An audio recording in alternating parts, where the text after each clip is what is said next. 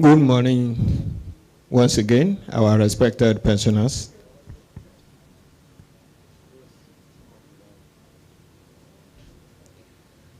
Please, for the convenience, if you need to make use of the toilet, once you get to that entrance, you turn to your right.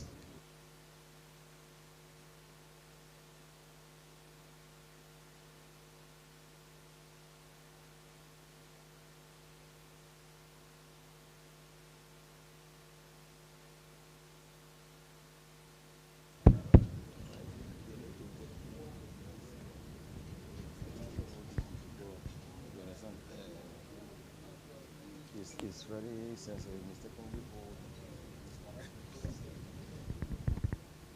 So please let Ptad staff guide our pensioners rightly so that they can have their breakfast before coming up here to sit. Please, immediately you are through with the breakfast, please let's join our respected pensioners here so that we can start the program in earnest. You are most welcome, sirs. Ama.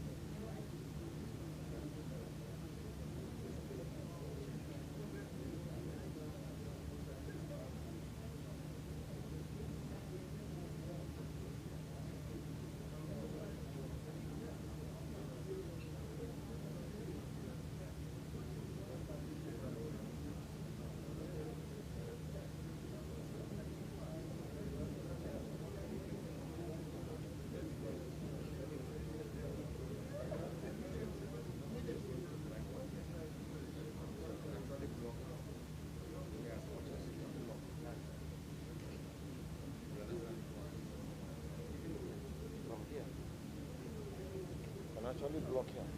This one you can stay here and get anybody you want to get without making any movement. You understand? When it is, so you're not blocking them. You understand?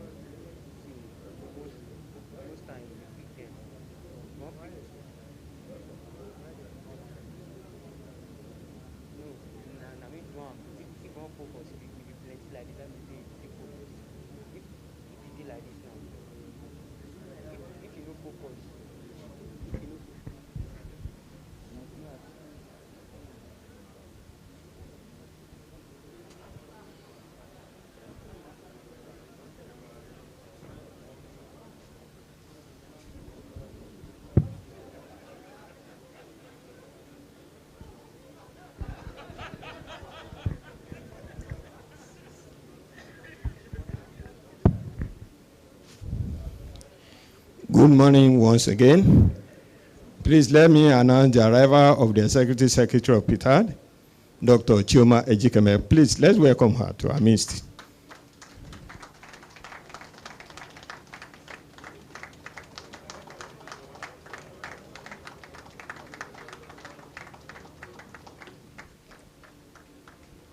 You are welcome, ma.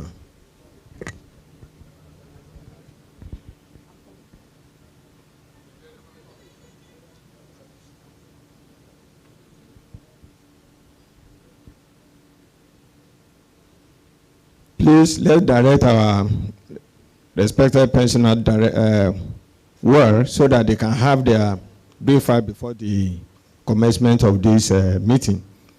Please.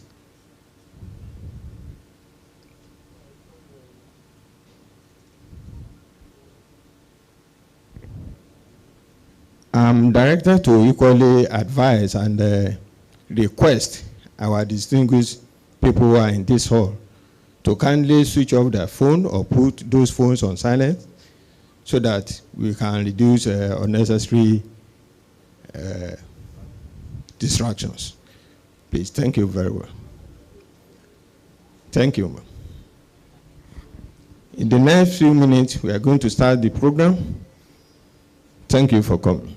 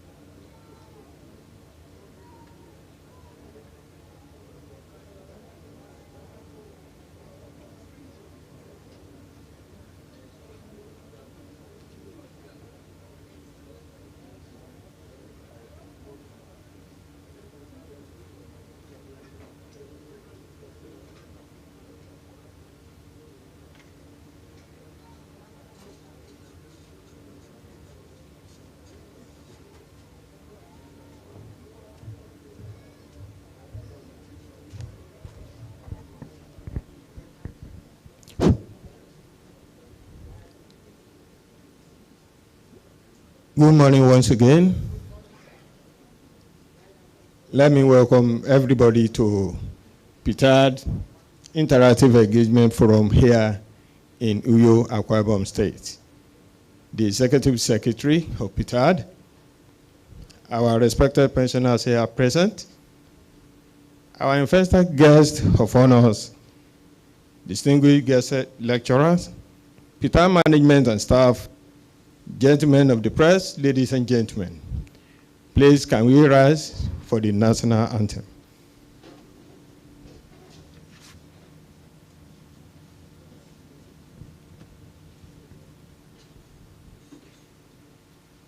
Please, after 3. 1, 2, 3.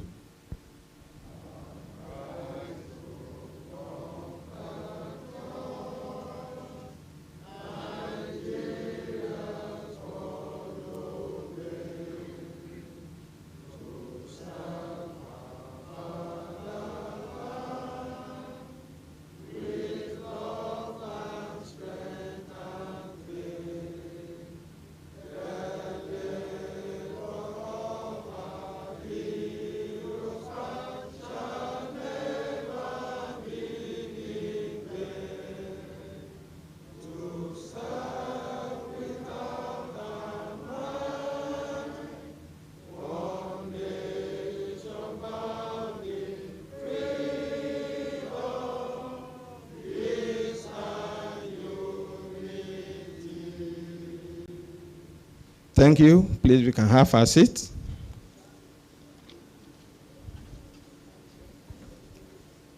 Once again, a warm welcome to everybody here. The Executive Secretary of Ptad, Dr. Chioma Ejikeme. You are welcome, ma'am. The representative of the ICPC chairman here with us, Mr. Shola Sodiupo. You are welcome, sir. You equally have the representative of Savicom, Mrs. Juma Abdullahi. You are welcome, ma'am. Please, let's appreciate them as we introduce them to us. We are doing this so that tomorrow we may have one reason or the other so that we can say, yes, I met her at a Ptad Forum at Uyo.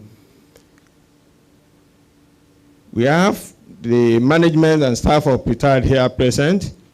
We have Mr. Sani Mustafa, Director, Corporate Services Department.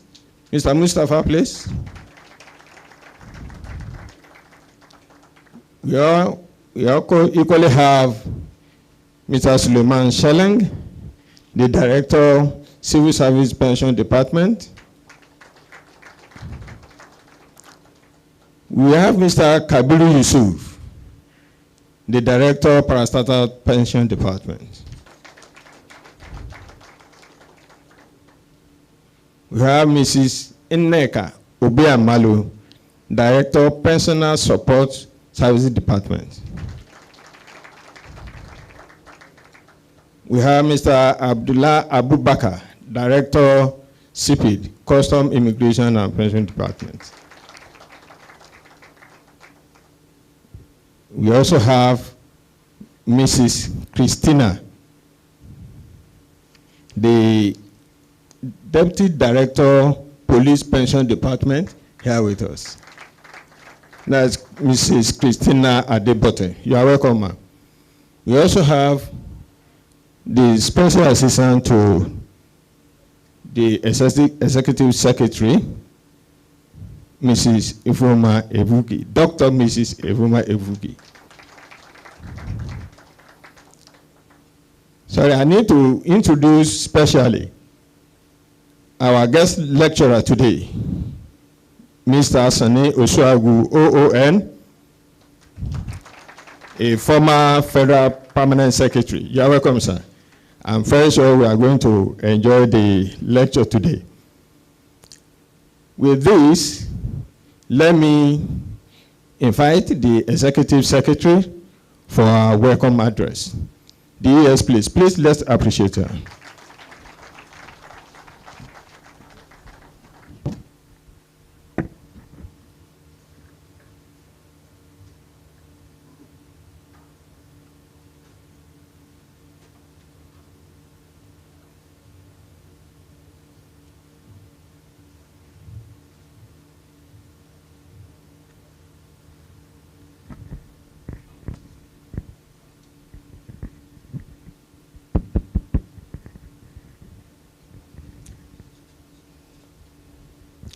the representative of the ICPC chairman, Mr. Shola Shodikbo, Jumai Abdullahi from Servicom, management staff of Ptad, our very, very well-respected guest lecturer, Mr. Sonny Oswagu, OON, former permanent secretary,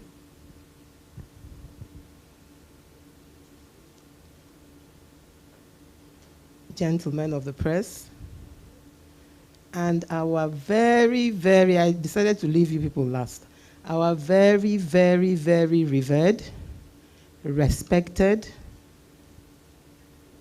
and valued Nigerian pensioners. Mesereo, Abadie, Delta Migwa, Bayelsa Serido. Thank you so very much for honoring our invitation to this stakeholder engagement in Akwa Ibom. I really am very, very happy to be in Akwa Ibom today, even though I must say I'm slightly disappointed as to the attendance, because I really wanted a full hall so that whatever we're going to say here can go as far and wide as possible. I do not want to think it is now happenstance that the places I've been going to for this stakeholder engagement are parts of my history, my personal history. The first one I had was in Ilorin, and that was a few weeks ago. And Ilorin happened to be the first town I lived in as a human being outside Eastern Nigeria. And I keep telling people that it was in Ilorin that I began to appreciate the diversity of Nigeria, to appreciate the fact that Nigeria has so much put together, and the fact that we have no option but to stay as one, because we're one big family, we're one big country. Today, I am in Akwa Ibom.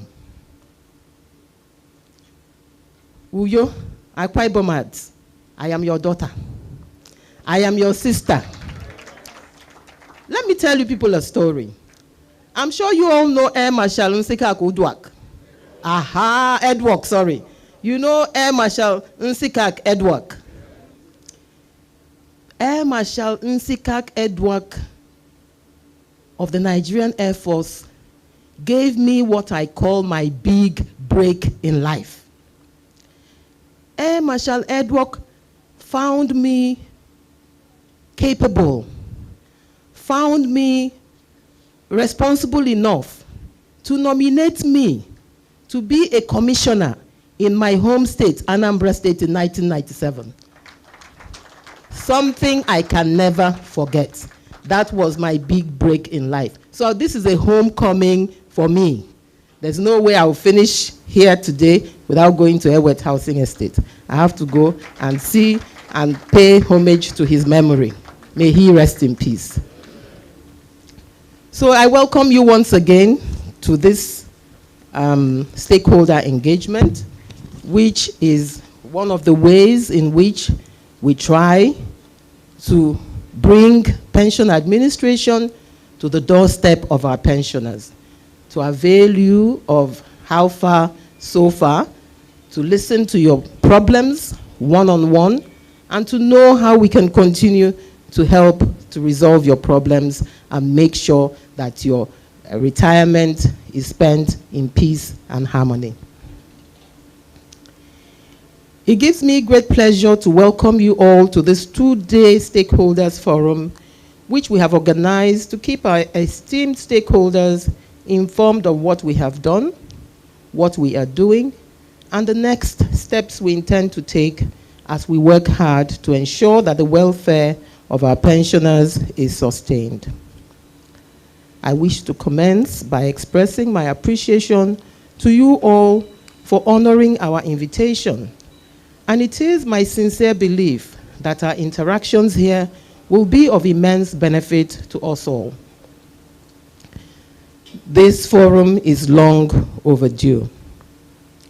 But you may all recall that in the year 2020, the whole world was thrown upside down by the coronavirus pandemic, which virtually grounded all activities all over the globe, and Nigeria was not an exception.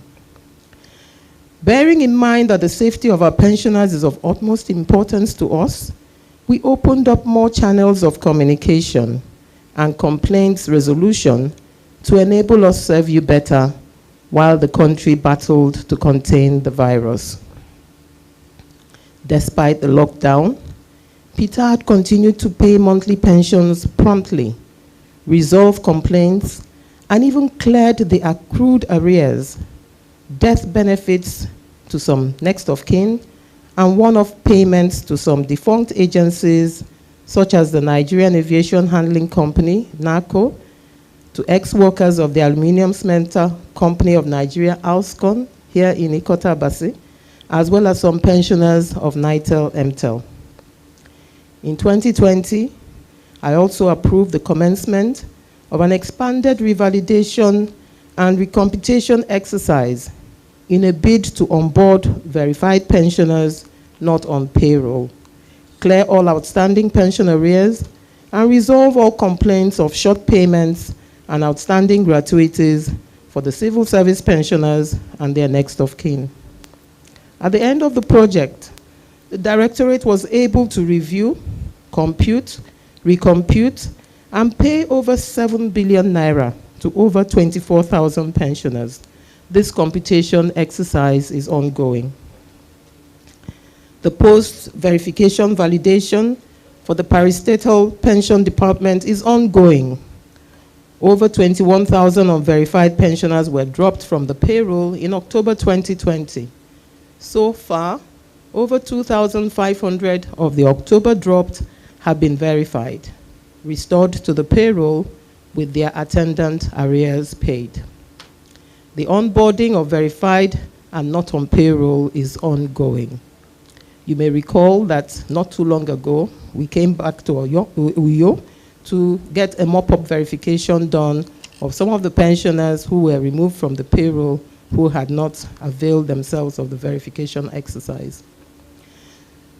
Some of the accrued and inherited arrears paid by the Directorate include the fact that we cleared the 33% increment arrears owed pensioners in the Parastatal Pension Department in December of 2019. Completion of the one-off payment to 603 verified ex-workers of the Aluminium Smelter Company of Nigeria. Ptad also completely made a one-off payment to 620 ex-workers of the Nigerian Aviation Handling Company, NACO. Ptad added ex-workers of Assurance Bank to the payroll and paid their arrears. We also paid part of the arrears owed to ex-workers of NITEL MTEL and some next of kin. Ptad has paid some months of inherited arrears to defunct agencies, NITEL MTEL, New Nigerian Newspapers, Delta Steel Company, Nikon Insurance, and Nigerian Reinsurance, ranging from 2 to 24 months. Furthermore, we continued our meetings and engagement with the various pension unions, such as the Association of Retired War Affected Police Officers, AWAPO, of which I know that some people from Akwa Ibom are part of them, Federal Parastatals and Private Sector Pensioners Association of Nigeria, FEPAN, NITEL MTEL Pensioners Association, Nikon Insurance Pensioners Union, Civil Service Pension Unions, etc. We have also expanded the frontiers of our collaboration with stakeholders, including the National Assembly, the newly established National Senior Citizen Center, National Salaries, Income and Wages Commission, the Military Pensions Board, PENCOM, and of course, the Federal Ministry of Finance, Budget and National Planning, our supervisory ministry. All this is geared towards ensuring that we deliver optimal services to our esteemed pensioners. Following the increment made to salaries of some federal government employees in 2019, as a result of the review of the national minimum wage a committee was set up by the National Salaries, Income and Wages Commission to review the pension and come up with an appropriate and realistic measure to increase the amount paid as pension to pensioners under the defined benefit scheme. In May 2021, we got presidential approval for the implementation of the upward review, and we commenced payment immediately. We have successfully paid 18 out of 24 months accrued arrears from the consequential adjustment across all the operational departments. We plan to pay the remaining 6 months before the end of the year.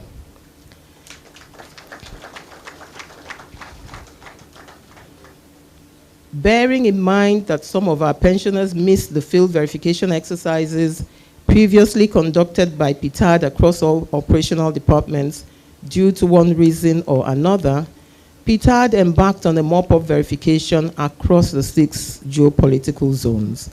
We have gone to the South-South, where we had centers in Benin and Uyo, to the Northwest in Kaduna and Sokoto, to the Southeast in Enugu and Umuahia, to the Northeast in Yola and Maiduguri.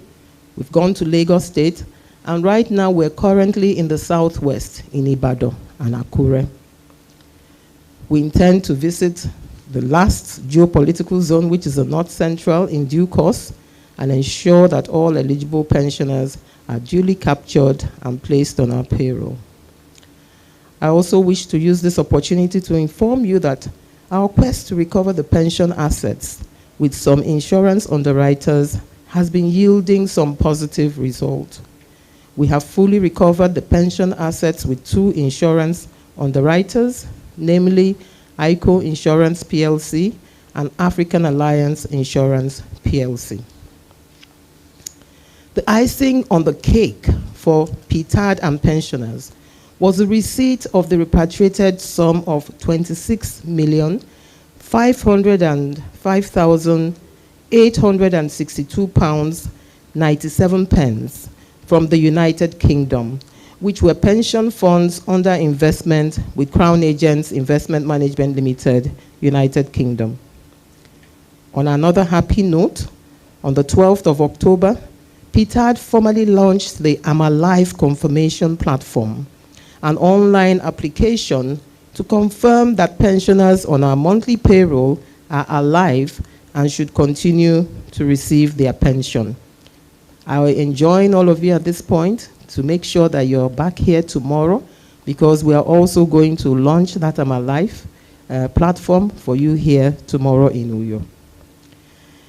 This I'm Alive platform is a web-based platform designed to enable our pensioners easily confirm their aliveness from the comfort of their homes or neighborhood using a smartphone or a computer system. This solution takes the pensioner through a 3-step confirmation process that ends with a text message response. The Directorate has decided to deploy the application in phases, starting with 50,000 pensioners, cut across the 4 operational departments and the 6 geopolitical zones selected to participate in this pilot phase.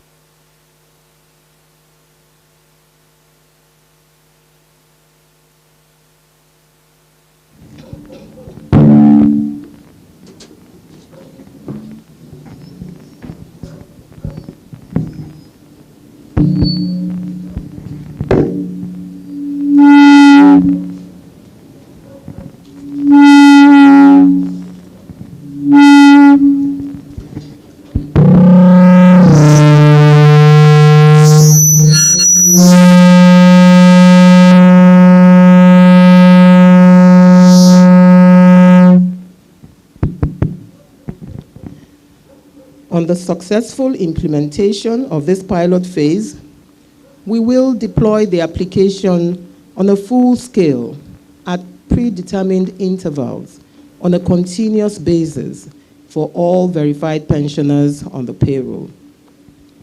We will conduct the exercise here on some of you, as you have already been informed, so you can see and understand how it works. Other pensioners who are part of this pilot phase have equally been notified by Ptad via SMS. We earlier promised that the era of bringing out our aged pensioners for field verification is over, and we stand by our promise. The kind of interaction we would want to have going forward is this kind of interaction, a stakeholders forum, where we'll see you, look at you, and see how fresh all of you are looking. I'm happy to say that is the kind of interaction we would want to have with you going forward. Furthermore, the government, under the auspices of the Federal Ministry of Health, has established a ministerial committee to look into the issue of providing health insurance for our senior citizens. Ptad and representatives of the Nigerian Union of Pensioners are members of this committee. We are consequently in collaboration with some of our stakeholders, including the National Health Insurance Scheme, the National Senior Citizen Center, and the Federal Ministry of Health to see how making health insurance available to our pensioners can be a reality. We will continue to prioritize the welfare of our pensioners, and we call on all the pension unions under the Defined Benefit Scheme and other stakeholders for their support in achieving this feat. I wish us all fruitful engagement. May the labor of our heroes past never be in vain. Thank you.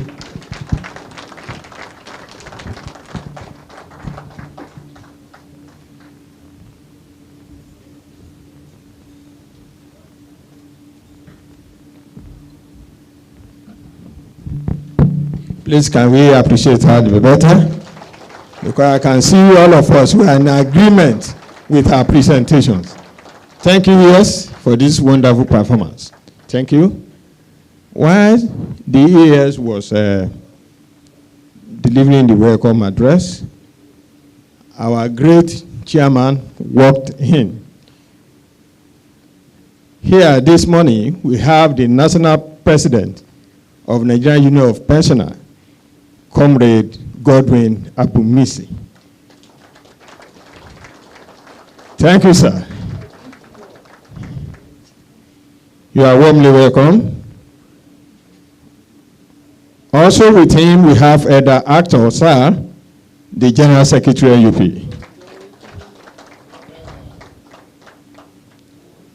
Also, we have some of our stakeholders here present, our invited guests.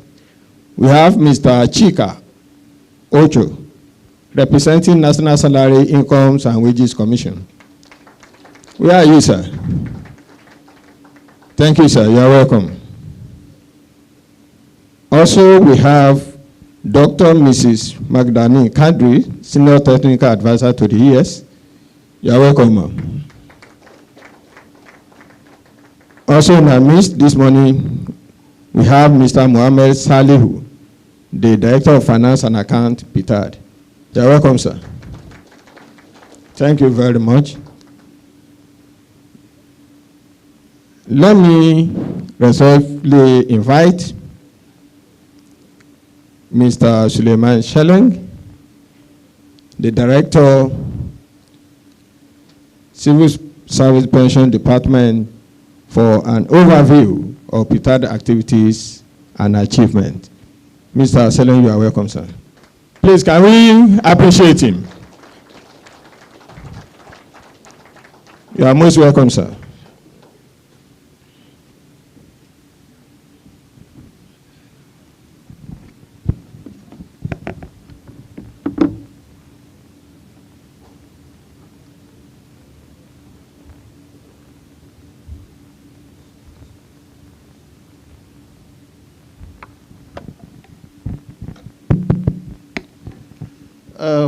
Distinguished ladies and gentlemen, with the permission of the Executive Secretary, let me stand on the existing protocol and join the ES in welcoming all stakeholders to this very important interactive session. To be honest, as always, The ES has made my work so easy. She's already highlighted and even elaborated most of what I'm supposed to be presenting about. As she does all the time. She did that with the clinical efficiency of a medical doctor, but more importantly, like with the perfect pitch of a marketer, and in a passionate way that only a pensioner can bring. Yeah, so when you have a leadership like that, it makes your work so easy. So I'm just going to sprint through this presentation because the ES has already laid out most of the things that are included in this presentation. All right, so let me just try to flesh out how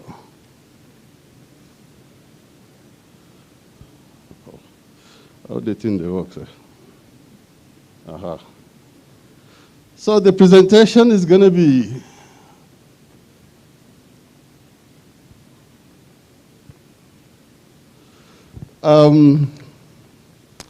broadly classified into 5 segments.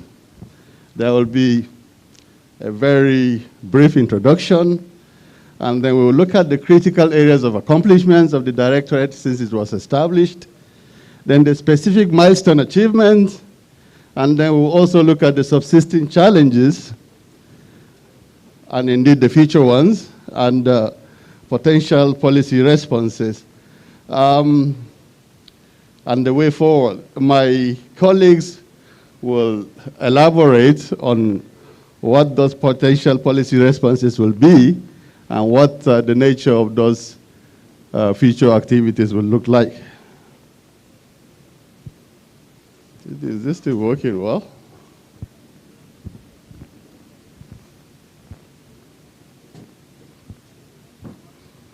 Still working well. Okay, hold this. All right, so again, the Ptad has essentially been able to achieve most of its accomplishments because we have a very robust legal framework. The law establishing the directorate, the PRA 2004, which was later on repealed and then enacted in 2014, laid the solid foundation that gave us the powers to be able to do what we are doing. And then it also led forth the robust structure of the directorate that is positioned towards meeting some of these challenges. Apart from that, just like today, we have constantly been engaging in effective stakeholder management. The ES left the pensioners last for high recognition because you are our major stakeholders. If we were a corporation, you would have been our customers. Okay? So, but we constantly have to engage with you, you know, rub minds together, tell you what we are doing, have your feedback, and then prepare on how we can meet your evolving expectations. But then again, we've got other stakeholders as well. I mean, we've got all this, the federal government, we've got the Federal Ministry of Finance, we've got PENCOM, and all these other agencies, Accountant General, Budget Office, Salaries, Wages Commission, Public Complaints Commission, and so on and so forth. You know, let me not forget ICPC. You are a very critical stakeholder, as a matter of fact. Right, so we have to like do some sort of a balancing act between your own expectations. And then we know what the expectations of pensioners are, overall welfare, which generally will just mean like health, very critical, wealth, and then overall well-being. All these things cost money, they cost time, they cost effort. And then there is also the budget office who says, you know what, you have to start reducing your expenditure, right? So we have to find a delicate balance where we'll be able to meet your expectations and the expectations of the other stakeholders.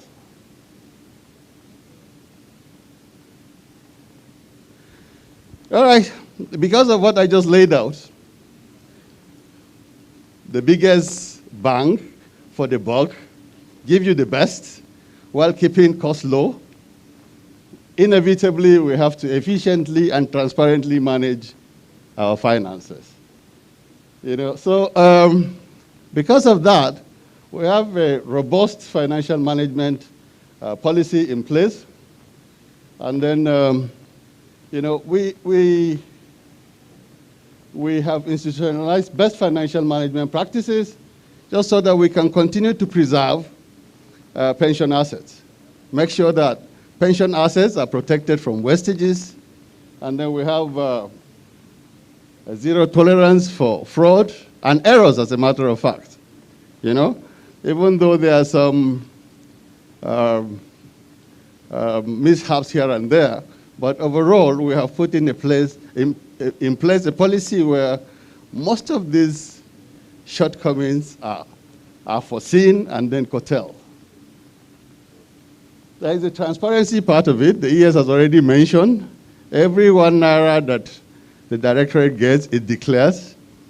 Every asset that it recovers is out in the public domain. And then she's mentioned the recoveries made pension assets from insurance underwriters and then investment managers. But most significantly, we believe that putting our pensioners first is putting the country first. If Nigeria, let me tell you, countries are rated by the way they treat their seniors. So we believe that putting the pensioners' interest first is tantamount to putting national interest first. And that is our mantra in Ptad. So how do you put your pensioner first? Yeah? By giving them the best services, okay? Right? And that is what we have tried to do in Ptad. We have, the ES has already mentioned, and you will see later in this presentation, how we have done so far, what we have done so far to completely resolve some of the myriad of complaints that the directorate inherited. As a matter of fact, when Ptad was set up, we inherited thousands and thousands and thousands of complaints. And I'm sure amongst those of you seated here, there will be a substantial number of people whose complaints have been resolved under Ptad.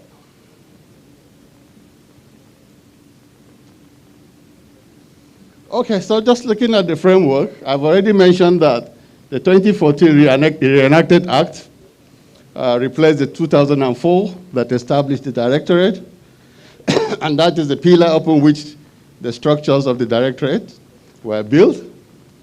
And then we have 4 robust operational departments. Let me start with my own department, the Civil Service Pensions Department. If you're a civil service pensioner, please, can you appreciate yourself, please? You can see that the ES is clapping. So even if you are not, when you see the ES clapping, please, can you join her in clapping and appreciate yourself? So I am the luckiest director in Ptad. I'm the luckiest director in the directorate because I have as one of my pensioners my boss. But you know what? This luck brings with it some headache as well, because she will be the first to know whether pension has been paid or whether arrears has been computed and paid. So, but I'm so happy, and I'm also happy for you. Like I said the last time, you are the luckiest group of pensioners because you have a president who is a pensioner, you have the Minister of Finance who is a pensioner, and above all, you've got an executive secretary who is a pensioner. So that constantly, makes the entire staff of the directorate to work extra hard. So by pleasing you, do you know what? We are also getting brownie points for pleasing the president and pleasing our minister as well.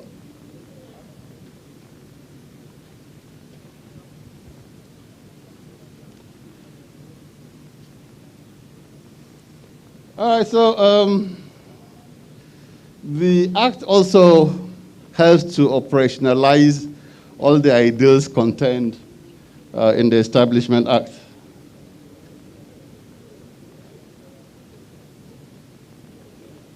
And then we have some other rigorous standard operating procedures which govern the operations of the Directorate, derived from the powers stated under the Act. We've also been able to devise a strategic plan that will guide our strategic objectives. In the first place, we had a 3-year strategic plan, 2019 to 2021. That is constantly being reviewed. As a matter of fact, we ended the retreat in, I believe it was in August. And we're going to have a seamless transition from the end of the current strategic period in December 2021 to the immediate commencement of the next phase that starts in January 2022.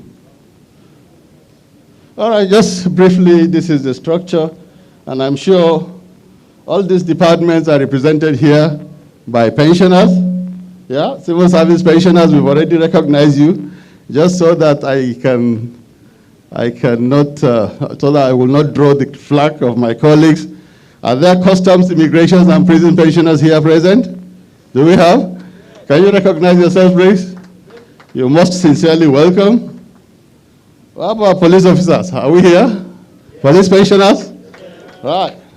And then AWAPO as well? Do we have AWAPO pensioners? Yes? What about parastatus pensioners? Yeah? You're all welcome. So this is how we're structured. But then again, these operational departments cannot operate in isolation. So we've got the executive secretary supervising these operations, but she's also got this other support departments to provide solid support to the operational departments. I'm sure you've all interacted with the Pensioner Support Service Department, which is our customer service department, if you may, and is the front desk. The Corporate Services Department, without which the logistical preparation of this entire event wouldn't have been possible. And overall, the Finance and Accounts Department, you know, we can do all the Turanchi here, yeah?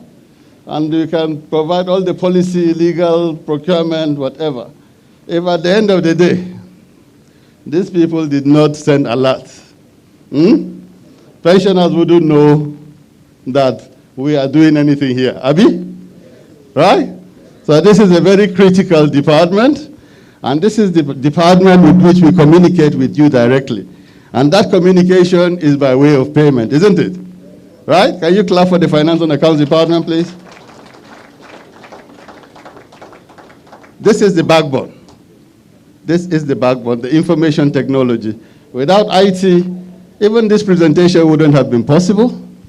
The prompt computation of pension and arrears wouldn't have been possible, you know? And then the transformation of this information from this department through the Finance and Accounts Department, and then for eventual payment wouldn't have been possible. So the IT department is playing a very critical support in the entire organizational organogram. You know, Mr. Ajayi is the one that just ambushed not only me, but the ES to come up. And I thought that I had some presentations or goodwill messages between the ES's welcome remarks and my presentation. And then all of a sudden, I just had my name. But then again, do you know what? We are doing a very good, we have a very good corporate communication practice, and that is how we communicate to pensioners generally of our activities and everything that we are doing, including today's event. Monitoring and compliance, this is like the police of the directorate. Are we doing whatever is stated in the SOP? Are we doing what is in the Act? When we are not, they will arrest you and report you to the executive secretary. Of course, we all know what procurement does, and then the legal.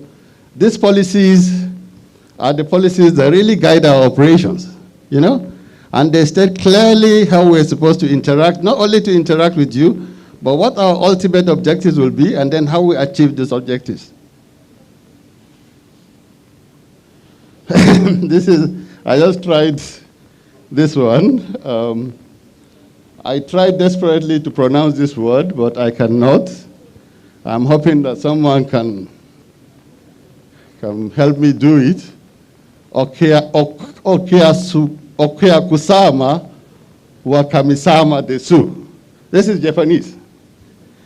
You know why? Because Japanese people have, more than any other country, you know, projected the welfare of their seniors to the extent that right now, Japan has got, I believe, the highest life expectancy in the world. In Japan, if you go to the grocery store or the supermarket, they sell more adult diapers than they sell children diapers. It means that people are living long in Japan. And do you know why they are living long? Because not only do Japanese believe that the customer is always right, the customer is king. I mean, always right. You have to be God to be always right, isn't it? Yeah?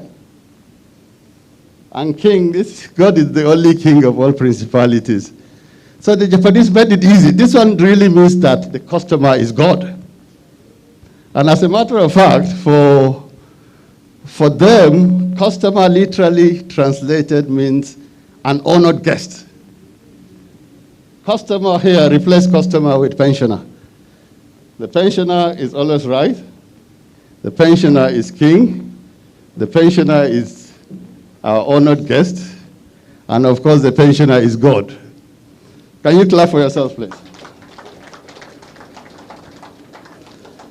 So how do you now honor this honored guest?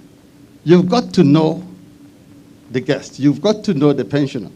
The ES has been talking about KYP, I believe, know your pensioner. Our ultimate objective is to make sure that not only do we have your records, but that we know each and every one of you. Okay?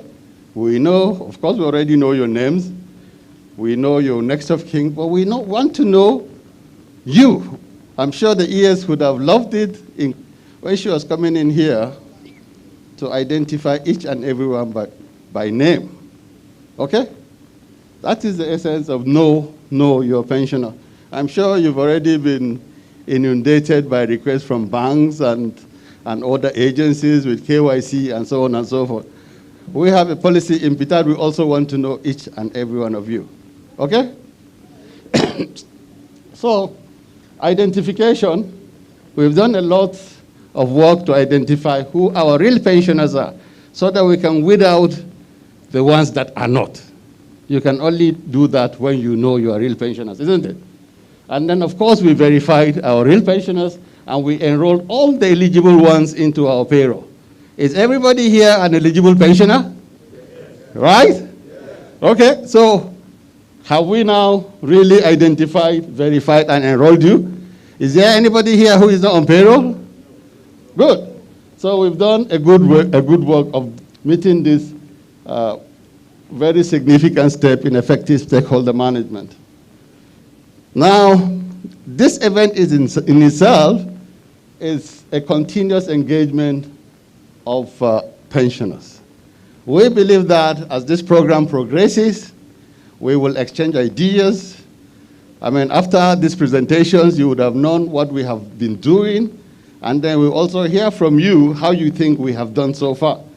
And then also listen to what your expectations are. Are there areas where we need to improve? Are there instances when we ought to have done something differently? Are there things that we should introduce? Are there things that we should drop from what we are doing? Now, it is only when we interact in this way that we'll be able to know what your expectations are. But we are also aware of the fact that your expectations keep evolving, okay? They keep changing. Your expectations of yesterday, I'm sure they will be, the expectations of today will be different from your expectations of yesterday. And it is only through constructive engagement that we will know what these expectations are. Yeah? And that is the only way we can serve you. That is the only way we can make you feel that you're always right. That is the only way we will make you feel like not only ordinary kings, but paramount kings. Okay? All right, so we have also tried to meet the expectations of the other stakeholders. Our supervisors want monthly report on how these funds are utilized. The Office of the Accountant General wants monthly report to be rendered on specific utilization of resources. The Budget Office wants us to justify every naira that we want allocated for the payment of pensions. All right? And then we've got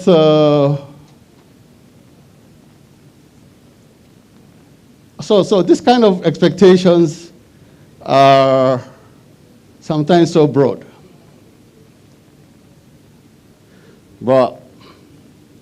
And then on some occasions there will be gaps. But in continuously engaging all stakeholders, we have been able to either completely eliminate those gaps or at least narrow them to a manageable level. Okay? I'm sure we've been meeting, if not all, at least most of your expectations, right? Yeah? Yes. I can't hear you. Yes. Okay, all right, thank you.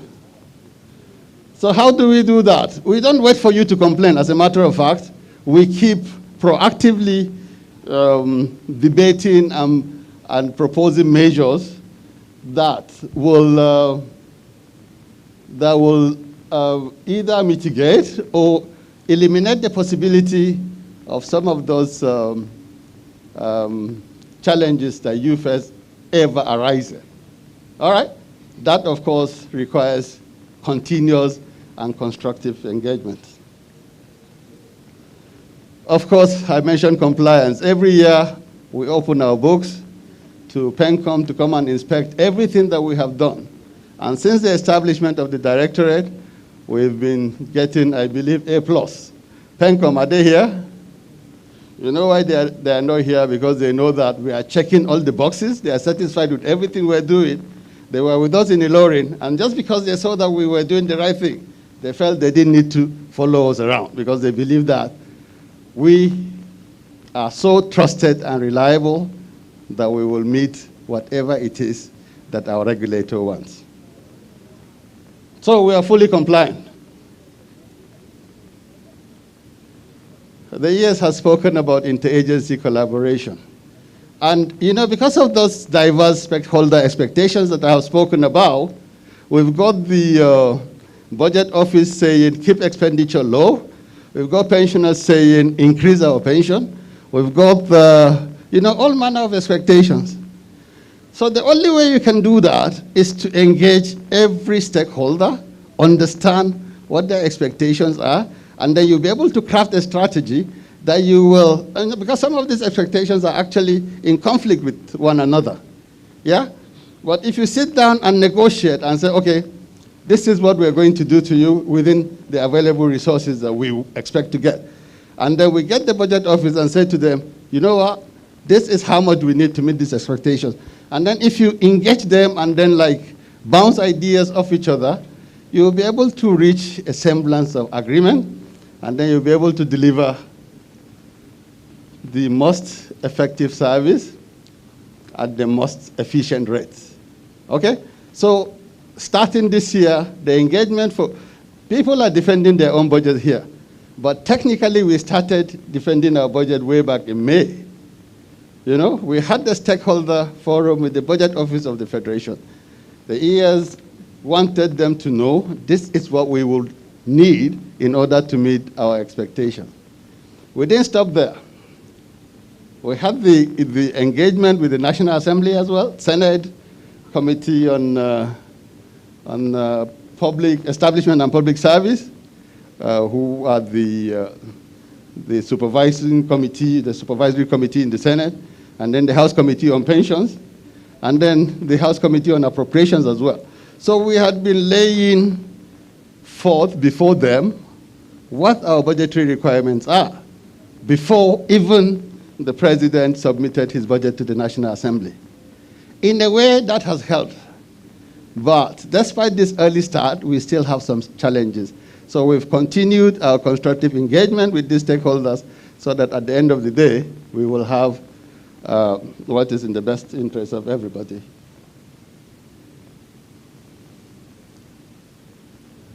And then our interagency cooperation with ICPC, EFCC, and then all other security apparatchiks. Because of the activities of people that are impersonating you good people. They are fraudulent people who are grandstanding, they're impostors who are faking to be pensioners. The only way, and then in that way they are appropriating monies that are supposed to be meant for you genuine pensioners, right? So we feel that on our own, it might not be possible to trace and kill the activities of these people. So we are constructively engaging with all security agencies to not only identify these people, but to make sure that they are brought to book, okay? And because of the good work that we are doing, the ICPC awarded us the best federal agency in 2019. Can you put your hands together for Ptad, please?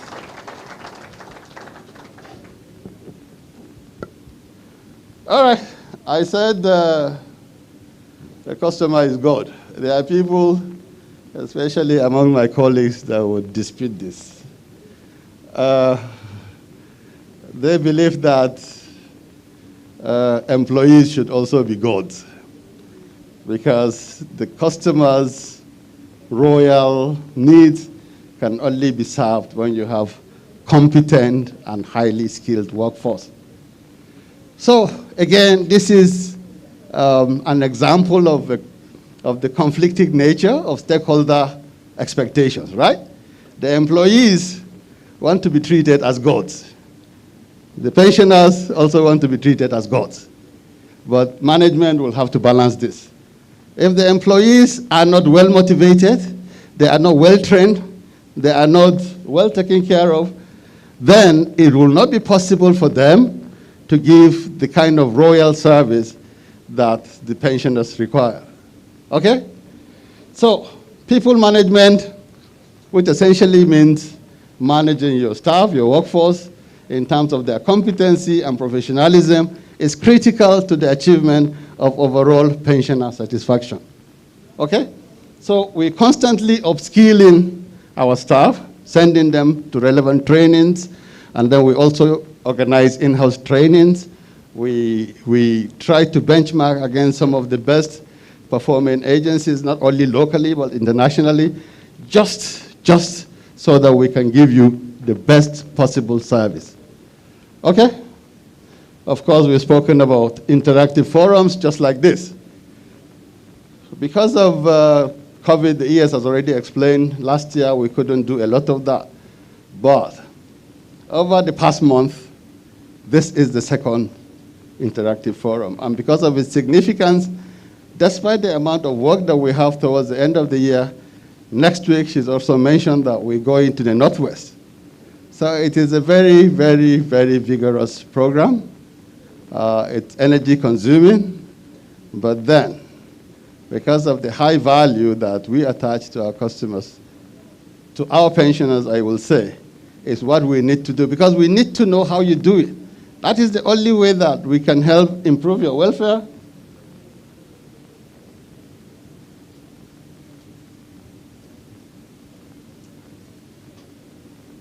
That's the only way we can improve your welfare, and then learn from you how we can continue to serve you better.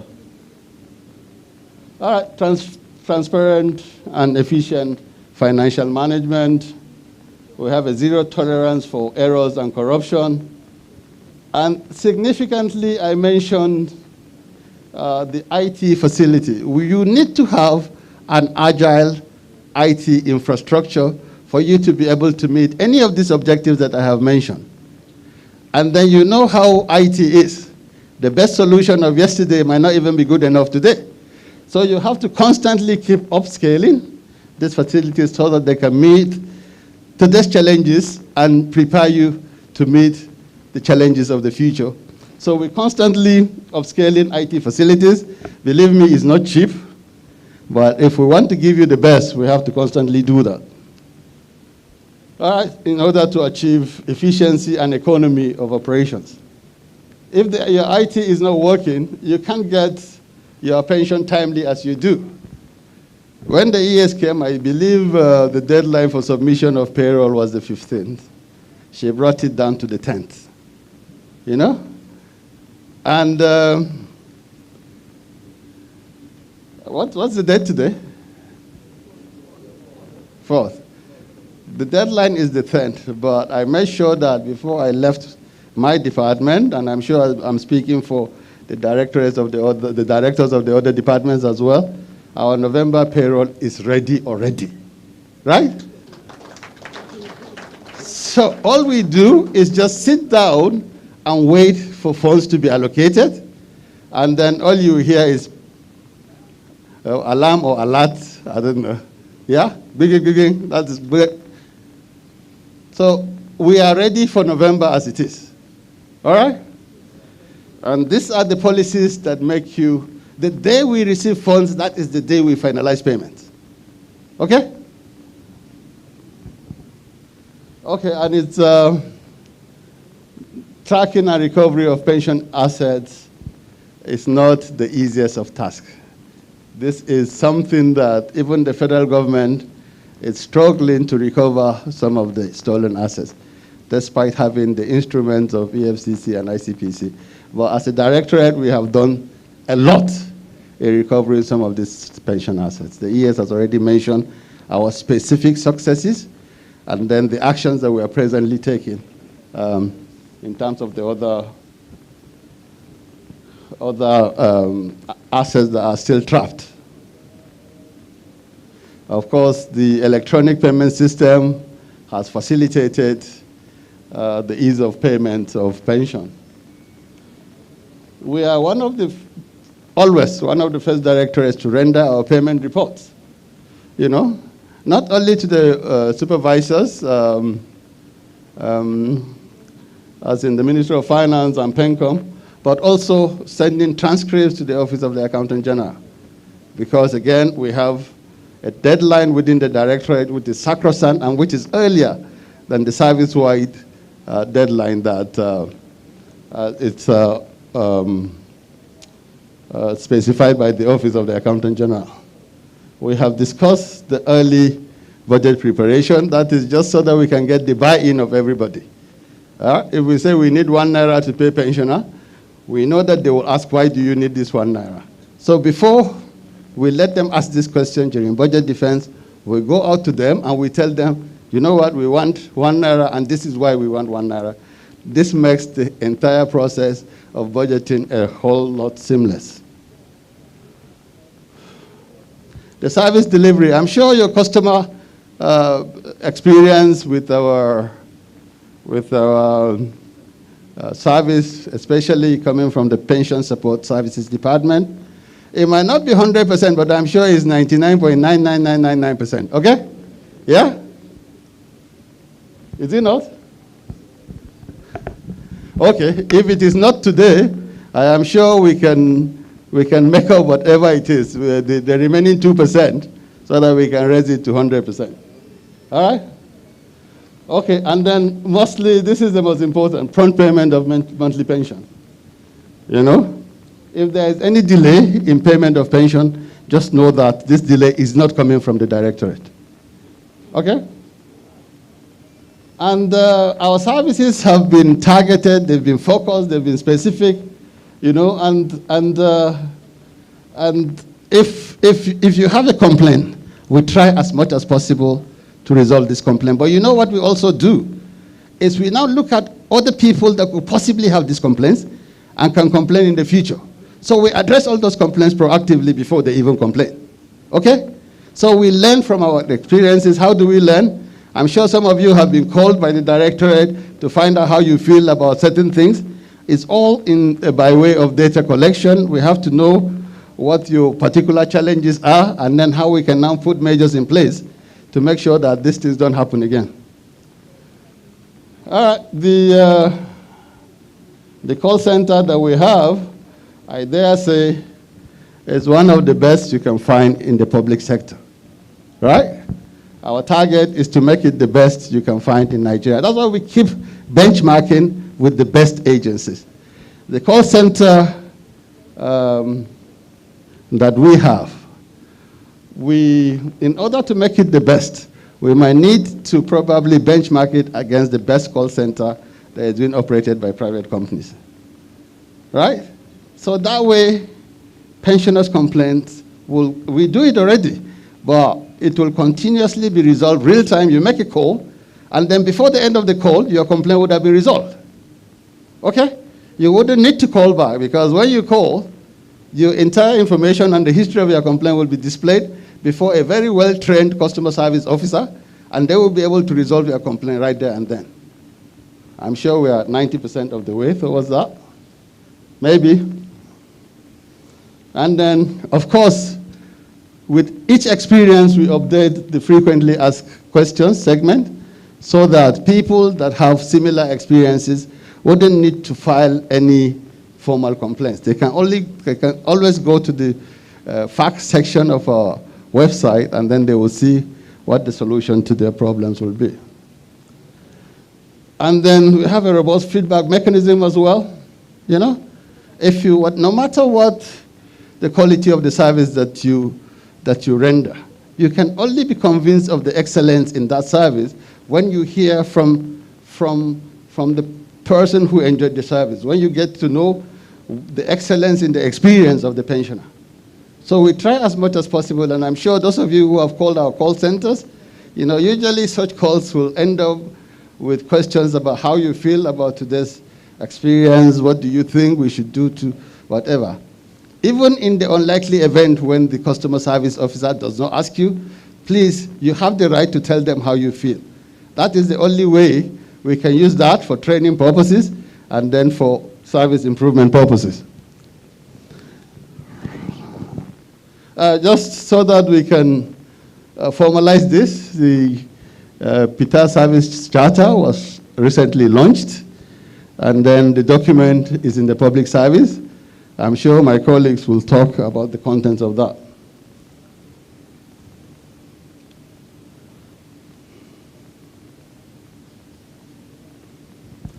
All right, specifically, what are those milestone achievements? So we've broadly categorized them, I think, into 3 broad areas, but more significantly, the areas that Ptad inherited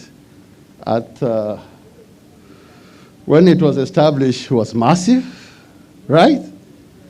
It was really, really massive, but I can say for a fact, as we are today, most of the outstandings that we've either paid already or we are in the process of paying are additional responsibilities that we took over. You know, the ES has mentioned the onboarding of many private sector agencies. They were either privatized or they were commercialized by the government. And then a lot of those people, the employees at that time, were sent home with only 5 years committed pension. Some of these privatizations were done way back in 2002, 2003, and they were given 5 years pension. You can imagine. So those 5 years pension would have expired by the end of 2007. You know, just about the time that was supposed to be the cutoff date for the commencement of, for the cutoff date for the enrollment of the defined benefit scheme pensioners, right? You can imagine between 2002, or even let's say 2007, when the commuted pension would have expired, and 2021. How many years will that be? I think I make it 16, is it? Is it 16? My math is not the best. So people have lived up to that. I remember what I said. Life expectancy in Nigeria right now, I think it's about 59 for a man. It's scary. And then maybe 63 for a woman, right? But do you know what? I'm happy that this is only statistic, because most of you here have already belied that. And then we are trying to meet your expectations so that we can take your life expectancy, from what? Average of 60 to 85, as Japanese have it. So that means what? Extra 25 years. I'm sure the people among those who are already 85 will be thinking even that target is too low. Abi?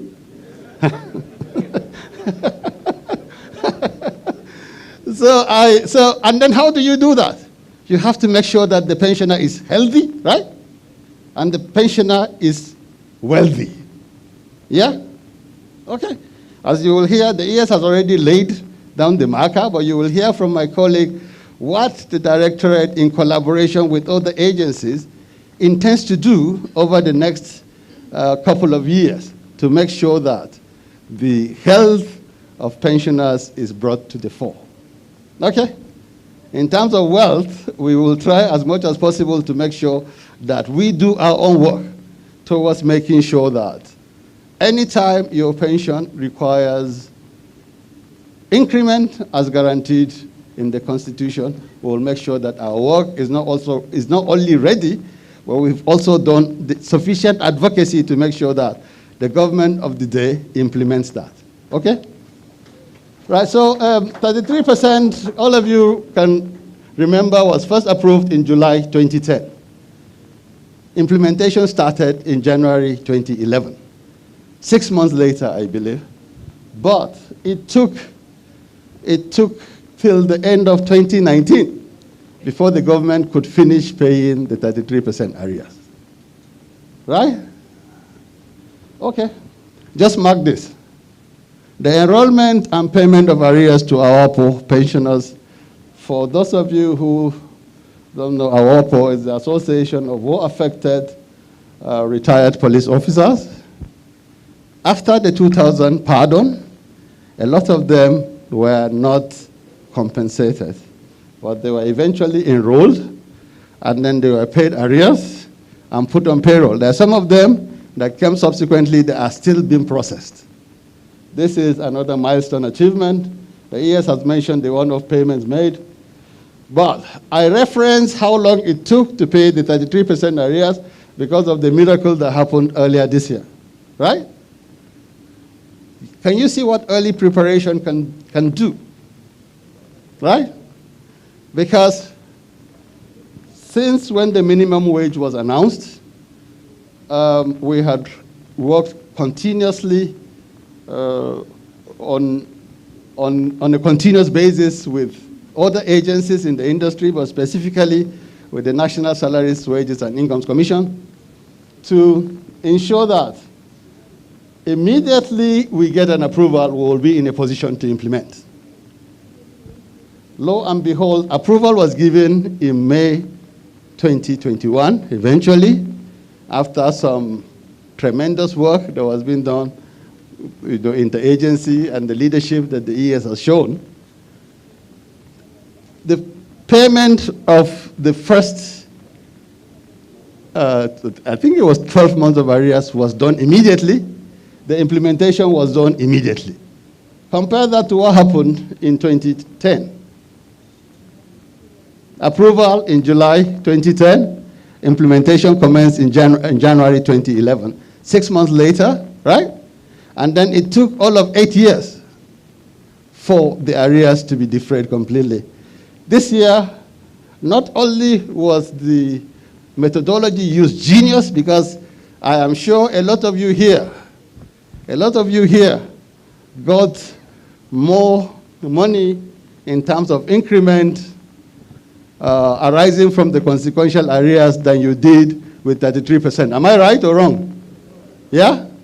But despite that, the moment the approval was given, this new pension was paid, and arrears of 12 months was paid immediately. As a matter of fact, arrears of 18 months was paid within 2 months of the approval. And as the ES has mentioned today, that the balance of those 6 months is already being approved for payment before the end of the year. Okay? So we all will have a very great Christmas. Even though there is no legislation, the minimum increment for this monthly pension is just short of 9,000 naira. Before the implementation of the consequential adjustment, there were people, especially the state with federal share pensioners, who hadn't served significant period of time before the creation of states, were earning abysmally low amounts. But because of the use of absolute figures, there is no pensioner no pensioner on the payroll of Ptad that is earning less than this. And I can tell you, before the implementation, there were those that were earning less than 1,000 naira. Milestone achievement, isn't it? Don't you agree? All right. The ES also mentioned the commissioning of this CSPD project. Even though she said it ended, it was the special project that ended. Okay? So the project, in a different way, has continued when we came back to the office. The initial project was being done outside the office because of the enormity of the challenge. You needed a bigger place, and you will see when we come to the challenges that are currently facing Ptad. We needed a bigger and more convenient place that will act effectively as a one-stop shop for the resolution of these complaints. Okay? So, almost 27,000, well over 26,000 have been paid, 24,000 on the project side. Subsequently, another 3,000 amounting to over 7.6 billion naira. Right? Do we have beneficiaries of that, right? The civil service pensioners? Do we have some of you that have collected arrears? Yeah? I can see you nodding your head, though. You don't want to say it. Well, you know, keep it secret so that you know what I'm saying. Men of the underworld will not identify you. All right, and then death benefits as well to NOKs. People that lost their loved ones, their breadwinners, before the commencement of before the deadline of the defined benefit scheme, right? Unfortunately, some of them, the death benefits were not paid to them until Ptad took over. But do you know what? We have tried as much as possible for every validated claim of death benefit that we have paid. If there is any death benefit that is outstanding and then the documents are complete, please, I request that you tell us immediately. If there is anybody who's got it here, we are ready to take your complaints, and we're sure within the next couple of weeks when we get back to Abuja, those complaints will be resolved. But first of all, the NOKs will have to be verified, and then the documents will have to be validated. I have mentioned our award by ICPC rather. Our ICPC friend is not here, but I'm sure he's around with us here. And those are all the initiatives. We already mentioned that. We're already in 9 states of the Federation. I'm sure we are on the way to the 10th, right? Madam, are we on the 10th? Are we on the way to having a 10th state office soon? Aha. Right, so we are gradually inching towards our target of having a presence within every community, okay? Okay? So as I'm sure later on, as we begin to deploy technology, this kind of presence might not necessarily be in the form of physical office. If we take our physical offices, I am sure we have presence in all the 36 states of Nigeria through IT facilities. Okay? So if, as you continue to validate your aliveness using the Alive program, you know what that means? It means Ptad has got a presence in your local community. Wherever you perform this validation, it means that, you know, we might not have a physical structure, but we have a presence in cyberspace in your own locality. All right? I'm sure as time moves on, we'll continue to deploy some of those services using IT-based solutions. All right, and then for the first time, we observed the Global Customer Service Week this year. And then we hosted some of your colleagues who came to the office. We treated some of their complaints. And the beauty of it was everybody in the directorate was a customer service officer during that week. And we all stayed together and we stuck together. And then we listened to complaints and then we directed pensioners to where they would best get service. And then this is only the beginning. I'm sure by the time we celebrate the second Ptad Customer Service Week next year, the program will be more elaborate.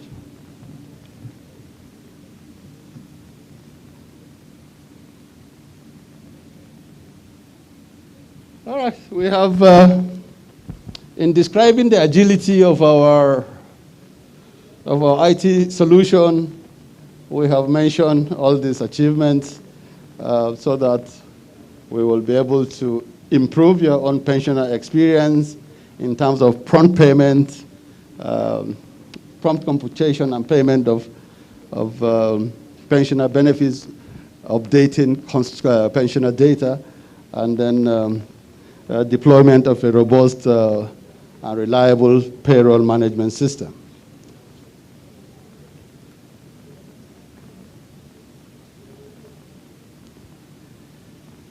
Okay. And then this has been the way that the verification exercise has been transformed. I am sure some of you are living witnesses of the period when pensioners were not treated with the dignity that the people who had selflessly served this country were being treated. Yeah? That with the dignity that they deserve, right? When people were allowed to go and queue in the sun, under the rain, for verification. See what we have done. We've not only introduced humanity into the exercise, but we brought back dignity to the people who have, in serving this country, dignified the country. Yeah? Verification exercises were held in this kind of atmosphere.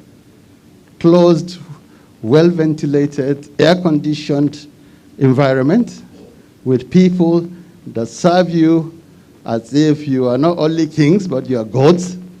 We make sure that you're refreshed, nobody is left hungry. And then for the people who were not able to come to the verification center, gone were the days when people will leave their hospital beds and come for verification. We go to where they are. We cross bridges and rivers, right? To get to, because for us, one pensioner, the denial of the pension right to one pensioner is a significant failure on our own part. So we make sure that we reach every pensioner no matter where they are. No matter where they are and no matter what it takes. Our people have used canoes and speedboats. They have used okadas and keke to make sure that we get to our old and infirm pensioners. Well, our pensioners in Obodo Ibo, we are constantly, I believe that some of them are connected to this program. We've been in constant touch with them. We've been able to cross rivers, local rivers and lakes. But somehow, either using technology or whatever it takes, we are also going to be able to cross seas and oceans. We will get to our diaspora pensioners, but then again, knowing their peculiar circumstances, we have a different arrangement for them right now that ensures that their entitlements are being paid on a continuous basis. The ES has already spoken about the way to the future, which is the MLI confirmation project. My colleagues will subsequently elaborate on what is in there. But this is not only going to be used to validate the aliveness of pensioners, but it will ultimately be the solid foundation for all initiatives, future initiatives of the Directorate. All right. Well, it's not the end of the good story, but I would be delusional to say that we don't have challenges. And why I'm putting these challenges here is not to scare you, but I know that among the pensioners that are seated right now, there will be a lot of you who can help us overcome some of these challenges. Maybe not directly, maybe through someone who knows someone who knows someone.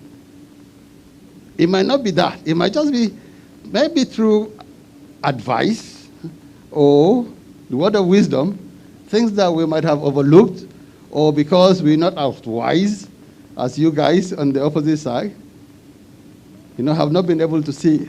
So as I go through some of these challenges, please feel very free if you think you have an idea of how we can overcome some of these challenges. Inadequate office space. If you have a solution, can you indicate by raising your hand? Well, unfortunately, the Accountant General isn't here, because I would have thought the major solution will be in the allocation of more money. All right, but we keep trying to use ways and means to see how that can be overcome. And then there is the insufficient funding. Again, if you know how you can advise us, we are not saying we are doing a lot, as a matter of fact, right? But if you know any way that we can get more funding so that we can continue to serve you better, you can advise us, okay? Or you don't need to advise us. You know the people where we get the money from. If you know how you can persuade them to give us more money, please don't hesitate to do that. And then we need to constantly upscale our IT facilities, right? We've got challenges here. If you have a son who is a software engineer who can give us free service to develop apps that can, no, that is just on a lighter note. All right? Yeah, so we need to constantly upscale these facilities. Like I said, most of the inherited liabilities have been defrayed, but then again, added responsibilities were added, especially from the privatized agencies. Okay? Oh, but because of the enrollment of some of the privatized agencies, there is a continuous clamor by other agencies. In fact, some of them are actually maybe on pension somewhere, but because of the good work that Ptad is doing, they would rather be transferred to Ptad.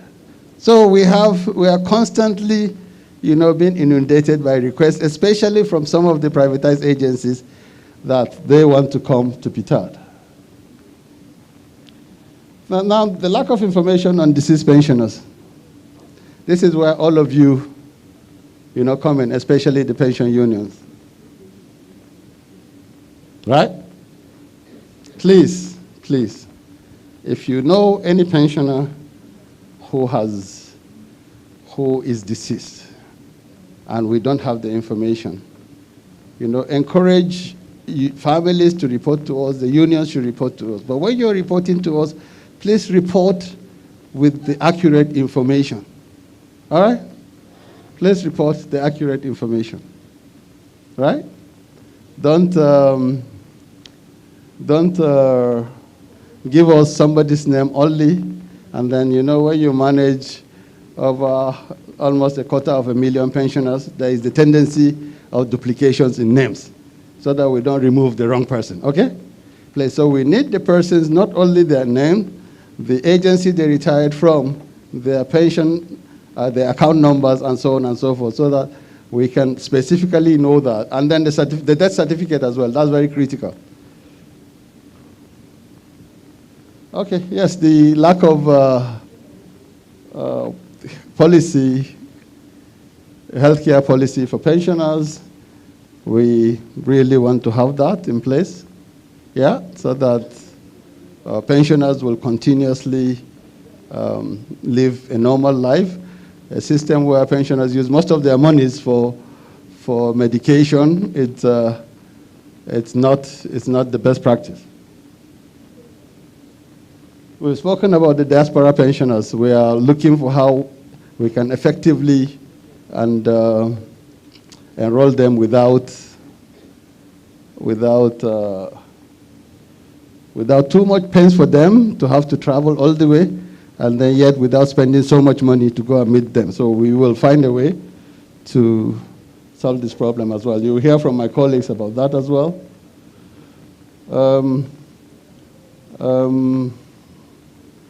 Some of the agencies here, especially where people retire from, we are having difficulty in getting information from them, right? Getting information from these agencies. If, for instance, someone comes to claim that he retired, some of the complaints, someone will bring a promotion later saying that he retired on grade level 12, step 1. The person will say before they retired, they had been elevated to step 5. But if you don't get confirmation, independent confirmation from this agency, there is no way you can comfortably determine the appropriate step. Okay? But some agencies respond, but others don't respond. So getting information from these agencies is also one of you will hear from my colleagues again the efforts that have been made to make the PRA even more robust to meet some of our challenges. I don't have to go through this. My colleague, I'm sure, will take into the appropriate policy responses as a way forward to what the directorate how we can manage some of these problems. Okay? All right?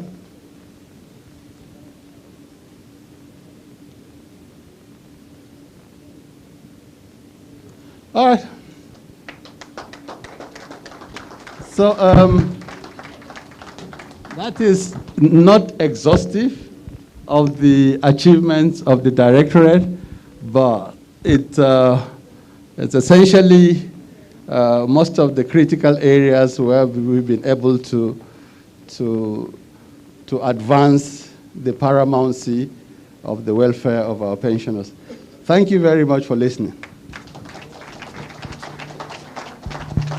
Please kindly join me to appreciate Mr. Shelleng for this wonderful presentation. We are proud of you, sir. Thank you very much. Now we're supposed to take the goodwill message.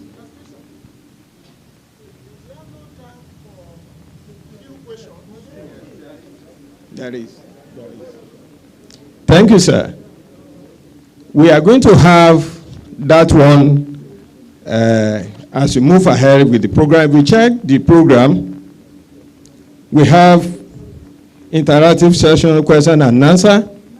But in doing that, if you check the program we've given to you, page 12. If you go to page 12, you'll find the next page is not numbered. Let's take that one to be page 13. That page 13, if you have any questions whatsoever, kindly put them down. Kindly write it down now.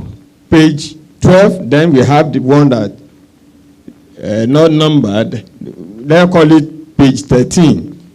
We have two of them. We have day 1, day 2. For day 1, which is for today, you can put down your questions. So our officers will come around to collect those questions from you. And by the time we get to the question and answers, we are going to have the panel of our directors here who are going to answer all the questions that you might have written down. So please just let us put them down now, and I'm very sure our officers will come around to pick those questions from you. Like we said, this is an interactive engagement. We believe that we need your contributions. We know you are going to have questions. We know you are going to give us suggestions, and we are ready to take those suggestions. We are going to debate it here today, and we are not in a hurry to leave. Immediately after the launch, we are going to create a time for us to have that robust engagement, And I'm very sure nobody will leave this hall disappointed. Thank you very much, sir.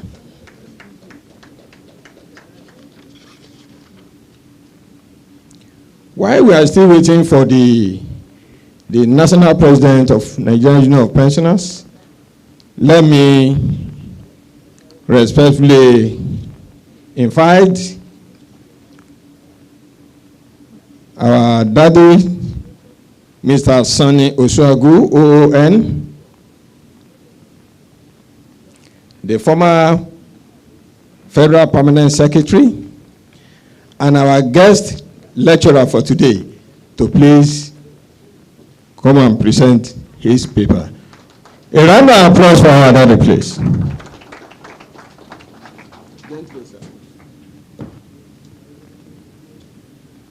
Sorry, before I give the microphone to our guest lecturer, the toilet is on the right side of this hall. If you are pressed and you need to make use of it, please. The convenience is on this right-hand side. Please.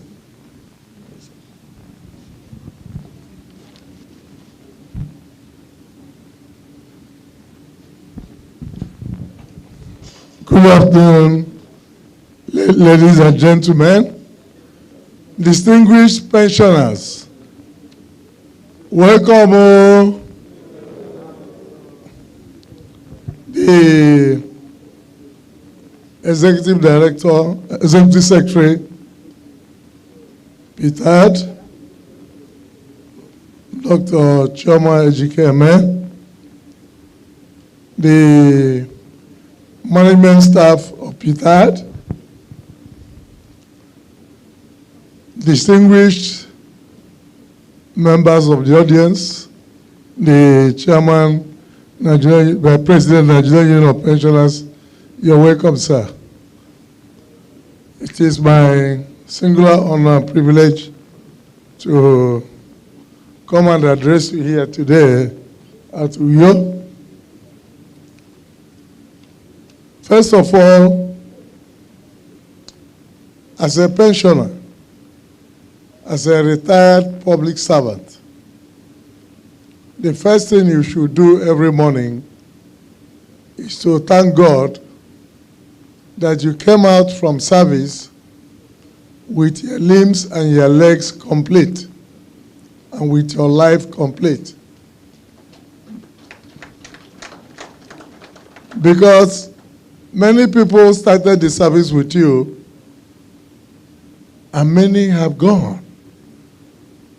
Some left the service with stroke, some were carried away, some are bedridden. But you find that we are one of the luckiest few. I'm also a pensioner, and I know what I'm talking. The other day, my phone was warning me that my memory was becoming full.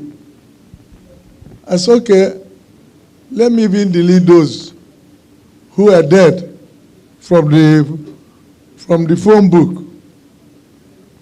And I started that to delete on a Saturday by 9 a.m. Before 11, I got so frightened because the number of dead people that I deleted in my phone, those I met in the service, those I started with, those whom I became permanent secretary with, it was so frightening that I had to stop. But we are privileged to be alive and kicking and getting your pension every month.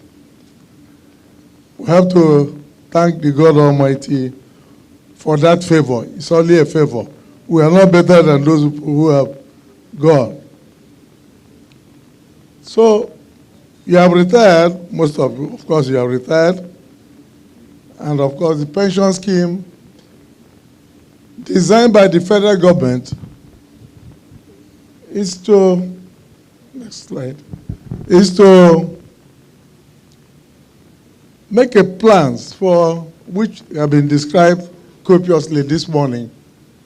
There are legal processes which set aside these funds to meet the social obligation which the federal government promised and hand over you to take care of you at retirement or if you are disabled, or unfortunately, as I said earlier, those who were not able to leave, their dependents will continue to receive the benefits. We thank God that we are receiving our own. They are not being received by our next of kin. And we continue to be so in Jesus' name. Next. The administration of management of pension is already a statutory thing. Right from the colonial history of Nigeria, the pension was started in 1958 with retroactive effect in 1946. So it has always been a statutory legal thing that pension must be paid. And if all the governments, from colonial government to independence to the republic to all the administrations, know that pension must be paid. It is a promise, not only a promise, it's a constitutional issue. If you look at even the act we are using, it was Special Act that's taking care of you, 102 of 1979. And of course, when the Pension Act was reviewed, it didn't leave you out. Under Section 14.2, it made sure that arrangements were made for all those who did not transit into the contributory scheme to be taken care of. And that is why Ptad is created or was created to be looking after your affairs. And we are happy. The whole nation is happy and grateful. I'm talking as an outsider. Mr. Shellen talked and the executive talked as insiders.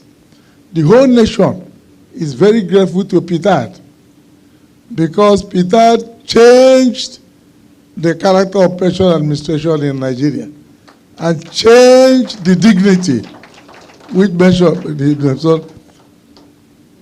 If you are not a pensioner under the defined benefit scheme, they look at you as special people outside. Because before, even those of us who are in the other scheme, we have not even received the increase which I have received. Ptad has already taken care of with National Salary Code to issue your circular, which is a privilege that the other people don't have. Everybody is trying to find a way to come inside Ptad. That is the truth of the matter today. When you mention pension in Nigeria now, they mean Ptad. Please give them a round of applause, gentlemen. Now, as I said, the 1999 Constitution as amended, the Constitution is the supreme law of Nigeria, said that all eligible pensioners have a right to their pension. That's the 1999 Constitution as amended. That constitutional right is mentioned under Section 172, 2, and 1. And those sections say the right of a person in the public service of the Federation to receive pension and gratuity shall be regulated by law. It has always been so. And then Section 172, 2 further states that any benefit to which a person is entitled in accordance with or under such law shall not be withheld or altered to your disadvantage except to such extent as permissible by law, maybe the pronouncement of a competent court of law. Otherwise, nobody can tamper with your pension in any form. It's guaranteed. It's something nobody can play with. Next. Then under Section 173 of the Federal of the 1990 Constitution as amended, it says pension shall be reviewed every 5 years, or together with any federal civil service salary reviews, which is earlier, whichever comes earlier. And they have done so. I've made after the 30% increase, they immediately increase your own, worked on it, and within in the history of pension administration, that is the fastest increase that has ever been paid. Within the same May it was issued, your addition was increased. Then under section 173.4 of that act of the Nigerian Act, it said, pension in respect of service in the public service administration shall not be taxed. One pensioner came to me that he went somewhere, they asked him to bring tax clearance. You have no business with tax clearance. Your pension is never taxed. Next slide. Now, it is also, you know, we in Nigeria, we forget very easily, especially when things start going good. You just need to reflect some few years ago, before 2013, the state of pension. Mr. Schilling explained them. It was a sorry thing. In fact, it was a shame for anybody to call himself a pensioner. So if you remember the past and what Ptad and other agencies have done, you know that it's a complete transformation. Akpabio, the former governor, will call it uncommon transformation. Had a uncommon transformation by Ptad. So we need to appreciate what we had before and what we are having today, which he has copiously stated during his paper. And one of the major problems of the old pension was poor funding. And that poor funding arose from lack of statistics, lack of data. Federal government actually didn't even know whom they were paying. So the pension, funding of pension was a problem. And because of that, consequently, there were a backlog of arrears. People were roaming the streets. Arrears not paid. Every time they are owed by pension, one story or the other. Next. Then, of course, the old system, which you need to remember, was bereft of poor records maintenance, which led to delayed computation of payment. Arrears accumulated. People were manipulating their age and date of entry into the public service. Some didn't want to go either as a result of 60 years or 35 years service. Then, of course, different types of verification exercises. They were calling pensioners. These people were calling, different agencies were calling pensioners moving from place to place, better verifications, yet no database established. Then, of course, there were disparate different pension offices. Then those who were working in pension there, poor wage, poor remuneration, low morale of staff. And that is why I think by the special grace of God, well, Vita staff, you are being well treated, though you are among the best in Nigeria. But I think you still need more. Still need more to do more. If you don't do that, they will start preferring. We better give you, there was poor and low morale of staff. Then, of course, there was poor communication with stakeholders like pensioners. Nobody was doing this type of thing we are doing now. Stakeholders conference. They hear from you. They know your complaint.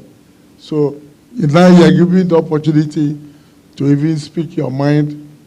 Then, of course, there was negative perception of management and administration of pension. When somebody says, you see a pensioner, the younger one say, no, I will not enter the public service. Is it what I'm going to see? Next.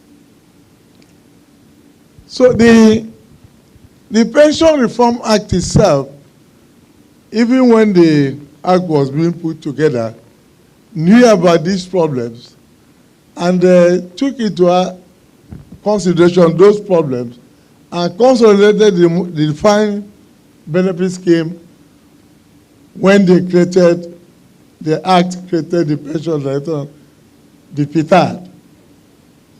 As I said, Ptad revolutionized the management of the administration of defined benefit scheme for officers who did not go into the contributing scheme.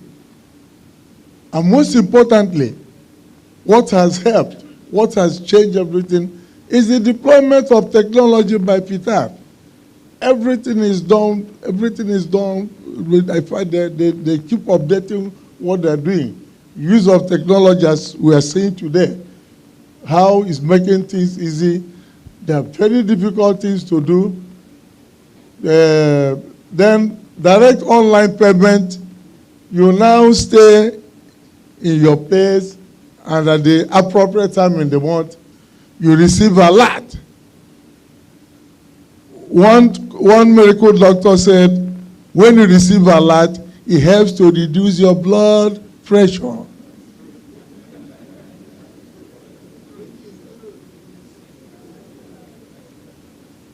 Then, of course, the verification exercise. You know the history of verification exercises. People were falling down. They were carrying people from the hospital and so on. Ptad changed everything. In fact, 2 days ago, I think the one they are doing at Ibadan, the Chinese television, they interviewed one woman. Yes, thank you very much, because you were present. They were showing you on Chinese television how you were going around finding out from the pensioners and the verification that are going on at Ibadan. And they asked one woman, what is your feeling about this verification? The woman said, this is 5-star hotel. The treatment, 5-star hotel. And she meant it. She was so excited when they were interviewing her on channels.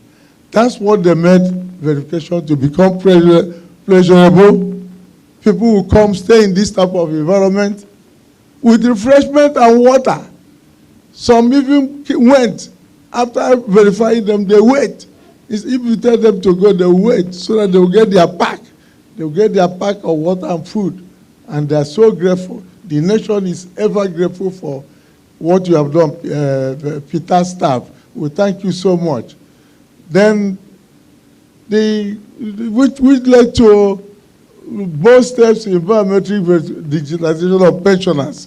Everything now, the permanent secretary, my friend, sent the auntie, asked me that the auntie came from diaspora to be verified.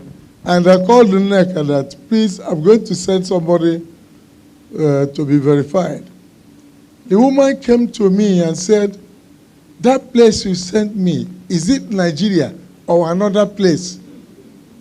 He said from the gate that her name was dropped at the gate and that she was ushered in, that they gave her tea and coffee, then took her to the swimming pool side, and that the officer were so courteous that she couldn't believe that she was in Nigeria, that she was going to tell that story after going back to the UK, where she came from. And that is the standard Ptad has set. And we use the opportunity to thank you, ES, and your staff. We thank you so much. Because then the pensioner's problem is information. In those days, pensioners will come, roam around.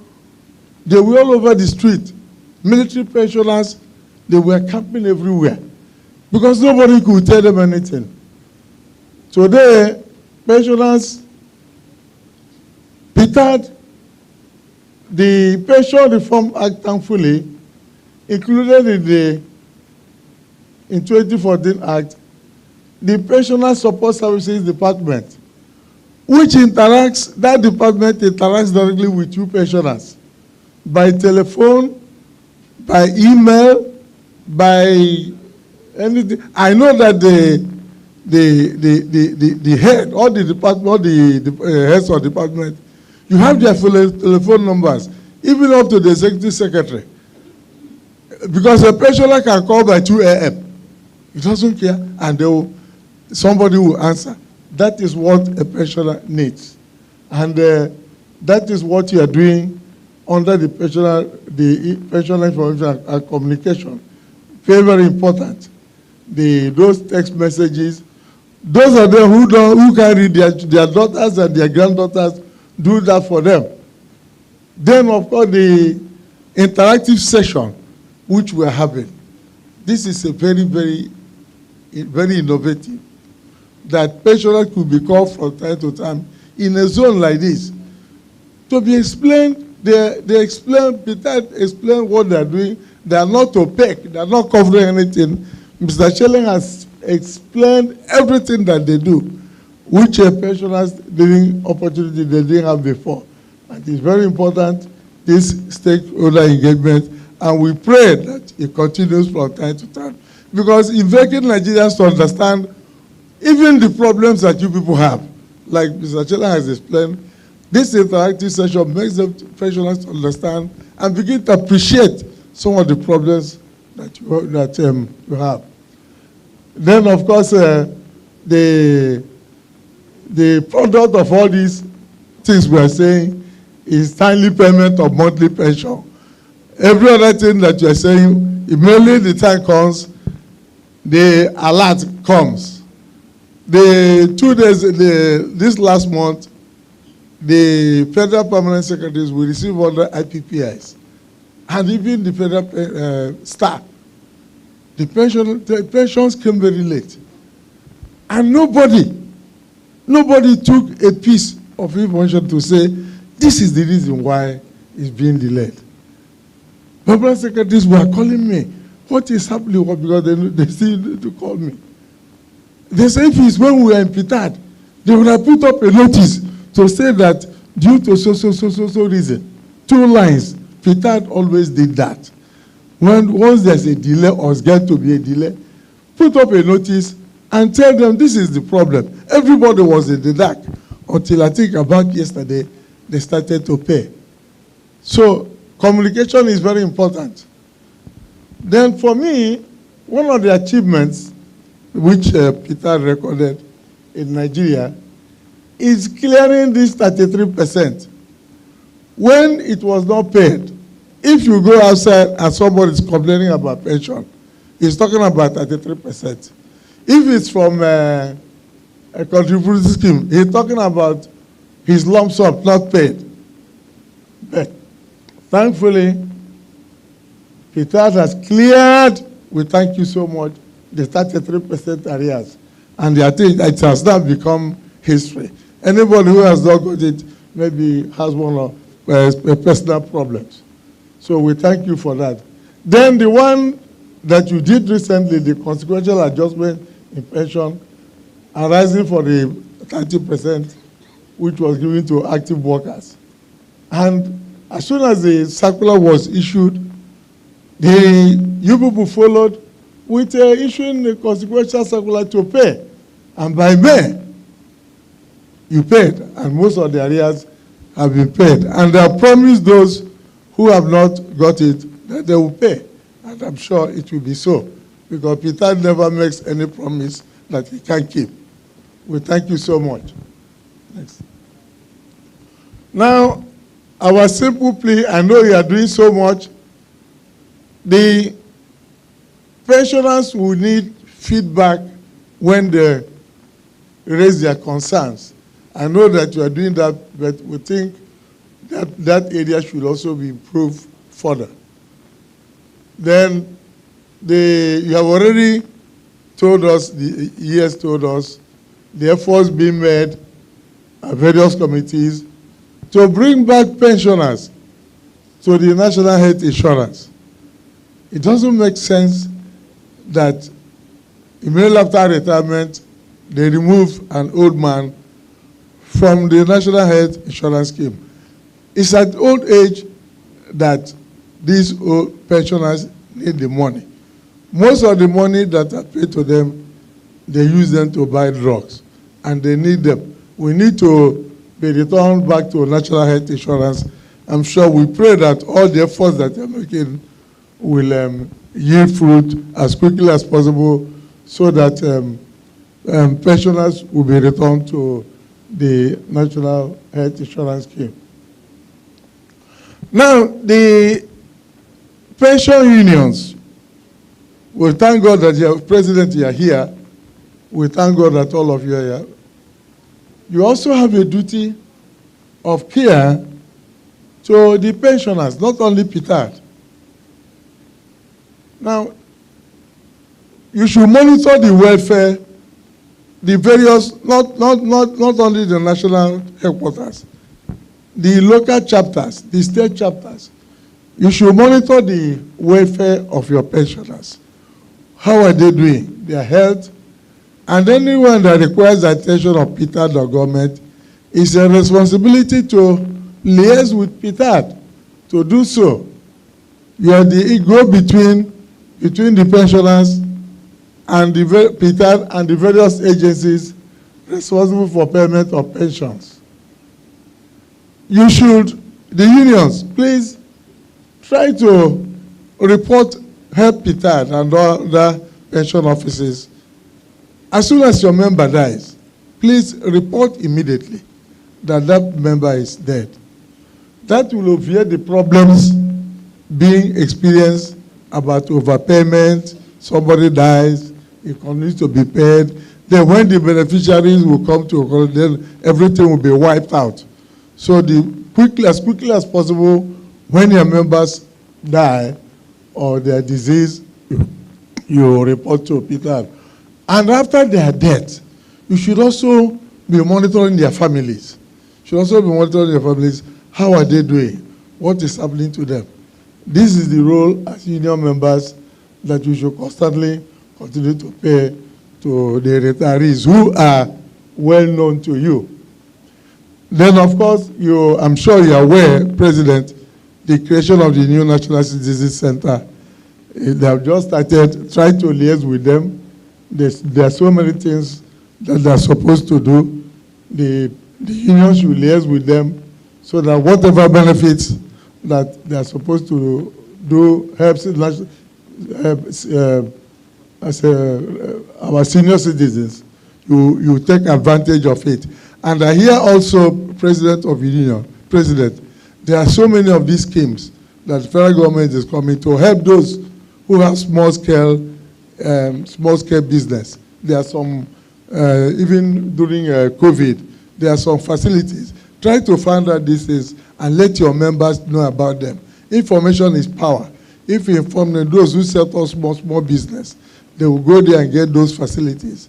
You just try to be helping them. It's not only to make sure that their pension is paid, or when there's agitation, you go and do agitation. It's not only your job, it's also to do someone, get this information and let them know. That is as far as the unions are concerned. Then, of course, these are the functions of the... Now, the pensioner, all of us are pensioners. You also have a responsibility to yourself as a pensioner. You owe yourself a responsibility. You should be responsible for the way you live so that your pension can be enjoyable. Because, you know, the moment you retire, you have left the comfort zone of regular monthly employment and you're on your own with your God. And you begin to see challenges that you never knew, at least you didn't know they existed before. Because you're leaving your comfort zone to now be on your own. Now, retired officers, as retired officers, you always a prey to fraudsters and dupes. They always see pensioners and older people as a soft target. So you be careful about the people you talk to, the people who come to you, the people who bring business proposals. Maybe they see you doing well, or your children are bringing money from abroad. They come and begin to sweet talk to you. You have to be very careful, watch every proposal. If you don't understand what somebody is saying, try to find out from those who already know. as much as possible, beware of political fraudsters, those who come to promise you a political appointment. Then after your lump sum gratuity, your lump sum payment, they come and deceive you. They tell you they are going to make you this, make you this. They are going to appoint you a board or call you. They phone you. They used to phone me. Somebody phoned me that he's calling from the SGL's office, that he has my CV. And he was reading my CV for me, my complete CV, up to an extent. He was reading, I don't know, well, our CV is in public domain. I said, which part of SGL's office are you? He said, I said, but I'm inside with the SGF. Immediately I said that he dropped. So you have to be very careful.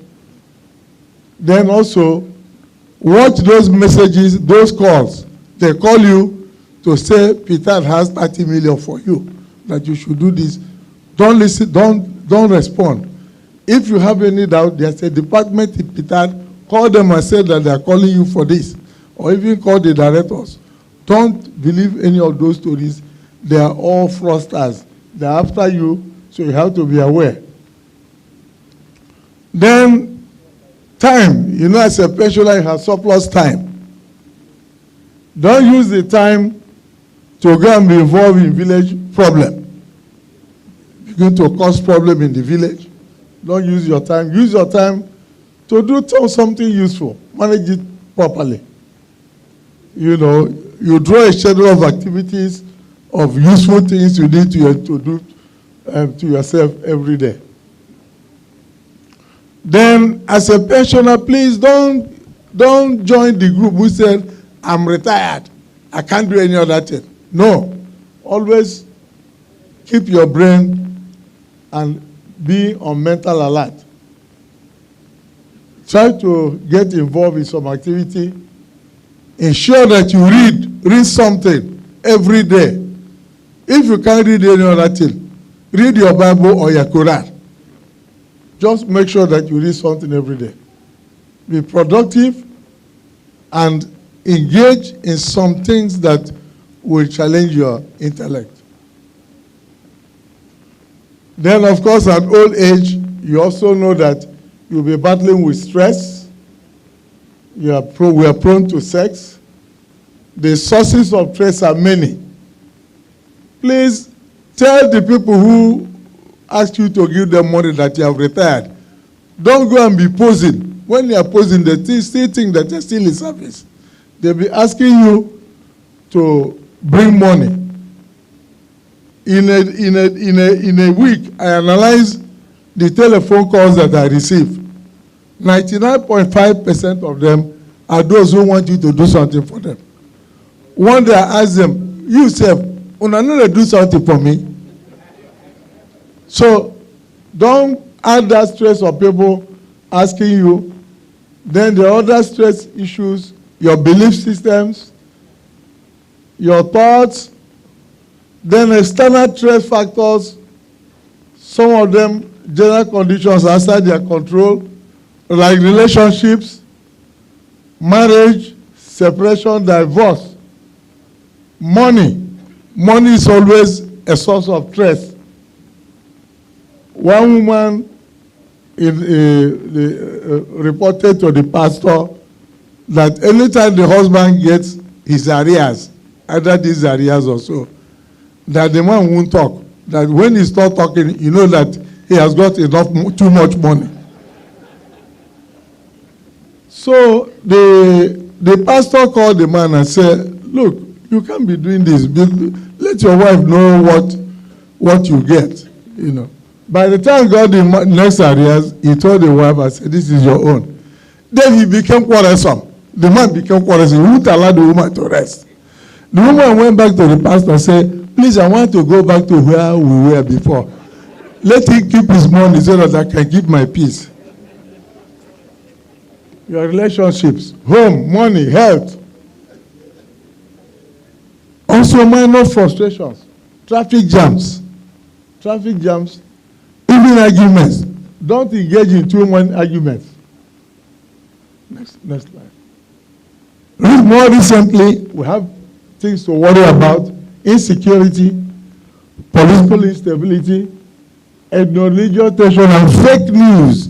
Fake news is also recently a source of worry. Please read less of those things you see in WhatsApp. Most of them are lies. And they make you to be afraid. Some of them, before you see it, just delete them. So don't read too many of them, you know. So avoid all issues that will make you to be stressful, because eventually you will become ill and you are the person to take responsibility. Then, of course, engage in physical exercise. That's the pensioner, what you need to do for yourself. Physical exercise, suitable for your age. Don't go and start running when you are 70. Just walk. You can brisk walking, or those who can play golf or whatever, because regular exercises reduce the chances of falling ill, developing diabetes, hypertension, and so on. Then, as we are getting older, pensioner, reduce the way you eat. Eat responsibly. Eat responsibly. You know, at old age, eat quality food, especially fruits and vegetables.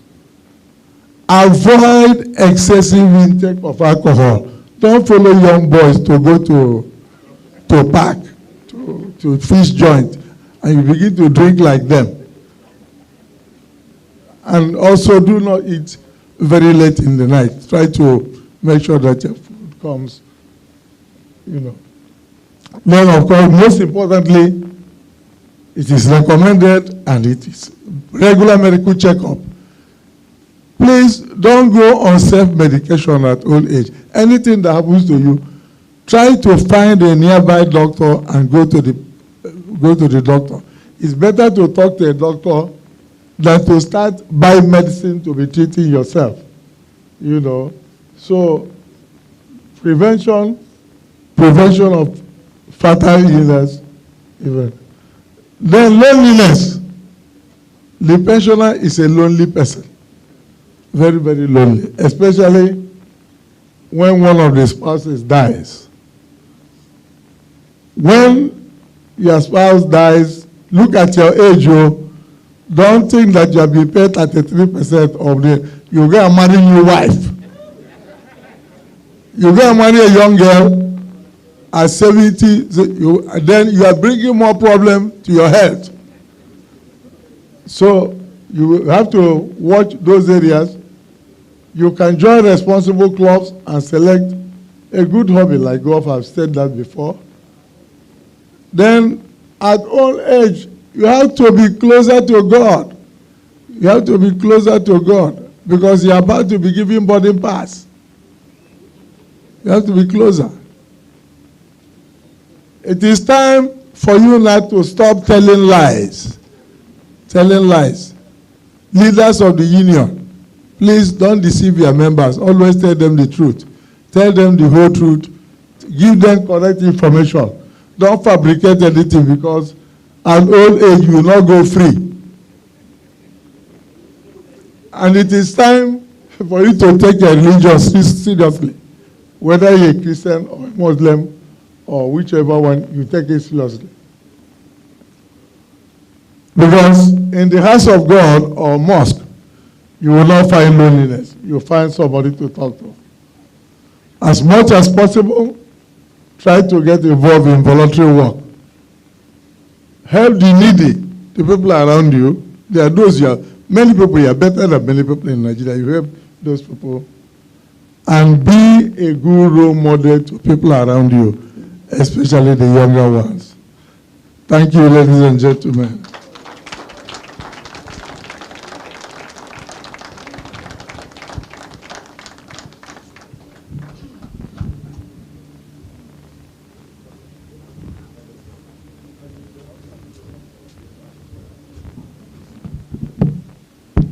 Please, can we appreciate Daddy very much? I'm very sure if you make use of the advice and the other instruction that he has given to us, we are going to spend more life in a healthy, good life. And Ptad, as an organization, we love to see you living for plenty of years. And may God grant our prayers in Jesus' name. Now, let me, because we have a big fish in the house today. We have the national president of Nigeria Union of Pensioners in our midst, in person of Comrade Godwin Abumisi, to kindly give us his goodwill message.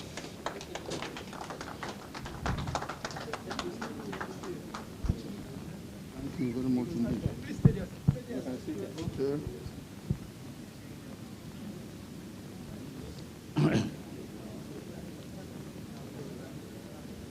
The Executive Secretary of Ptad. Thank you. I will sit down when I need to sit down. Thank you. Permanent Secretary Osuagu. Yes, sir. I am no longer confident to say what I want to say, but I will be encouraged by the statement of former President of the United States of America, Ronald Reagan. He said on his inauguration day to the Russians, "I will not be afraid to see what I see." Most of what you have said was what I was prepared to talk about.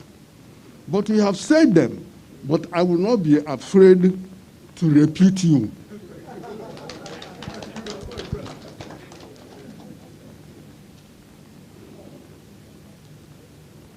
I was elected president of the Nigeria Union of Pensioners on the 22nd of April 2021. And at the NDC, we decided that we were going to go on protest over the non-release of the circular for the payment of the consequential adjustment arising from the payment of minimum wage in 2019. The executive secretary called me and said, "Come." And I went to her. And she said to me,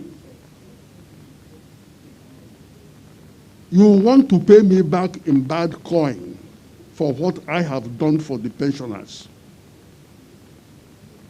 Please, don't go on protest over this to the National Assembly." Then I said to her, "Madam, what are you going to do?" And she said, "You give us time." And I said, "We have no more time to give to you. When is the circular coming out?" And she said, "Abumisi, please just give me 4 days." And we consulted and we decided to give her 4 days. What surprised all of us was that the circular came out in 2 days instead of 4.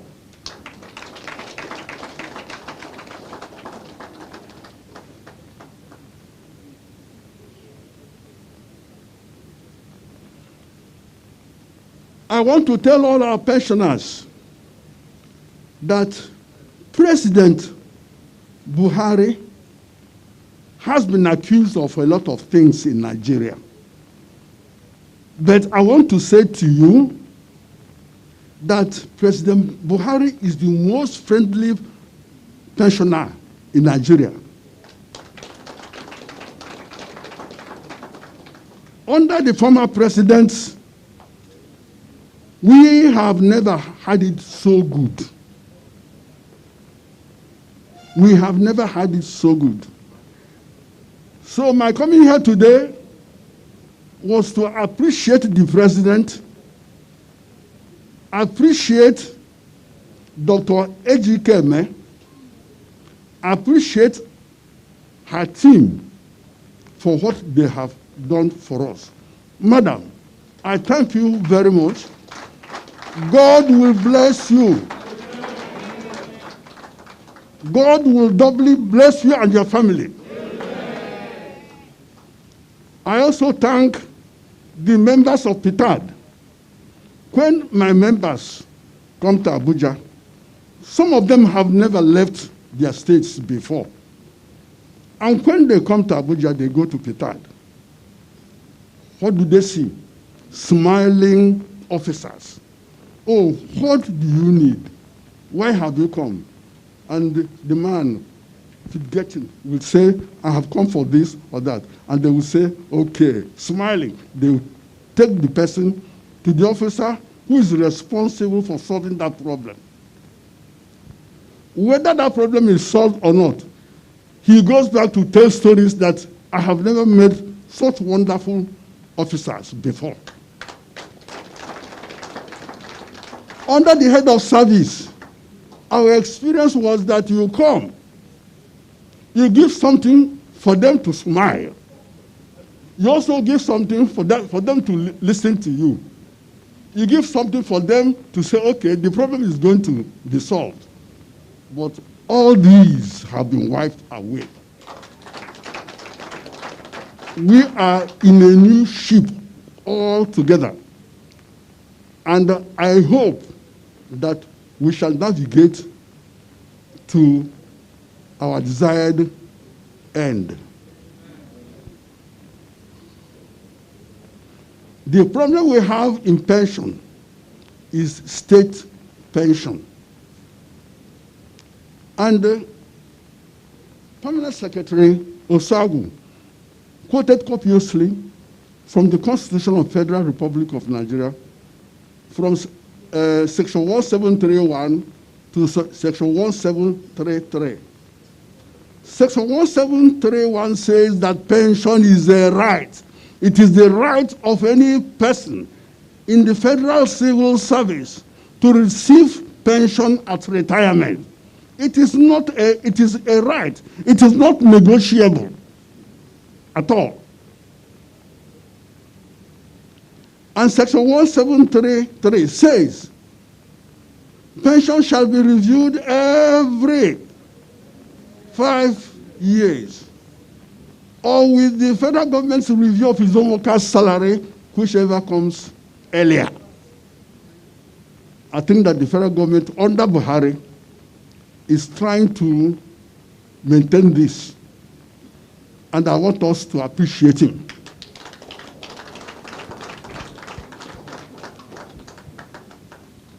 On the 6th of last month, 5th and 6th, we were in a workshop organized on our behalf by the EFCC. We were discussing pension fraud in Nigeria. And I asked the question, is the refusal of permanent secretaries, of governors, state governors, is their refusal to pay pension a fraud? And the chairman of the EFCC said, if you didn't know this, I want to tell you that the refusal of any governor to pay pension is a fraud. Then we said, what are you doing about it? What are you going to do about it? And they said, we have no representation before us about this. So I am advising all our state councils, in states where pensions are not being paid, to now document this and forward to the National Secretariat so we can compile them and give it to the FCC. The FCC will pursue them and said, you put so much amount in the budget for payment of pension. Why are you not paying? And they have looked to us and to say they cannot arrest the governor, but they can arrest the accountant general. When they arrest the accountant general, the governor will be worried. So when they do this to one or two states, you find every state paying pension. So I want us to do this quickly so that the EFCC can be working on our behalf.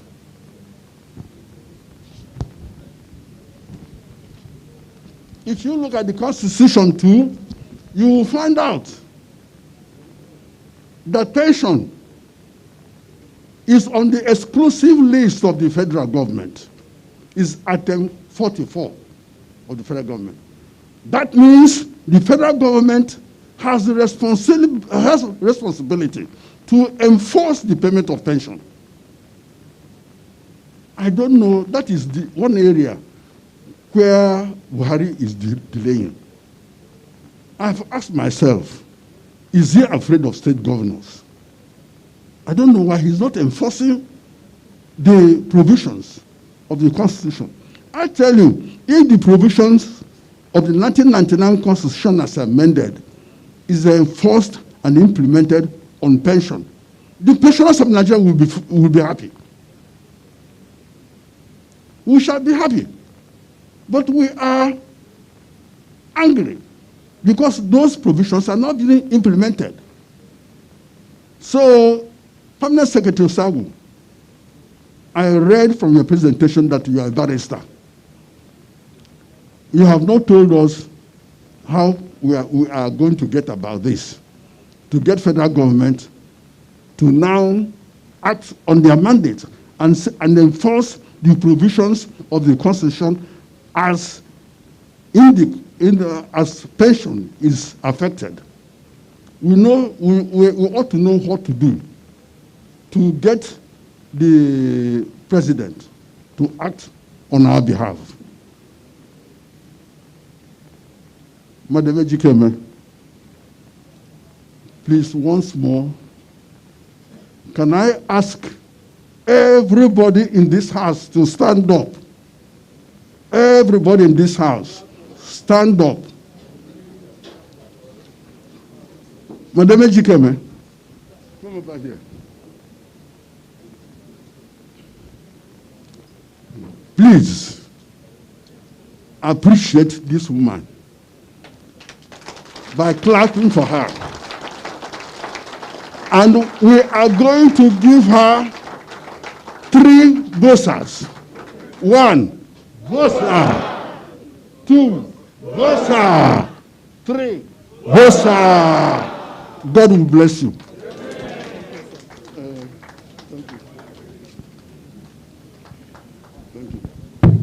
Thank you, sir. We can appreciate Daddy in fact, in million ways. Let's join our hands together to appreciate our Daddy.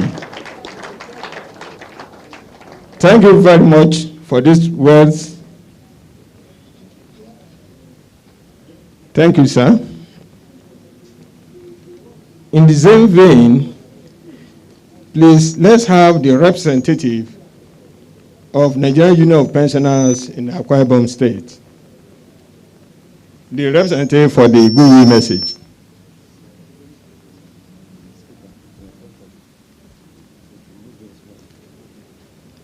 Please, let's appreciate him as he comes. Thank you, sir. Please, the following stars will quickly see me here. Akin, Stacy, and winners. Please.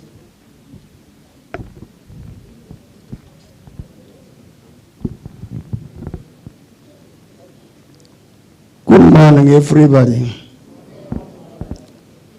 I am Abong Cosmos Essien, the Zonal Secretary of NUP, South-South, and also the State Secretary of Nigeria Union of Pensioners, Akwa Ibom State Council. And this occasion is happening in Akwa Ibom. Akwa Ibom State Council is very happy to present address of welcome to our able executive secretary and his entourage.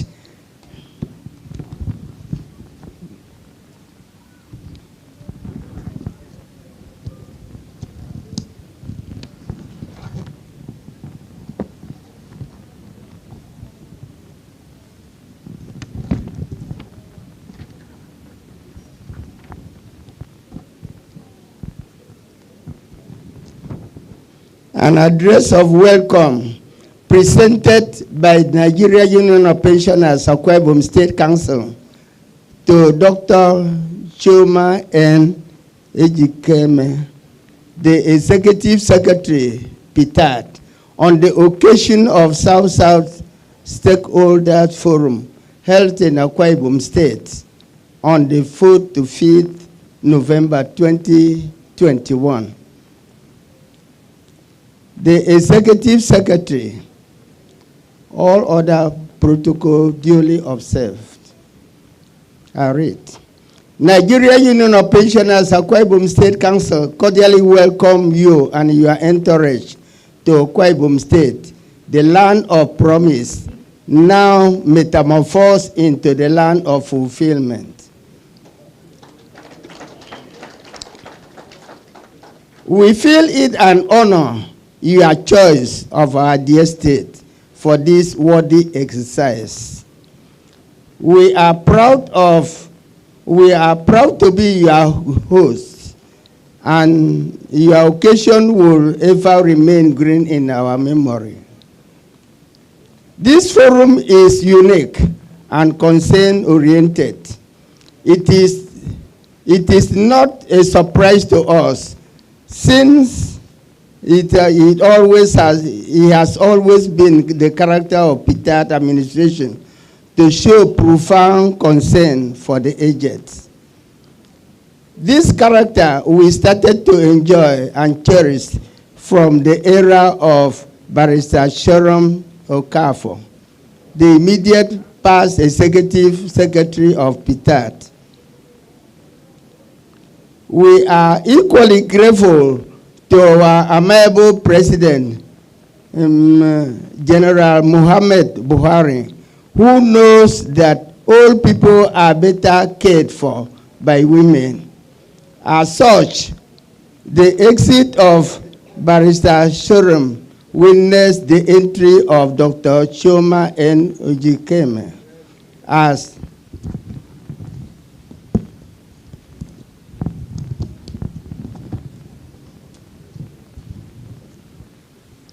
the Executive Secretary of Ptad. Both are birds of the same feather, hence they flock together.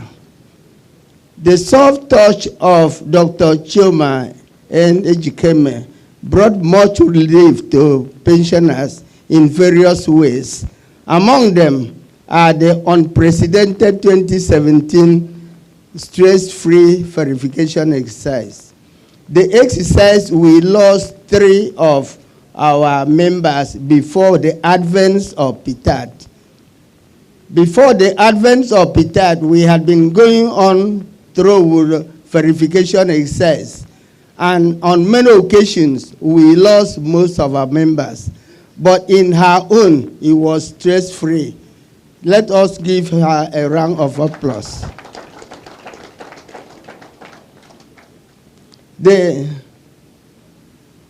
The prompt payment and regular payment of monthly pensions are among those things we are enjoying. Liquidation of 33% indebtedness and implementation of consequential adjustment, and the establishment of minimum pension allowance, which she is now struggling to bring forth. We pray for her to succeed. We believe that she will fight with us to have minimum pension. If we have minimum pension, the percentage increase will be meaningful to us, because the percentage will get where to land on. At the moment, when no minimum pension, the percentage rests on something nowhere, and that do not give us real effective needs of that increase. I think as a good mother and a daughter is fighting to see that we have a minimum pension to sustain all the forthcoming increases. To give us an assurance that she does not sleep, she has brought another innovative call I Am Alive. All these innovations are designed to alleviate the suffering of pensioners. This we see and cherish all the efforts and goodness. Your impeccable character and love for the elderly needs are seeds that shall germinate, grow, and yield abundantly, and you shall reap it abundantly. Keep it up.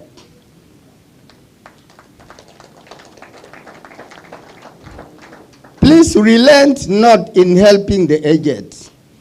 We as well appeal to you to continue to leave your marks on the sand of time by creating Ptad office in this region.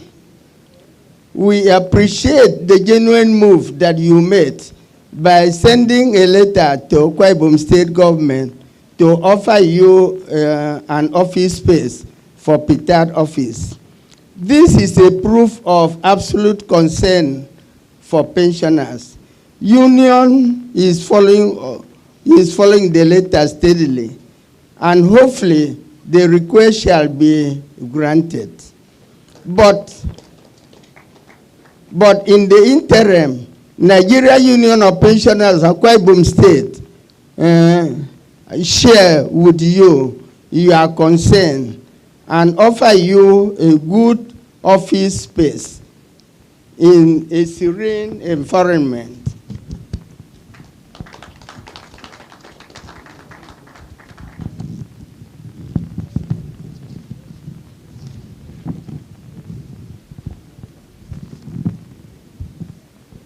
In a serene environment with adequate security and surrounded by government ministries. This stakeholders forum brought to Akwa Ibom is God's doing, because during the council meeting held on the 26th October 2021, council approved a 3-man team to come to your office at Abuja and deliver this office to you. This offer has no string attached whatsoever. This offer, if accepted, will solve the problems of about 40,000 pensioners in the state and all other states within the environment. We humbly appeal to you to honor us as your parents and friends by accepting to come and see the house we have offered as Ptad office. Your acceptance of our humble request would not only be an honor to the aged, to the great-headed, also shall remain a blessing that would usher you into the realms of great-headed, which you shall definitely attain. Once more, Nigeria Union of Pensioners, Akwa Ibom State Council, sincerely welcome you to Akwa Ibom State, the land of promise, moving steadily to become the land of fulfillment. May God Almighty bless you abundantly in Jesus' name. You can present it to her. Yes. Thank you, sir. Please, can we appreciate Akwa Ibom State wing of the NUP for a great offer to Ptad. Thank you, sir. Please, we announced before that we should write our comment and questions, and our officers will come and collect those questions from us. Please, our officers that are moving around now, please, you can tear it off and give it to them. And during interaction, no, we are still going to have the engagement. During that time, we will discuss, you can say ask more questions. But let's have those ones first, at least to start with. Thank you very much. Please, after the presentation of Google messages from the two officers representing some of our ministries and departments and agencies here, we will go for the lunch. And the arrangement is you don't need to queue. Just make sure that you sit on a chair there. They will come and serve you.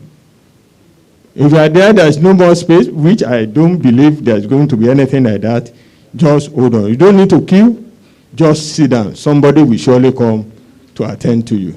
Thank you, sir. May I have the representative of the ICPC chairman for his Google message? Thank you, sir.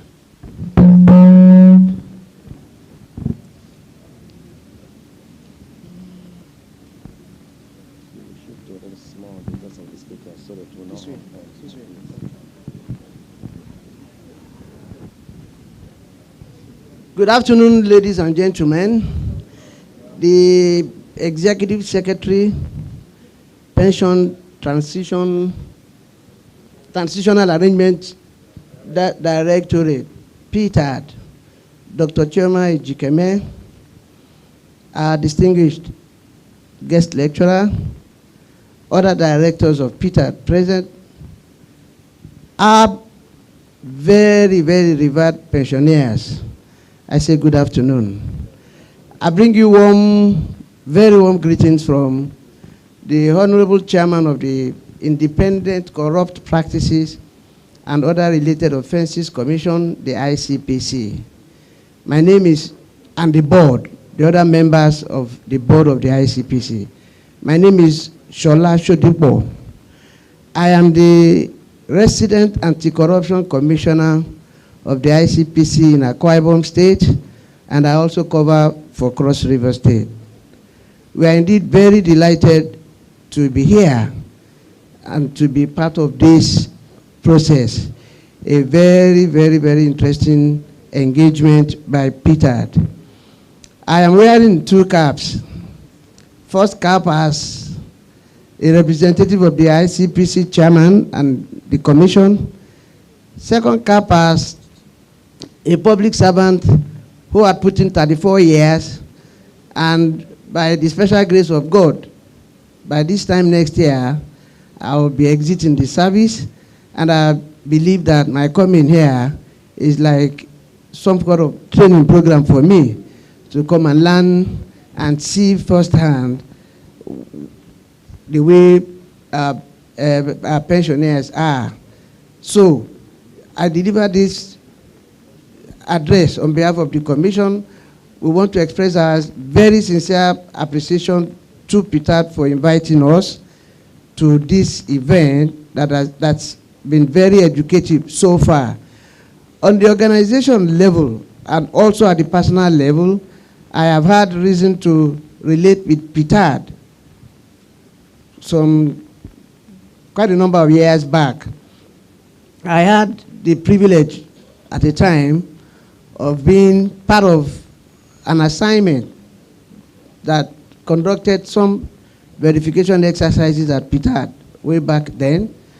And beyond that, even before I came to Akwa Ibom 4 years ago, while I was still at Abuja, I remember at least 2-3 Ptad-related matters that I personally handled. 1-2 of them even went to court. There was one person who came from Bauchi and posed as a police pensioner, and we picked him while we was at the Ptad office. My boys went and did that, and the matter went to court. Even here, after arriving here in Akwa Ibom, we received an intelligence from one Mr. Balewa, who came himself and brought the suspect, and we are about charging that matter to court. Any moment from now, we have prepared charges, we have concluded the investigations, and the matter is going to court. I have gone this length to reinforce the point made by Mr. Schelling earlier on, and the ES, of course, about the ICPC being a stakeholder to Ptad. And we have done quite a number of things together. I've only referred to those 2 or 3. So to just buttress that fact, we appreciate what is going on. Every institution of government must accept the fact, like I think Mr. Schelleng said earlier on, that our customers, in quotes, are the people who relate with us, and that they are very significant stakeholders. And the more we meet with them, the more we relate with them, the better for us as an institution. And it reduces pressure even on the government. You can imagine if this event is not holding, there are a whole lot of complaints and what have you that people who are here have, and they will not have an opportunity to push them out. But this forum has provided them that opportunity to be able to express themselves.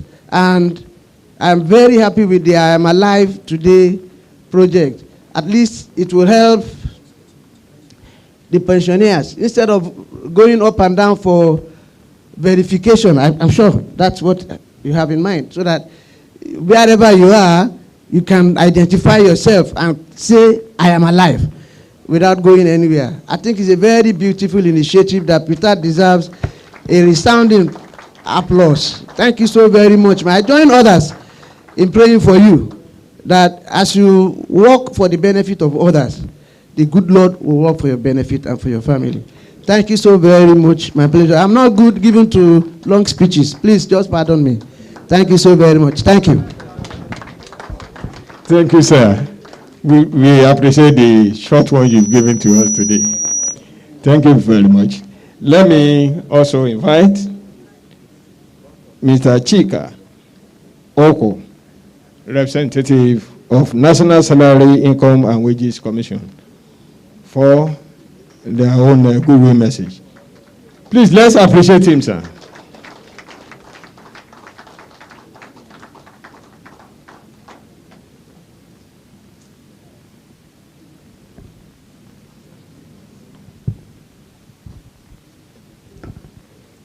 Good afternoon, everybody. My name is Chika Ocho.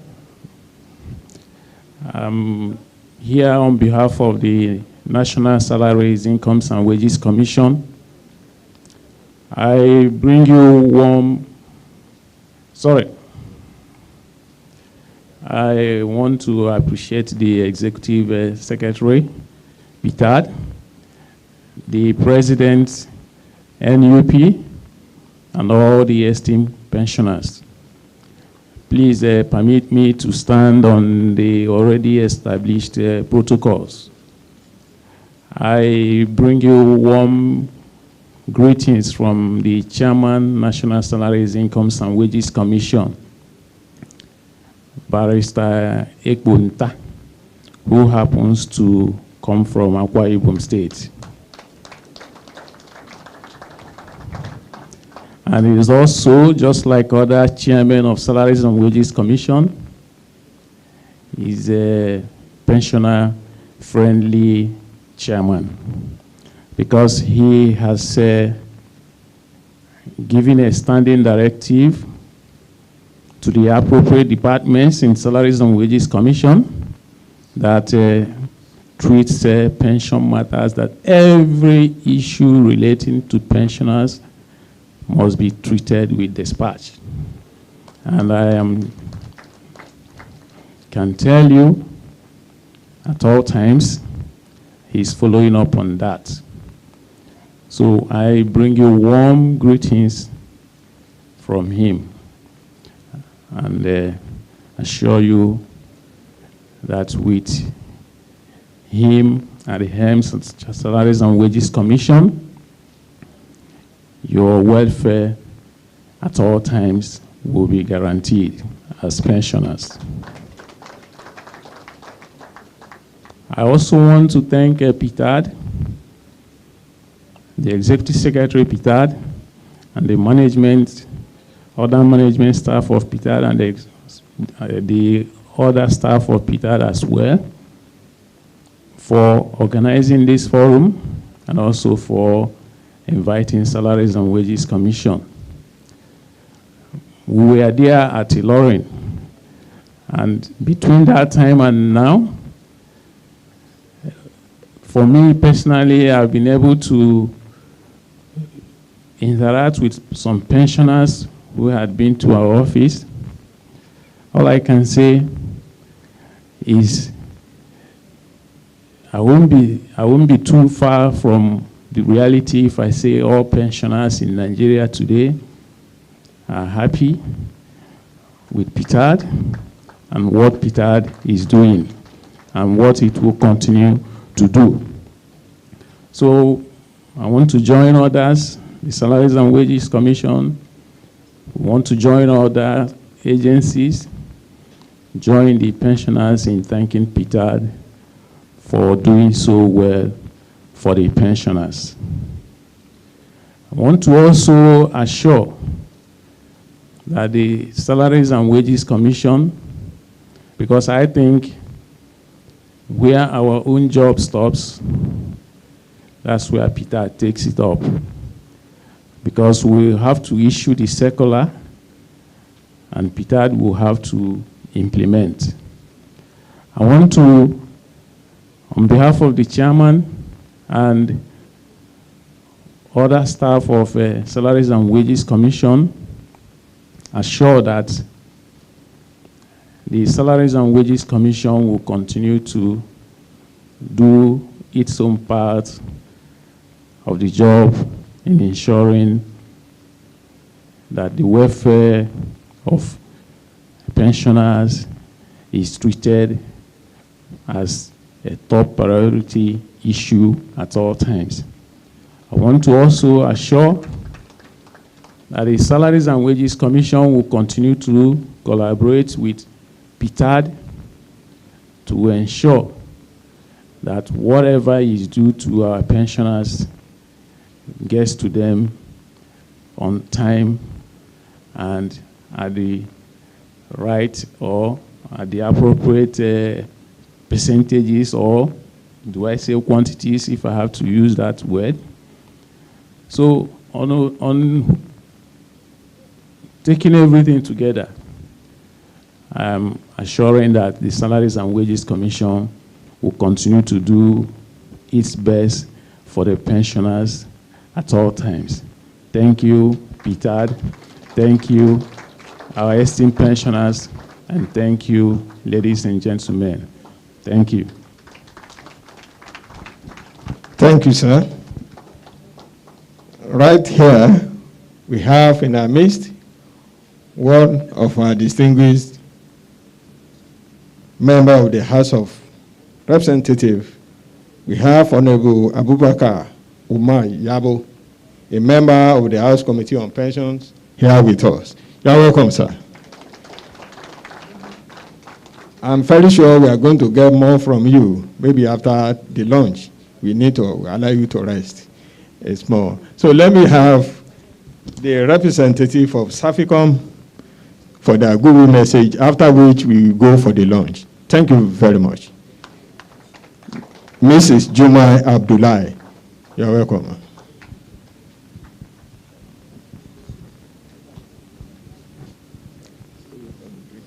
On the screen. Okay. Your Excellencies, you are all very important persons, and so I refer to you as such. My name is Jumai Abdullahi. I work with the Servicom office. I head the operations of the Servicom office presidency.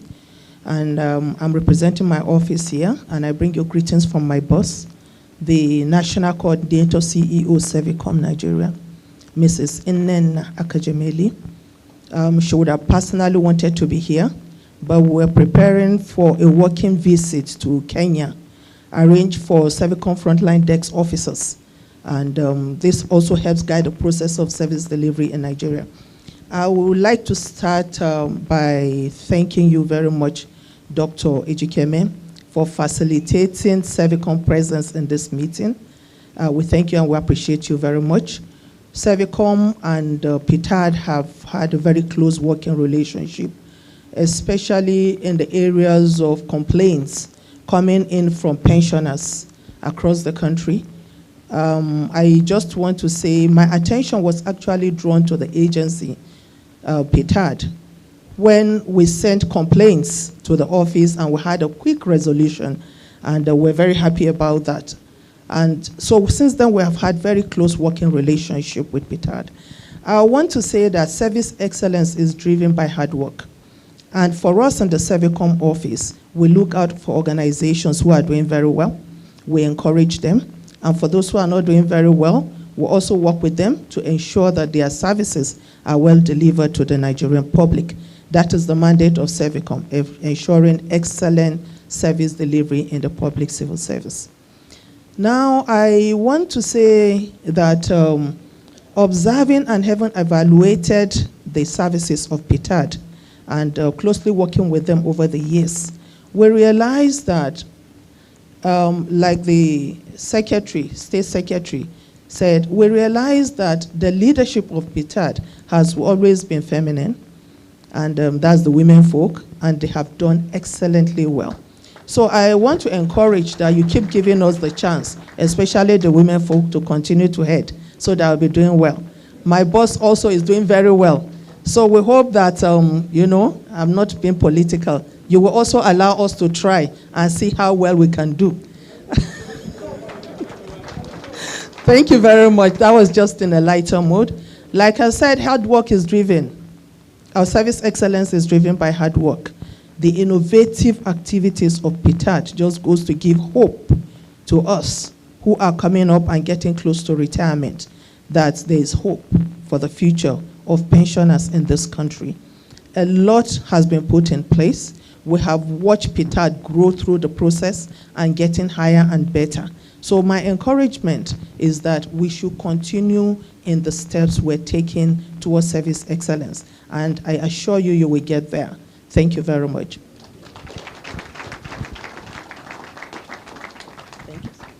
Thank you, Ajia Jumai. I think if there's anything for Ptad today, it has been good news, and good news. Please, let's appreciate Ptad. Thank you very much. Like I said earlier, from the front row here, please, we are going to do it because of this COVID. It's going to be row by row. So let me start from our guest from on the left here to please move to the back to get their seat. They don't need to queue. Just sit down. They will serve you there. Thank you very much. After we have this row, so one after the other, so that we don't need to push anybody. Everything is set, everything is ready, and everything is perfectly made. So we don't need to have any issue. Everybody will be served. Sorry, we are waiting for the front row.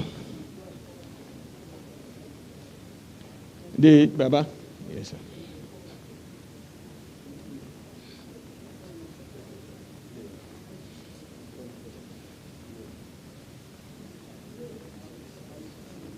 Can we have this row, sir, to follow them?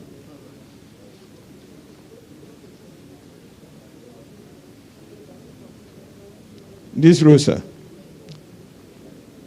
Oh, yeah. You can continue now. Please. It's one. This row. No, by the time we take 5-5, then somebody should confirm.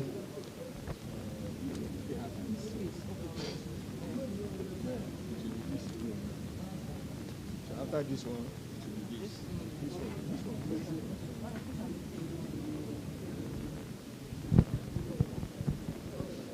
Thank you. After the lunch, we resume and we will continue with the program. Thank you very much.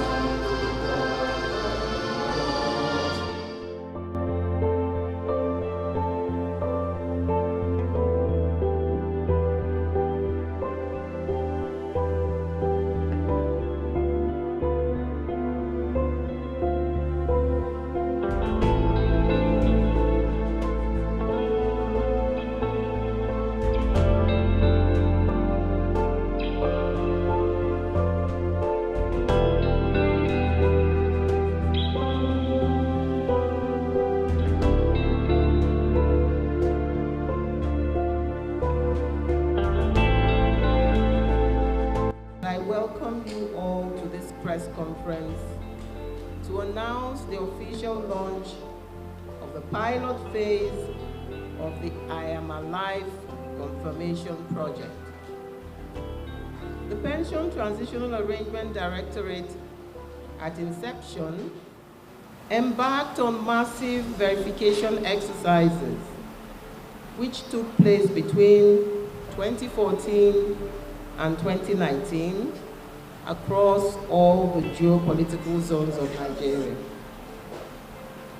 The field verification exercises cut across all the operational departments of the Directorate, namely the Civil Service Pension Department, the Police Pension Department, Customs, Immigration and Prisons Pension Department, and finally the Parastatals Pension Department. The aim of the verification exercises was to ascertain the eligible pensioners under the defined benefit scheme, enroll eligible pensioners who were hitherto not on the Directorate's payroll, while promptly removing the unqualified. The field verification was immensely successful and beneficial to the operations of Ptad, resulting in a comprehensive and reliable database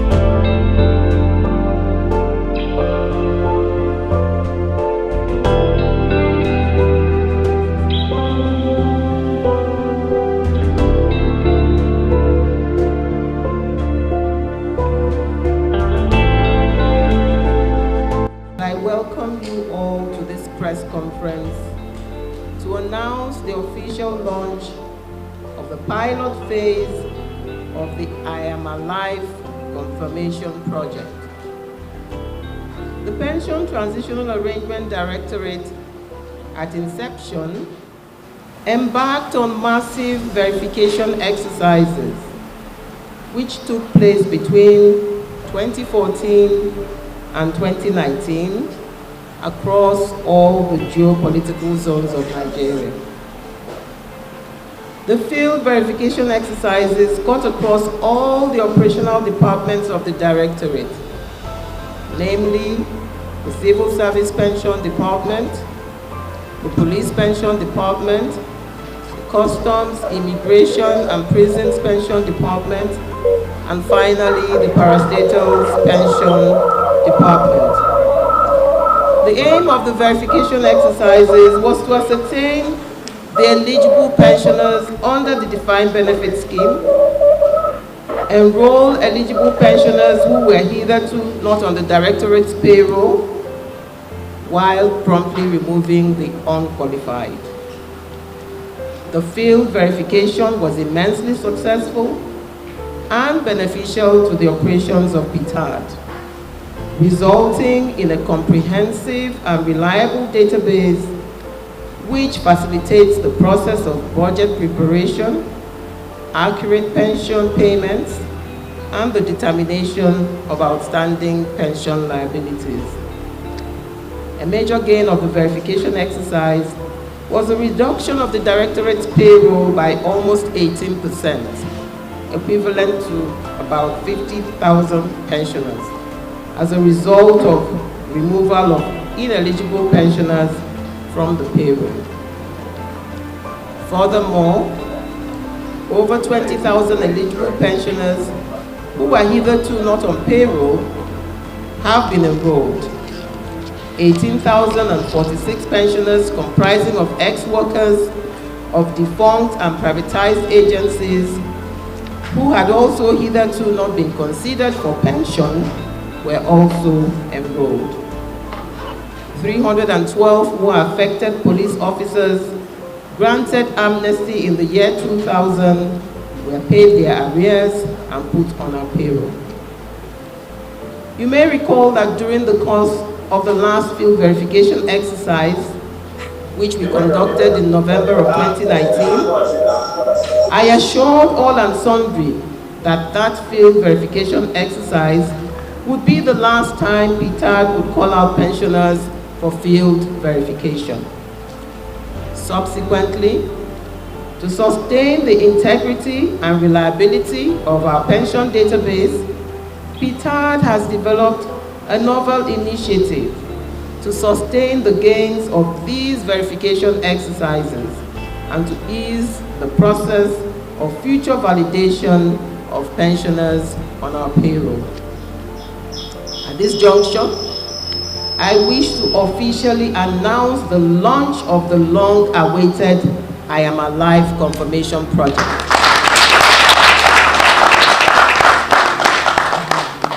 The I Am Alive confirmation solution is a web-based software designed to enable our pensioners to easily confirm their aliveness from the comfort of their homes or neighborhood using either a smartphone or a computer system.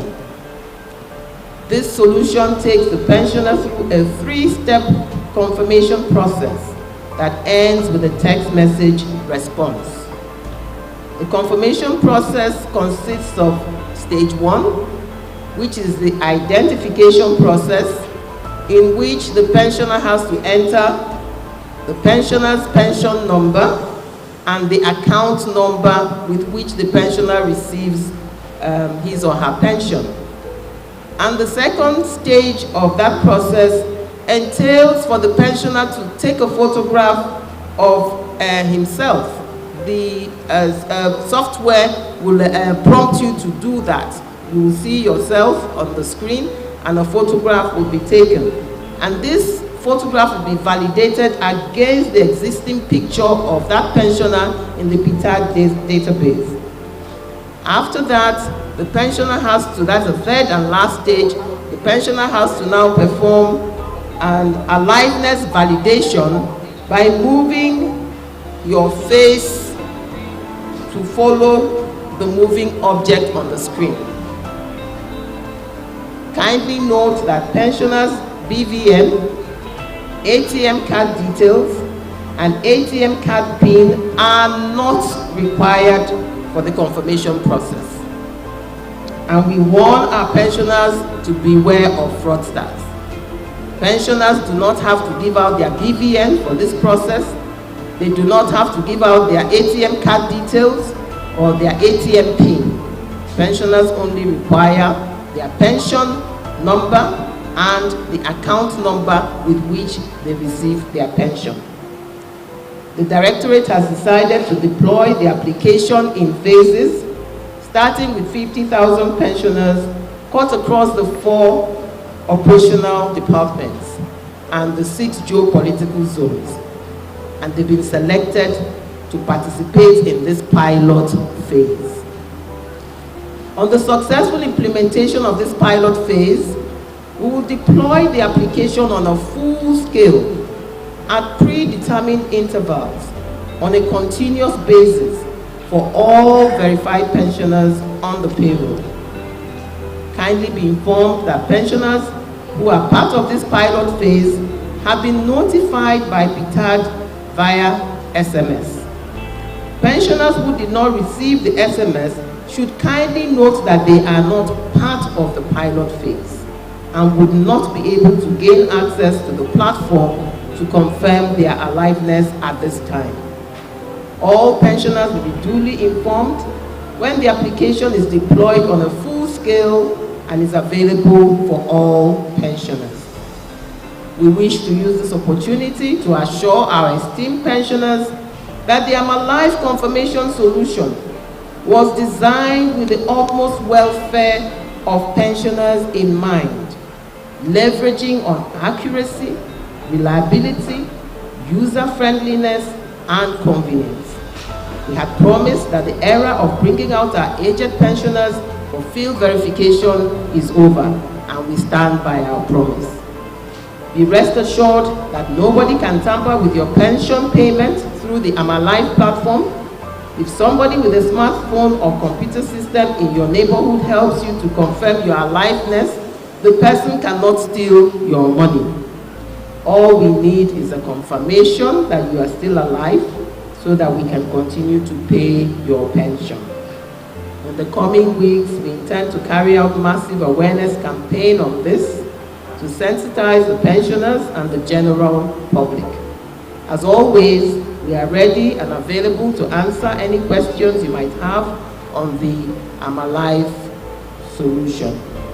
I also wish to use this opportunity to reassure our pensioners and next of kin that Ptad is working hard and will continue to do so to clear any accrued arrears while ensuring that monthly pensions are paid promptly. The labors of our heroes past shall indeed not be in vain. Thank you very much.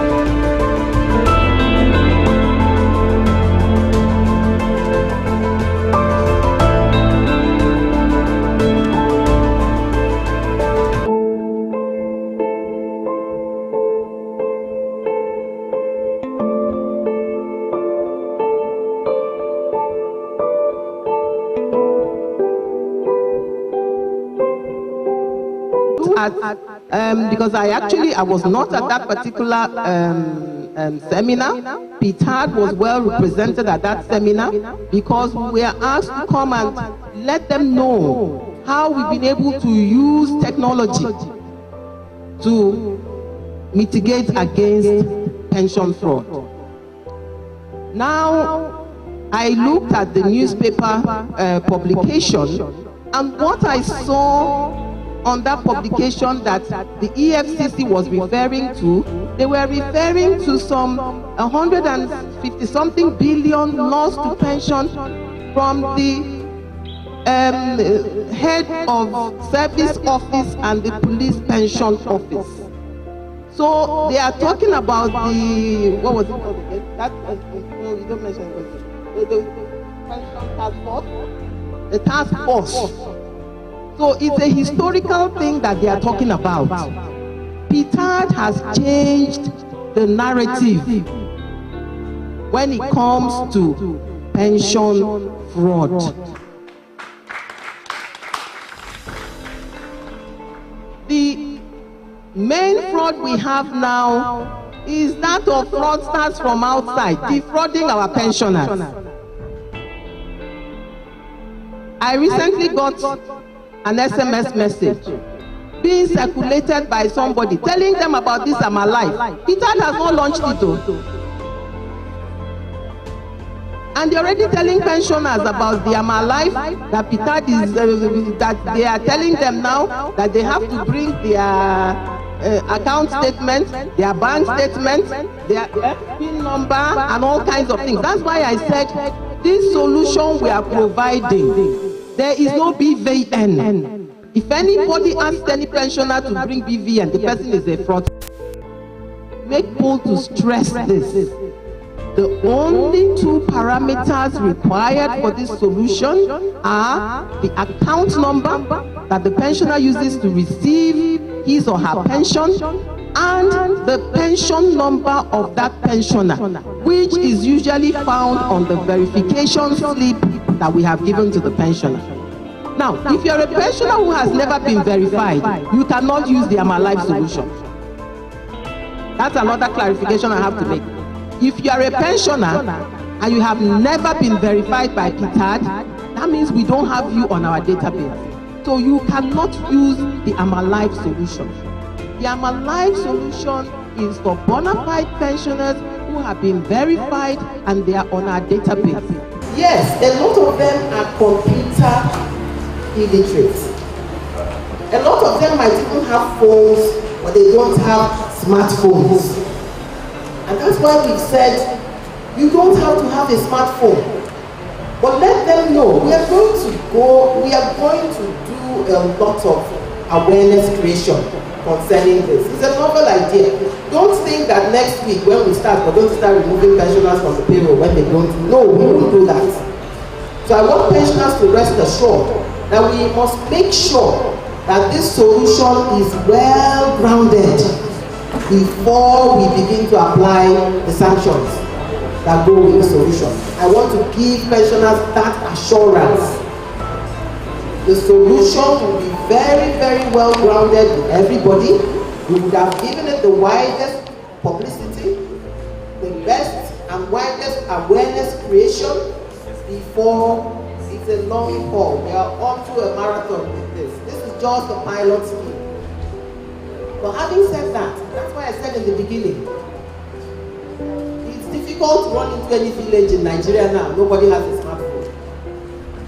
I will tell you that. It's not possible. Even the remotest village, somebody must have a smartphone there. And I said, even if it is that the person every 3 months or 6 months will take just 100 naira to verify a pensioner, it's still better than traveling to somewhere to come and do verification. So we try to do a kind of cost-benefit analysis of this. If there are even some people who will now be agents of confirmation for without assuming, and you have to go to them and pay a small amount of money, and they confirm you once in 3 months or 6 months, it's still better than dragging our senior citizens from one end to the other to know whether they are still alive. dimensional number. So this, as the ES explained, is the first level check to ensure that you are a pensioner. So what my colleague here is doing is he has just confirmed. Are you ready? So typically we try the thumbs because this is what we always collect during the verification. We're going to try this hand first.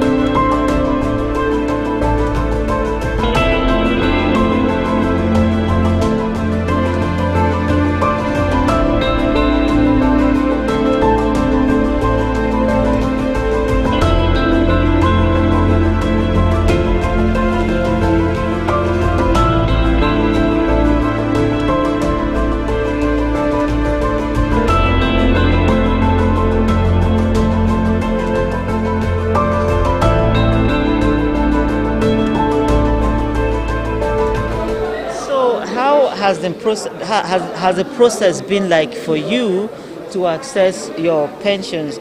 Do you travel to do verification? If you don't travel, how often do you go to do it? No, like the Executive Secretary has said, we did the last verification, I think it was in 2019, and since then there has been no other form of verification. And I've been receiving my pensions ever since. Now that you don't have to do verification, you just do the I'm alive. What has changed? You are one of the first timers. What is the experience like and what is the difference? Okay, I think as the ES said again, it's a pilot program. I've just undergone that process. It's seamless, but it's yet to be used as a platform for payment of our pensions. So I think it's just a pilot program. I've just been taken through it, but the old order still remains. Okay. How many minutes did it take you to finish filling your form? although I was guided, but I think it's not more than 2 or 3 minutes. It was not more than 2 or 3 minutes. So in the coming months, you'll be seeing a lot of changes. Is there anything specifically you are excited about with this? No, the truth is that Ptad has been doing all it could, to avoid any form of fraud in the administration of pensions. And I think this is one of the innovations to avoid pension fraud. And I think it's making life easier for the pensioner. This time around, you just sit at the comfort of your home and then you either confirm yourself or you did as a first time issue, you go through the process and your live program, what is it called, is confirmed. So that is an innovation and it's a welcome one.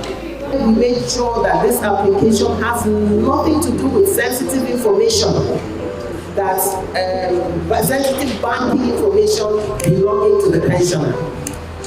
No BVN, no ATM card detail, no card PIN, nothing. It's just the account number that the pensioner uses to collect their pension and the pension number, which is on every pensioner's verification slip. Because every pensioner has a verification slip, and that verification slip has the pension number that is unique to that pensioner. So we have a kind of two-step verification for that. We put in because there's some account numbers that look similar or that are similar from different banks. So you might have a pensioner having the same account number as another pensioner. So we have a two-step verification. If the account number is the same, the pension number will not be the same.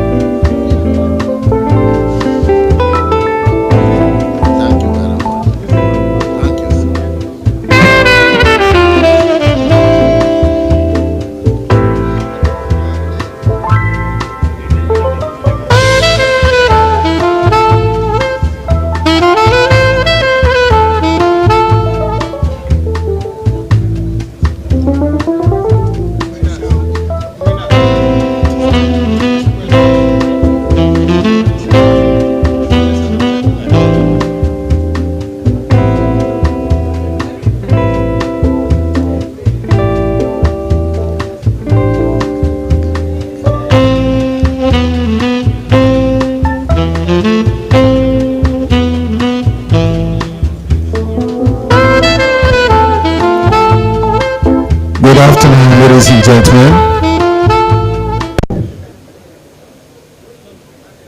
the ES directors, our distinguished guests, and our pensioners here, you are highly welcome to this second segment of this session. Please, if you've not submitted your questions, please, can we have those questions now? Winners. Winner. Bookie. We have some of the questions here.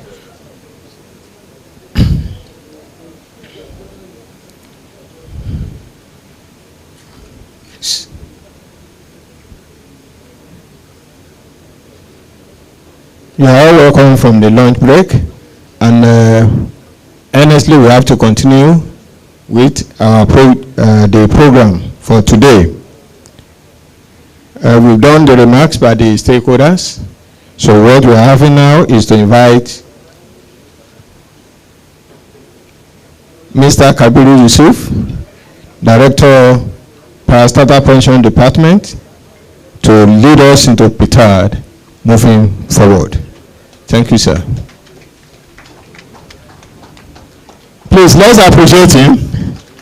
Ptad must move forward. Thank you.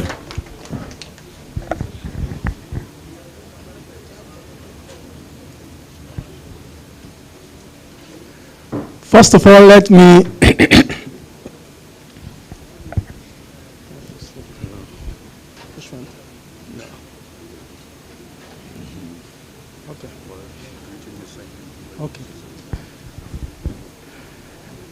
Let me borrow one of the local greetings that the DS adopted when she gave their opening remark this morning. Mesere, my fathers and mothers.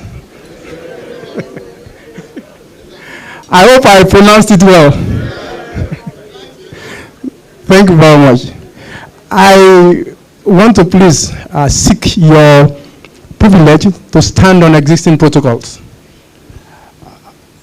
The Executive Secretary and one of my senior colleagues, Mr. Shelleng, has talked about the past to the present, as well as a bit of snippet into what we want to do to the future. I'm going to focus on the aspect of Ptad that relates to what I call moving forward, connecting the future.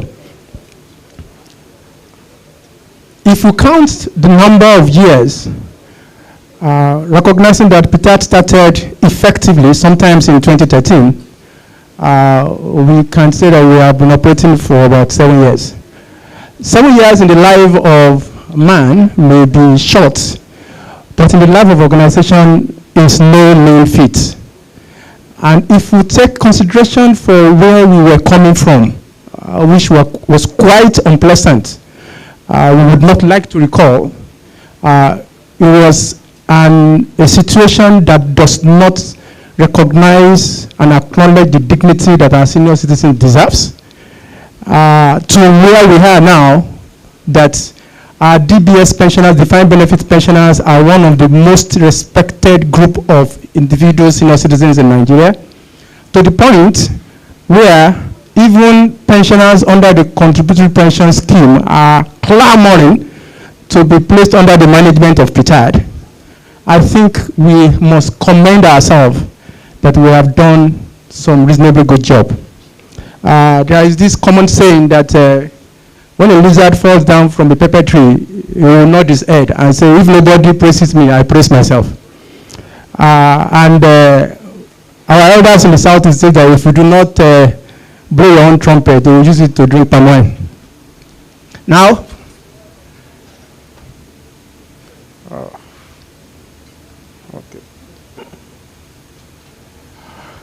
I will be focusing on 4 major areas. Ptad, the journey so far, our key achievements to date, the future and the critical insights and strategic priorities, and our challenges.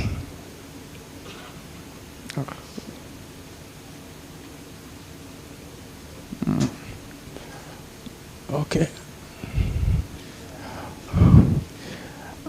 On the journey so far, I would like to take us through some key milestone dates that coincides with major achievements that the Directorate has made in the course of the 7 years of its existence.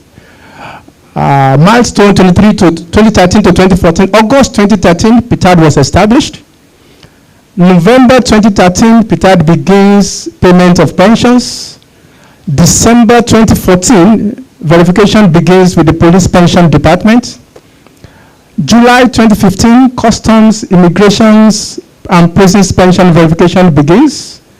November 2015, Civil Service Pension verification begins.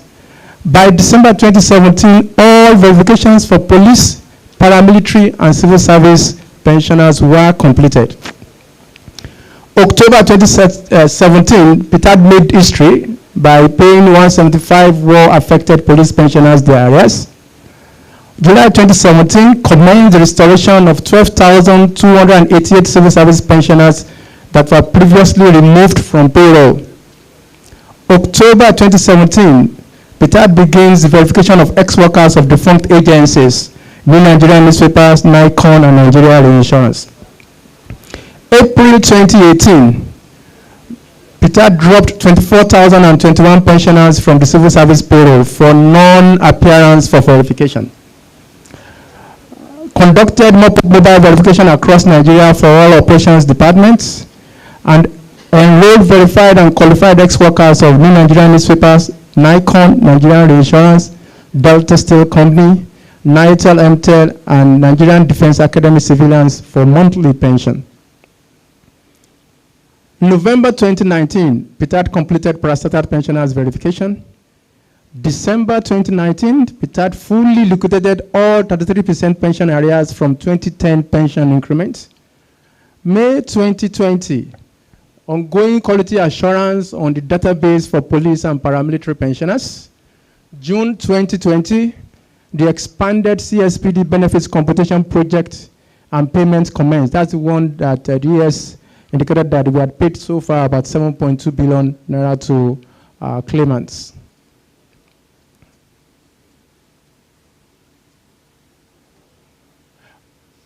Ongoing one-off payments for ex-workers of Nigeria Aviation Handling Company, NACO, and aluminum smelting companies in the same 2020. This was in spite of the restrictions of movement for COVID-19.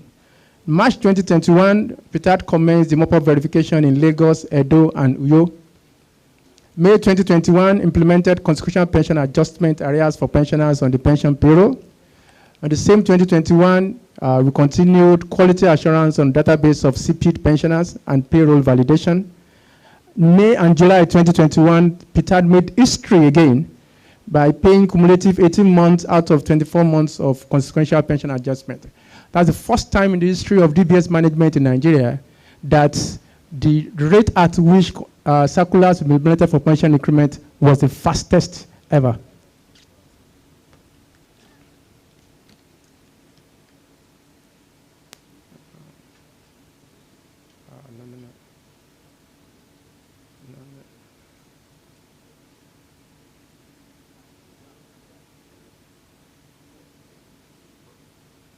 Oh God.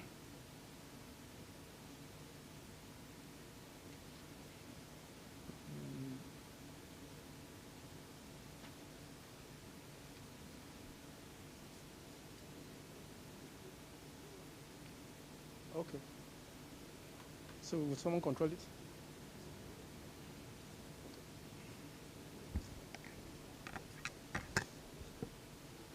Now let me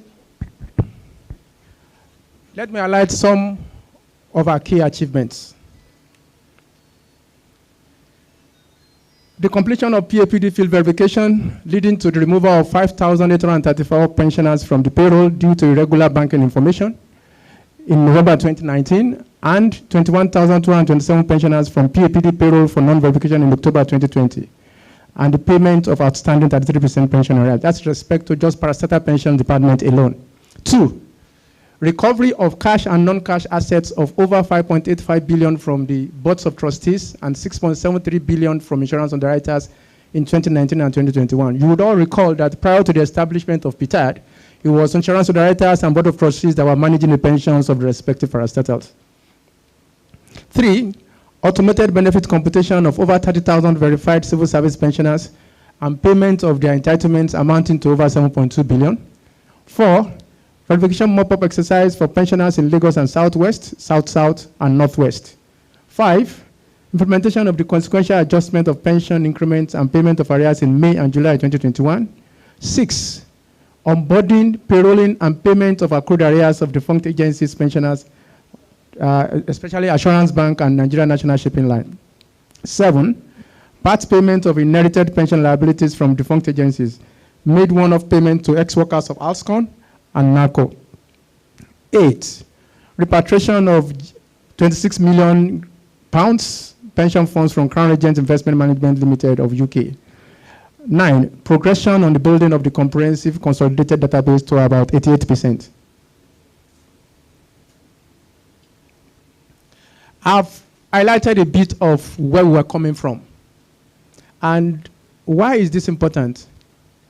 It is important that we appreciate the successes that we have achieved. It does not mean that we have cleared all. We all need to recognize the fact that excellence is a journey and not a destination. In spite of whatever we have achieved, Ptad is continuously engaging with key stakeholders, including yourself, to continue to explore means of improving our services to you and ensuring that we can continuously enhance the welfare of our pensioners. However, if you do not acknowledge what you have achieved, we would not be able to value what we're going to receive again in the future. And that is why we have taken time to sort of highlight some of these key achievements. Now, the future. You know, we have completed all verification. All departments of Ptad, the pensioners that are on the payroll now have all been verified, except for pensioners in diaspora. Now, we have gone ahead to review the data that we collected from verification. And what is showing us, as at now, we have about 250,000 pensioners on our payroll across all the 4 pension departments. What that data is showing us is that pensioners aged between 45 to 64 years, representing about 60,000 pensioners, that's about 25% of our pensioners on our payroll, are within their youthful years. So when we have close to 25% of our pensioners within still the active useful years, and the commitment of Ptad towards ensuring that the expected lifespan of our pensioners can continue to increase, what it means is that we must begin to start reviewing that transitional in our name. Because when you put close to 25 years extended lifespan, and we are supposed to sort of stop existing, go into a sunset clause when the last pensioner passes on, it means it will take quite a long time before the last pensioner passes. That contradicts the name transition. 2, up till the moment I'm talking to you now, there are still eligible pensioners who have never been verified or payroll in Nigeria, particularly diaspora-based pensioners. And this is as a consequence of the previous status and nature of pension management in Nigeria. It doesn't give anybody any encouragement. It was not motivating. It was not inspiring, such that some people will say, I don't want to be a part of this. So because of that, some people chose not to present themselves into their agencies to be enrolled for pension. But now that DBS pension is being effectively and efficiently managed, some of them are beginning to show interest. And we've seen a few coming to knock on our doors to get themselves verified and onboarded. 3, death is a sensitive subject matter in Nigeria. And such cases are not reported by the NO case for various reasons. The process for factual identification and removal from the payroll is one that requires careful implementation. Careful implementation in the respect of the fact that once we get notification of a pensioner passing on, and we don't get the account number and the bank name and the name of agency, we stand a risk using name alone in identifying somebody on the pension payroll. There are plenty Kabiru in Nigeria, and there are plenty Yusufs. So if you just use the name alone, you might end up removing somebody who is still alive. So one, that constitutes a constraint for us. Two, because sometimes of lack of cooperation from the NO case, who tend to want to take the pension being paid as their own gratis from the federal government. They don't cooperate with the agency where the deceased pensioner retires or the unions to provide death certificate, which will have been a bona fide evidence of a pensioner passing on. 4, defunct privatized agencies who had no respite for their pensioners after long years of waiting now have a bona fide home in Ptad. Nikon Insurance, New Nigerian Newspapers, Nigeria Insurance, Assurance Bank, Nigeria National Shipping Line, Delta Telecom, Nitel, MTEL, and recently Bank of Agriculture. The fact that many of these pensioners are still within their youthful years has changed the trajectory of Ptad's transitional timeline for winding down. Sometimes in 2004, 2002, the federal government, then 1995 to 2002, the federal government carried out a privatization and commercialization scheme for its agencies. As a consequence of this, some workers of those agencies were paid 5 years commuted pension and laid off. And after that, none of them got anything from the federal government. It was only under the government, under the current government of President Muhammadu Buhari that the government took a decision to bring back the ex-workers of these agencies onto the defined pension benefit scheme payroll. Some of them had been out of payroll since way back since 1995. And it has taken the compassion that is shown by the current government to bring them and give life, meaningful life, back to this category of pensioners. As a consequence of the good work that the Ptad has done, like they say, the reward for hard work is more work. We seem to be having a deluge of pensioners asking to be enrolled on DBS from agencies such as Nigeria Airways, Federal Mortgage Bank, Nigerian Newspaper Manufacturing Company, Okubeku, to mention but a few.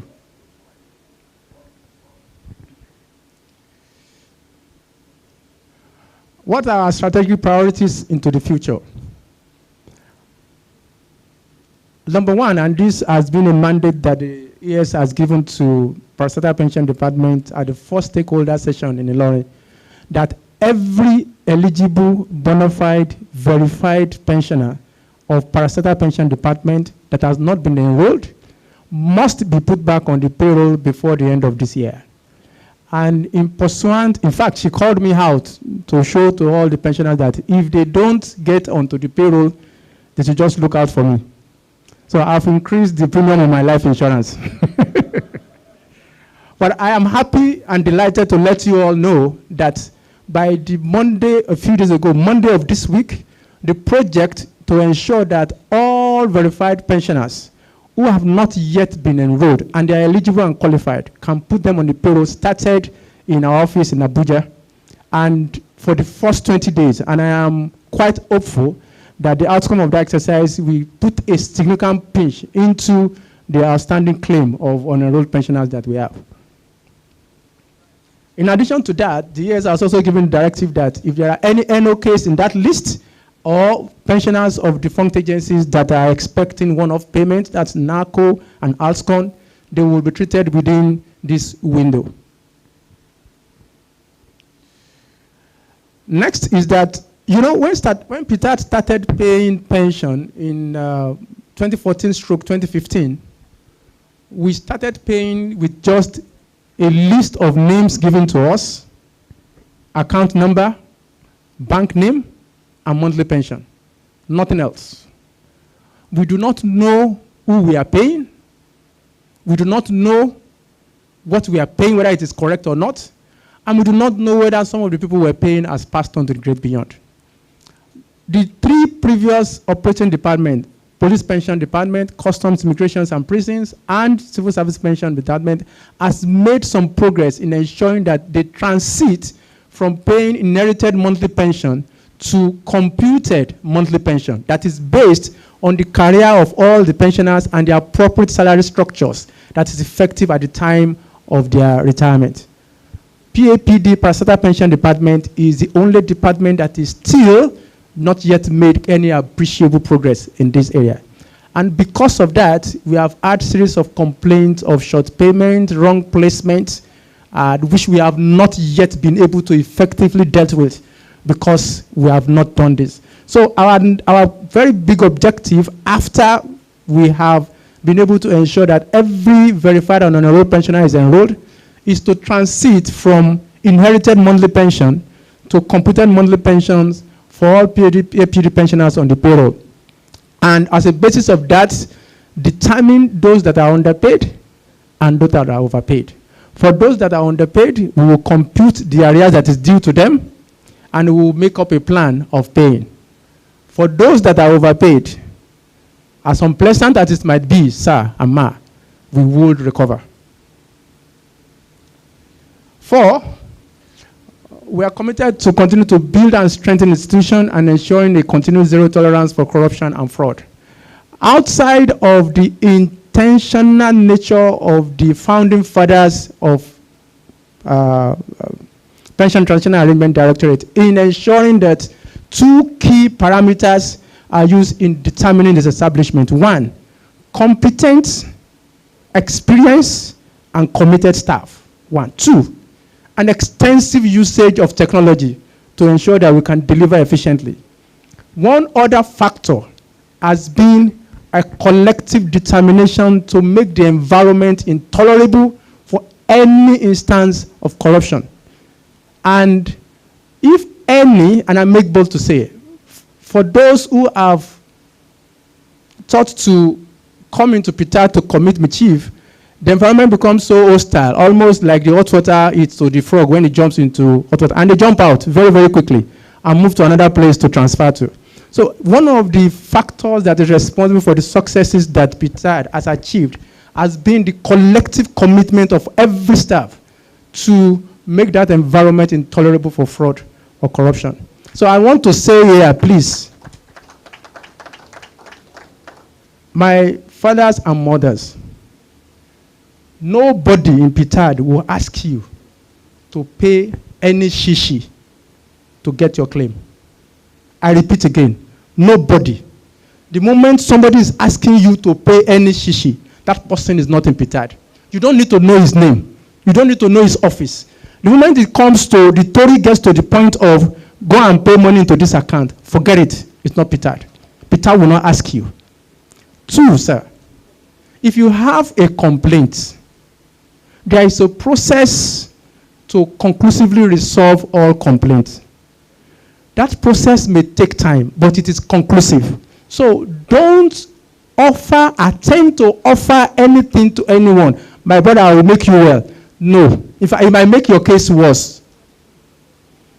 Some of us are tolerant to such comments. Some of us are not tolerant, and they will simply take your matter to the Act 2 of our unit. We want to treat our senior citizens with dignity, but we also appreciate, sir and ma, if you respect the rules of engagement that has been given to us by the federal government to manage pension. Do not attempt to offer us any gratification, and we will not ask. Thank you. 5, upholding the rights of pensioners and serving them with dignity and respect they deserve through the improvement of the complaints management process. This is an ongoing work area for us because we know that no matter what grammar we give out there, if the complaints of a pensioner has not led to the pensioner receiving alert, sorry, not to. So we are continuously working with our pension support services department, who are the front office that interfaces directly with you, to ensure that we can come to a position where we can conclusively resolve your complaint without you sending in a second reminder. And it is a continuous engagement that we're having with them. And we had received a lot of feedback during the just concluded customer service week. And we will continue to ensure that we push the boundary of our complaints management process. Regular stakeholder engagement to get feedback from pensioners on their issues and challenges. Like this. Like the elders would say, you cannot know Bomboy passing, mama. The only way to get to know your challenges is when we come to your domot. And we have, the executive secretary has designed programs like this that will go around all all the geopolitical zones of the country. It had been difficult to do that in 2020 because of the government restrictions on gathering. But having started now, I can assure you on behalf of the Secretary that we will continue to push this forward. Provision of health insurance for pensioners at a time they need it most. The Executive Secretary has talked about this. Mr. Shelling has talked about this. We are working very hard with the Federal Ministry of Health, the National Center for Senior Citizens, to ensure that the pensioners of Ptad under the DBS can get onto the National Health Insurance Scheme, and they would not need to use their pension to pay for health services, only to get food on their table.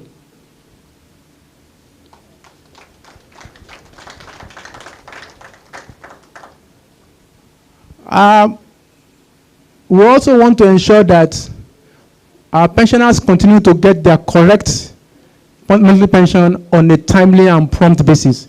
My colleague, Mr. Shelling, has talked about the timeline that the Executive Secretary gave us for completion of monthly pension payroll. It used to be 15th. She pushed it back to the 10th. And I can assure you that even before we left Abuja, we have all made significant progress in November payroll.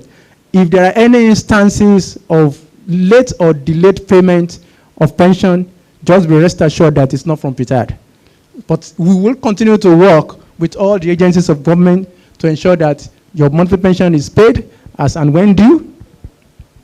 And for those who are expecting either gratuity or one-off payments, we'll continue to push on that. But you all agree that given the fact that we have a specific category of pensioners under our payroll, our figures will naturally continue to decrease because we don't expect that these numbers will be growing exponentially. Completion of the building of a comprehensive, credible, and secure database of all pensioners under the DBS through biometric verification mop-up, computation, and continuous database and payroll cleanup. We have successfully concluded verification. That's correct. 2, however, we are going through a revalidation exercise to get better understanding of the data that we have with us. And some of this includes assessing the age group analysis of our pensioners. Some of this also includes assessing the grade level against monthly pension payment, carrying out a variance analysis. This is an exercise that will continue on to ensure that we get better understanding of the pensioners that we have on our payroll and how best can we serve them.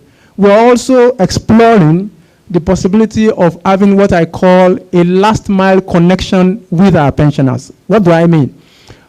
Until we did verification, we never had the address of any of our pensioners. Not to talk of even the states or the geopolitical zone they are concentrated in. Our review and analysis of this data would help us to be able to know the geographical distribution of our pensioners across the states and, if possible, across the local government, so that we can then be able to define ways and means of engaging with them. We want to be in a position where we can take a pensioner from our payroll and know that he is in one local government in Maiduguri, not just the Maiduguri capital. That is the extent to which we want to drill into our data and have a last mile connection with you. Tomorrow we'll talk extensively about this new technology-driven I'm Alive, but it is, we are committed to implementing a technology-driven I'm Alive confirmation solution to ensure the integrity of our database by the prompt and timely removal of deceased pensioners, leading to the reduction of government pension liability.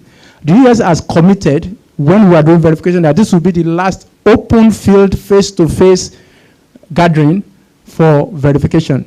And we are, by the grace of God, been able to realize that objective by the development of this solution. This solution will be one where every single pensioner on the payroll can ascertain their aliveness in the comfort of their home or community using a smartphone or a laptop. We do not intend and we do not expect that any of our pensioners will have to gather anywhere again in order to be verified or ascertained.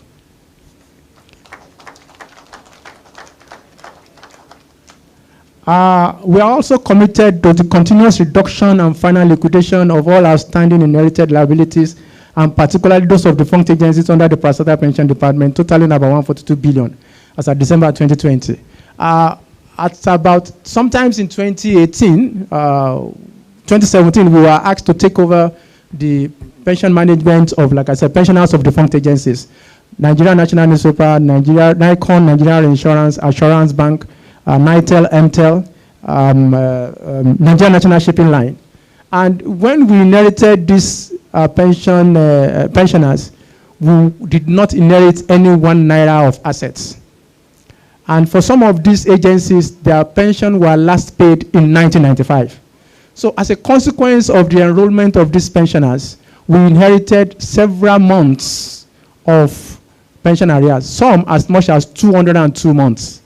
What Ptad has done over time is to, out of the savings it had made from its resources, to pay some of these arrears. For some, we have paid about 24 months. For some, we have only been able to pay, I think, 7 months. So, but we are committed, and we are working with our parent ministry, Federal Ministry of Finance, Budget and National Planning, to ensure that we can get quantum of funds to be able to liquidate this liability. In fact, sometimes in February this year, the Executive Secretary led a team of management of Ptad to have an engagement with the Budget Office of the Federation to make an arrangement where fund can be provided on a yearly basis, even if you can't get all at once, on a yearly basis, maybe over the next 3 to 4 or 5 years, and be able to liquidate this liability. It is our prayer that it is you, senior citizens, that worked for this fund, that will receive it and use it for yourself.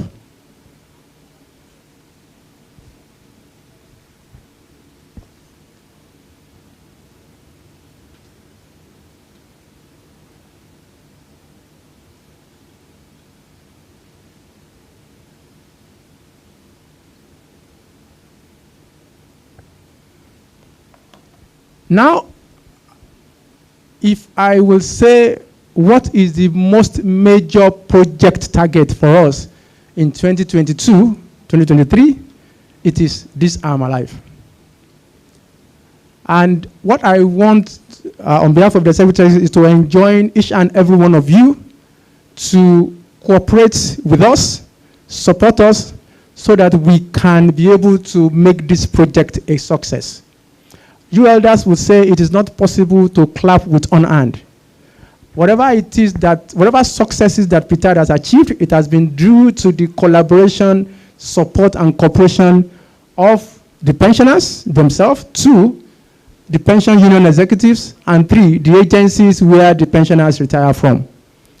We want to make sure that we can move from a payroll that is inherited to the payroll that is ascertained by our liveness of every single individual on that payroll. And the solution has been designed to ensure that it can be done without in the comfort of wherever you are. What we are hoping to do is, for every pensioner that has passed on through the iteration of this process, to naturally remove them from the payroll, or when an NOK gets to the age of 18 years. As a follow-up to the process for identifying deceased pensioners, Ptad seeks to implement a project for ascertaining the status of life of its pensioners at regular but defined intervals. This seamless process differs completely from the open field mode of pensioner verification, as it will depend heavily on technology to achieve its objective. Ptad is committed to adopting a technology that will not only confer a high degree of accuracy, but be pensioner-friendly, affordable, and convenient. The proof of life will be on an ongoing basis to ensure that pension liability of government is promptly and gradually reduced.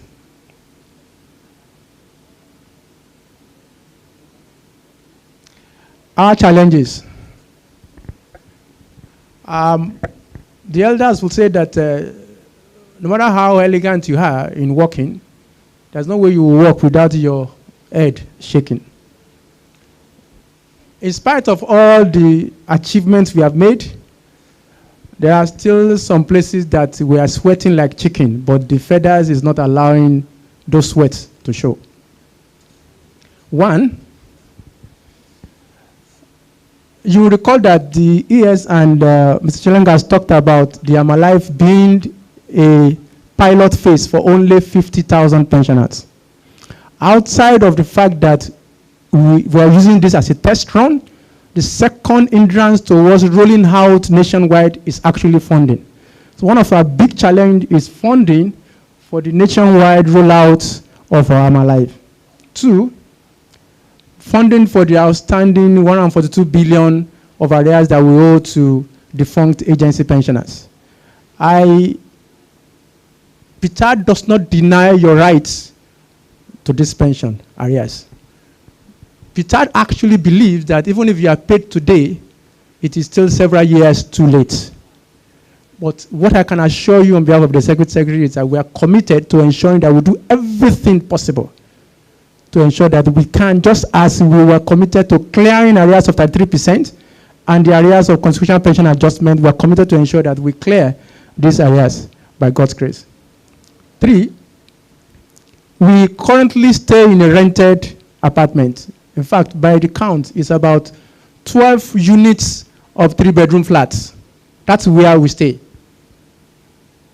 And with the number of staff that we have, it has become near impossible for us to operate efficiently. But in spite of that, we have been able to achieve and deliver what we have. We were given a property at Brefina, but it's completely not fit for purpose. And in addition to that, we have not received any funding to rehabilitate it and bring it to, to bring it safe that it will be fit for use. So one of the big challenges that we have is a fit for purpose office accommodation. 4, recovery of trapped funds estimated at about 38 billion with insurance underwriters.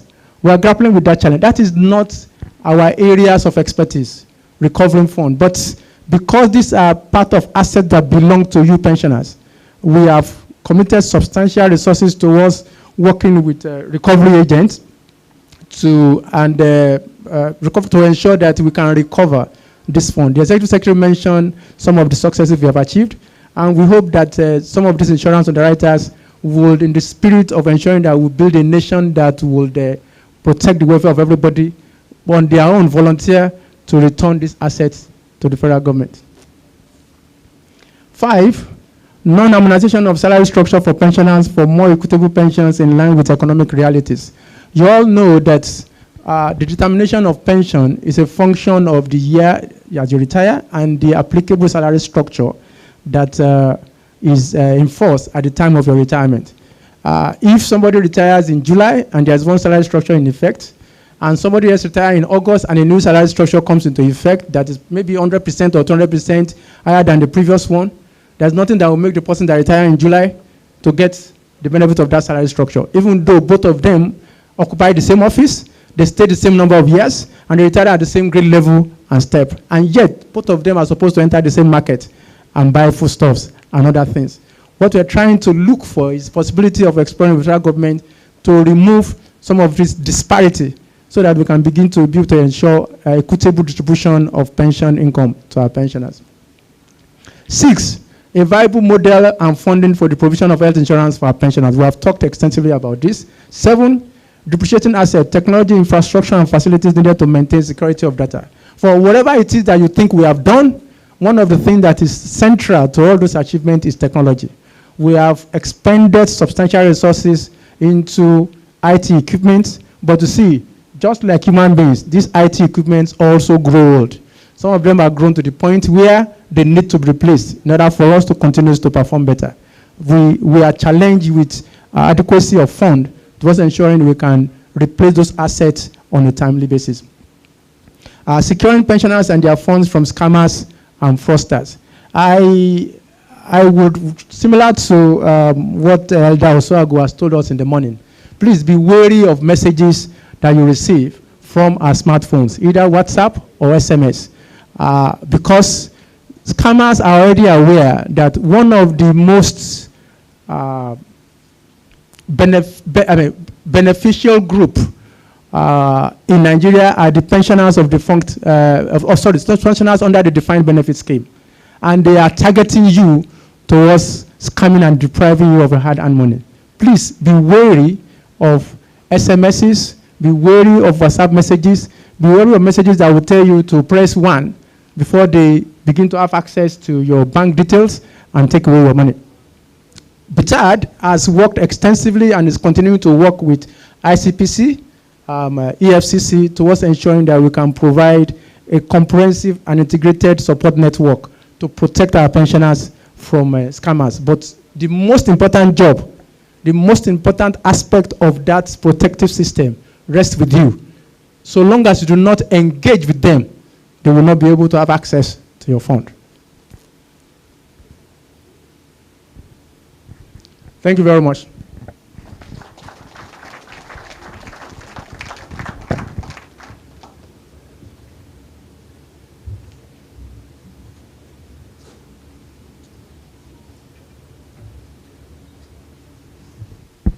Sorry, can we appreciate Mr. Kabiru more? I'm fairly sure most of the questions that we submitted, many of them have been answered. I'm very sure of that. But that one doesn't take that away from us having that interactive engagement, and the session now will start. Let me invite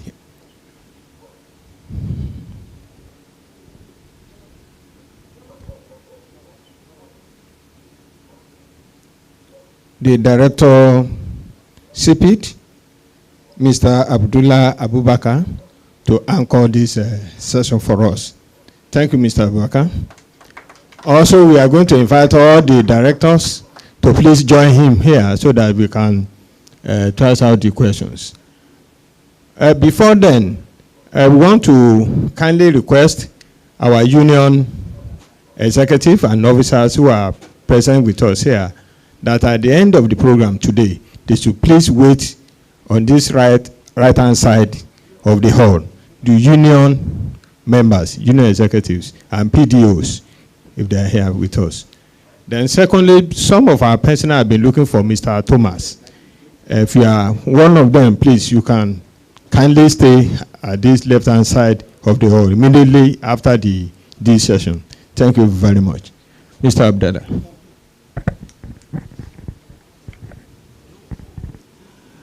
Good afternoon, everyone. I hope you've all enjoyed the session so far. We believe that the interactive session will be as interactive as possible. I have collected some series of questions there, and the ES has magnanimously also agreed that on the completion of this, from the floor, you can ask 1 or 2 questions as well. Once again, you are welcome. Can I have the directors of Operations Department up here? Directors, PSSD, can you join them too?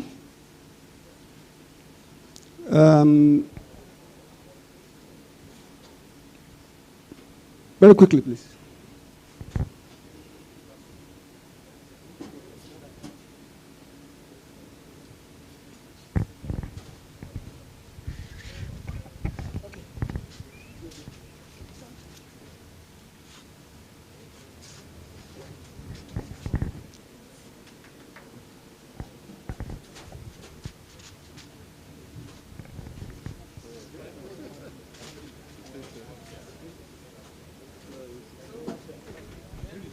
Can I have one small chair? Okay, let me hold up and bring it.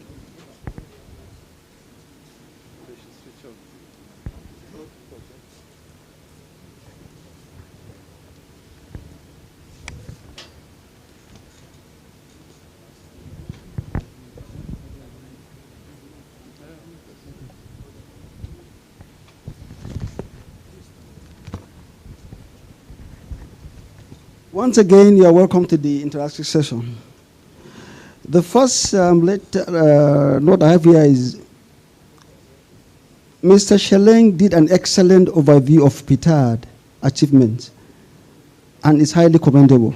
I appreciate Mr. Swago's presentation, and we will need copies of both presentations, hard copies and soft copies.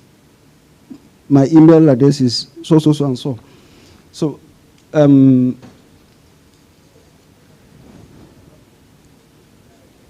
noted, and thank you for the compliment. The next question is, what is holding the implementation of the last verification exercise as my members wrongly placed are yet to get justice?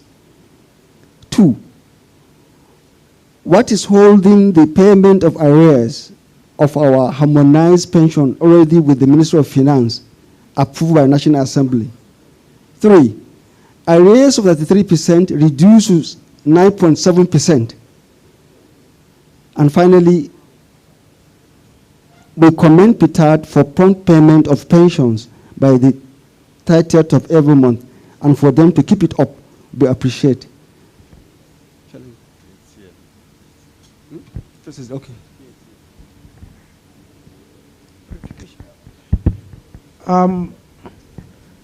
I believe this question relates to PACN. Okay. One, I talked about the project for those who are verified and not yet on payroll. I talked about the project that the ES approved for us to implement and which started this Monday. The objective of that project is to ensure that every verified pensioner, inclusive of PACN pensioners who are eligible and qualified, can be, their entitlement could be computed and they could be put onto the payroll. It is expected that that project would be conclusively concluded on or before the end of this year. So I want to assure you that if your pensioners are there, they would all be. And for anyone that is successfully computed, we would write every single ex-worker that we verified about the outcome of that computation exercise. So please, I want to appeal to you to exercise a bit more patience. We have now started the exercise, and we hope that before the end of this year, everyone that is eligible will be enrolled. That's one. 2, you all talked about areas that have been approved and with the National Assembly. Am I right? Okay. Okay. I'm aware that at the point at which Ptad took over the management of PACN pensioners, there was some claims of areas of monetization, which apparently NEMCO was paying in batches prior to the point it transferred responsibility to Ptad.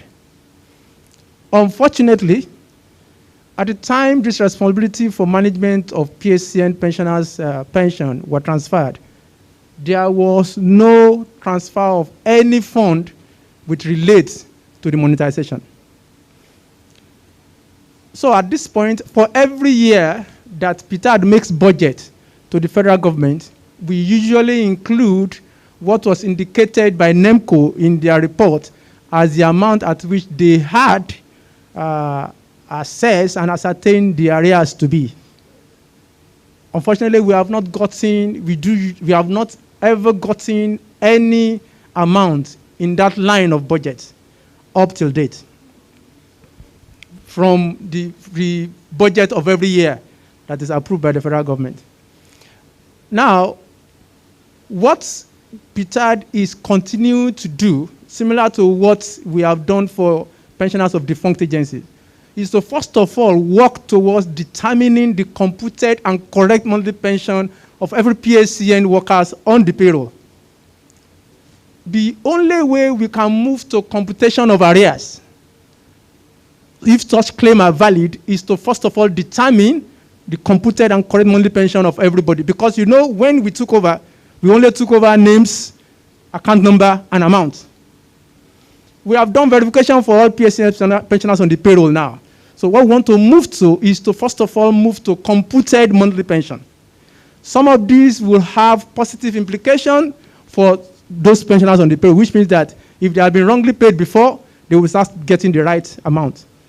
Some of these will also have negative implication for some of them, because if they have been incorrectly paid, that they are collecting what is not due to them, they will be brought down. And any liability that is tied to that, it will be recovered. So when we get to computed monthly pension, we can then recompute all your entitlement from date of exit to date. Compare it to what we have paid to you and what you will show clearly. It might even be in some instance higher than whatever it is that NEMCO has computed for you as your monetization. So that is what we want to move to. When we get to that position, we can face federal government and say, we need this exact amount for this exact number based on this exact amount of pension to this group of people. And we can then commit towards pushing every party responsible towards getting fund for that. But at this point in time, we're still chasing in the dark in the sense that whatever we're paying every pensioner on the payroll is inherited pension figure. Some of them have complaints about wrong placement. Some of them have complained about shortage of years of their career length. But with the verification that has been carried out based on the accurate career documents, we are now in a position to better compute and determine their monthly pension. The third item, you have talked about arrears of 33% reduced to 9.7%. Am I right? Okay. One of the things that the ES used to say is that Ptad is a cashier. The analogy we can give about Ptad role is that of a cashier. You know, a cashier, when the customer puts amount that he wants to collect in the teller, he goes to the operations manager. Whether that money will be paid or not is determined by the operations manager at the back of the counter, not the teller. But the moment the operations manager signs that teller, there's nothing the teller can do, the cashier can do, he must pay. Now, that is the same thing with Ptad. When it comes to the entitlement of our revered pensioners, Ptad do not create circulars. Ptad do not create pension increments. Ptad do not determine the increment that goes to any category of pensioners. That by law, by the provision of the law, is a right that is exclusive to National Salaries, Incomes and Wages Commission. And I am quite aware that when it comes to this 9.7%, the executives of PSCN at first approached Ptad to include them as beneficiaries of 33%. And we wrote to NSIWC to get clarification. NSIWC told us that pensioners of PSCN are not entitled to 33%. And the executives of PSCN are aware of that. That's of PSCN pensioners. Now, on the basis of that, the executives of PSCN now wrote back to NSIWC, okay, if you are not entitled to 33%, as bona fide pensioners, we must be entitled to some other percentages. And that was what NSIWC approved for them, and that is the 9.7%. Okay, sir. No, wait, sir, let me finish. So as a consequence of that, we have received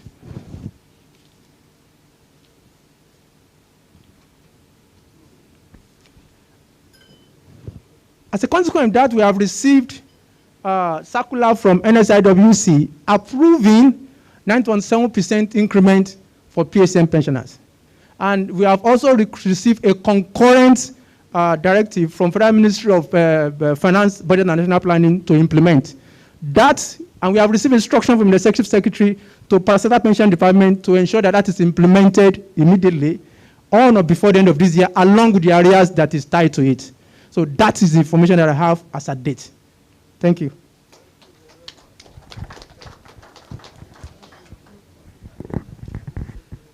That's a good one, and then I'm sure the person who raised the issues are satisfied. That's a good one. You assured us that the remaining 6 months arrears will be paid before the year 2021 runs out. Specifically, what month?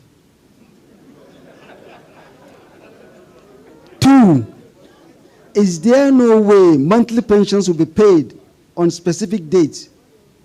Because September was paid on October 2nd. Why? Can Ptad give us paper presentation presented? That's a request.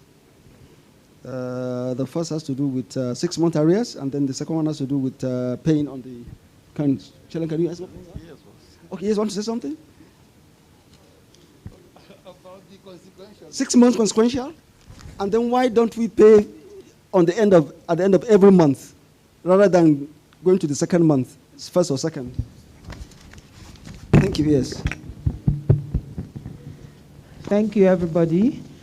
Let me first of all ask if you enjoyed your meal. Good, good, good. You know, you saw me going to taste it first so that I can certify it fit for human consumption. You know, I'm a doctor, so I have to make sure that this thing is okay before they give it to you. Thank you so much. As a matter of fact, we had tried to surprise you people to see whether we could pay these arrears before the stakeholder engagement. But because of so many things that came up, and because it's the same people competing, that are the same people moving around, same people planning, I don't want to give you another, but certainly before the end of November, you'll get that money, the arrears, because we're already computing. There might be one department, because we don't like to lie in Ptad.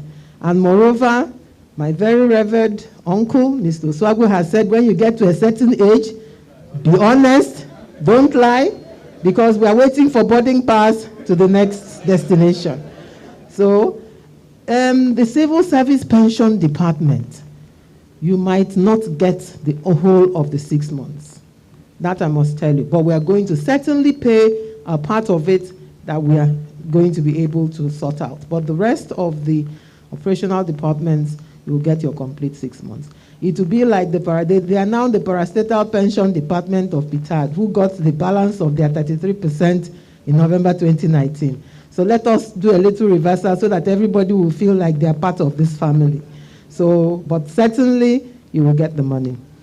What was the second question? Payment of pension at the end of the month. Yes, you know, Mr. Schelling had described the situation with pension payment. We don't keep money. By the 10th of every month, we are ready to pay. If they give us money on the 15th of the month, we will pay.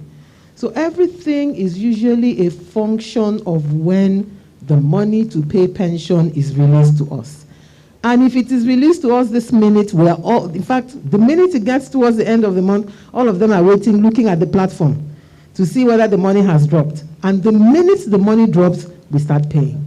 So it is not within our powers to determine the day that pension will be paid. It's higher than us.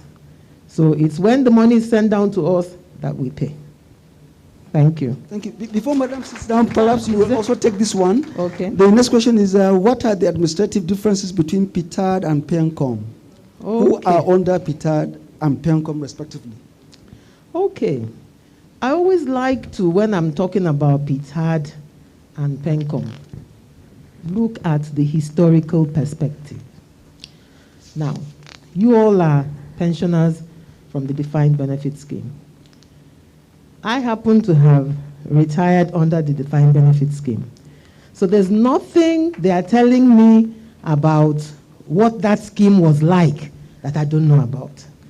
I know the times that we all used to push and shove to get verified. And the sad thing was that that verification had no database attached to it. You just came and everybody, you see people with mats, old people lying on the floor with their mats, waiting to get verified. You will see people pushing and shoving. There was no chair for you to sit. There was nothing. We all went through that verification exercise. I don't want to tell people how I got my gratuity, because that would be scandalous. So we all know what the old pension scheme was like. That's a defined benefit. That's a 100% treasury-funded scheme. I am sure it wasn't like that in the oil boom era, when Nigeria had a lot of money. People retired with dignity. I remember in those days there were people called super PAMSECs. Everybody wanted to be in the civil service because that was the place to be. But with dwindling national resources, it became an unsustainable project to think that government will continue to be shelling out money from the treasury to pay retirees. And I think that was what made them think of, how can we get pension to be sustainable? What can we do to make sure that when people retire, we will be able to fund their pension? And I think that's what brought about the contributory pension scheme. Now, the contributory pension scheme is a scheme whereby you as the worker, when you're working, you're making a contribution.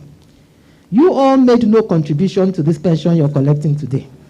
Nothing was deducted from your money. So, but now, that's a contributory pension scheme.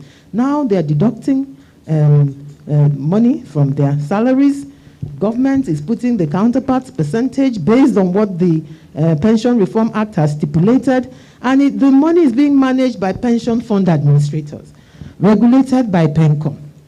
I see that as a more sustainable form of pension administration, because if well managed, you're sure that you will have your pension money.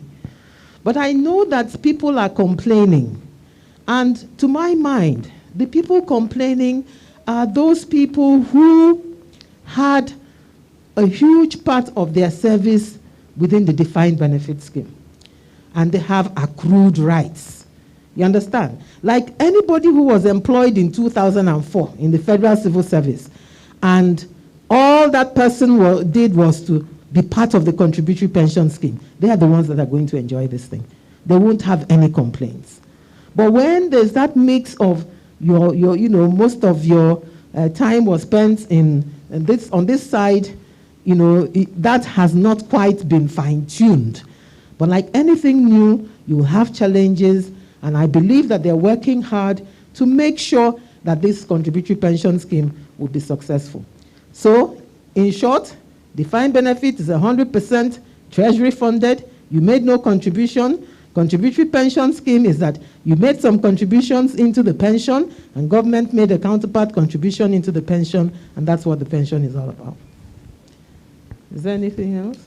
Not for now, ma. Thank you so much for that explanation. I hope Mr. Chika is here in this area. Okay.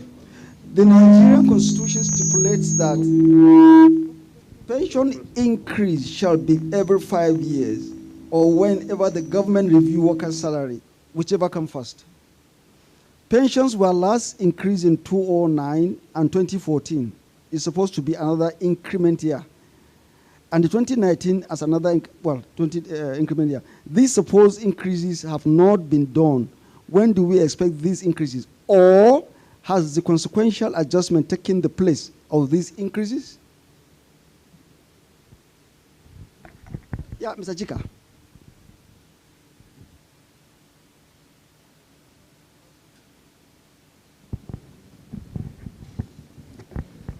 Good afternoon, everybody. Yeah, we at Salaries and Wages Commission, we have also looked at that part of the Constitution as it relates to review of pension. But one thing I would just like to say here, I know there are many lawyers here. There are certain provisions in the Constitution, they are there.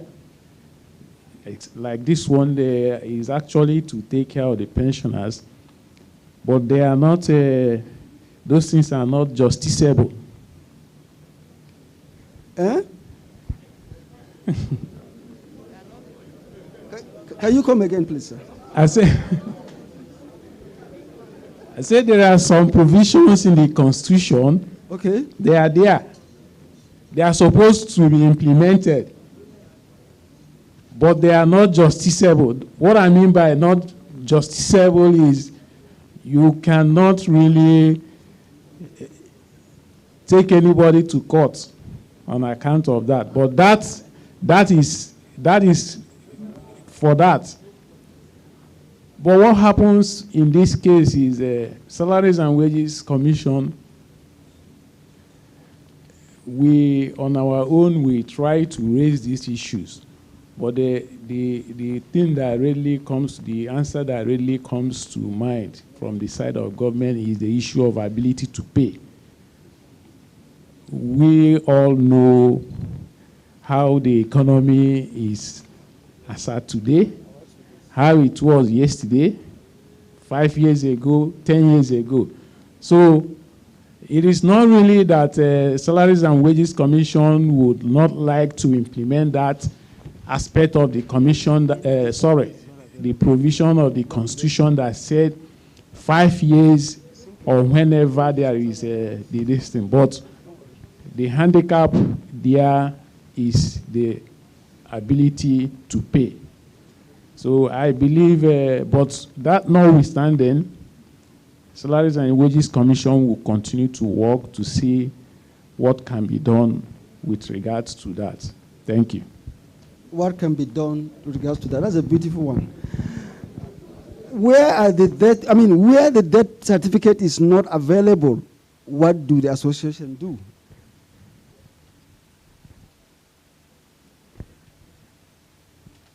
Good afternoon,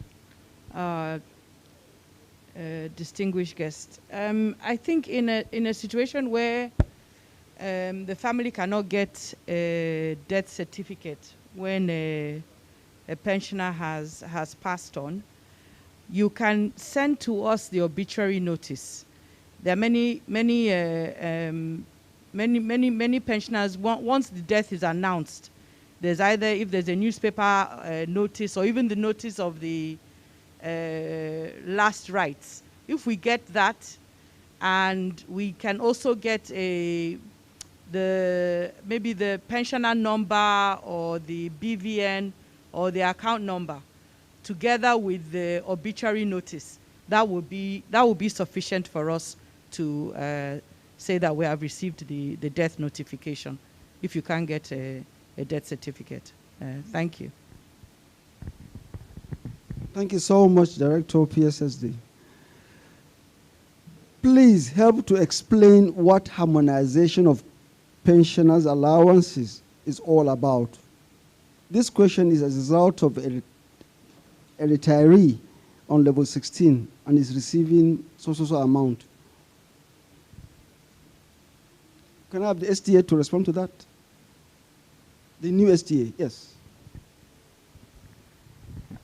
Harmonization, what is it all about?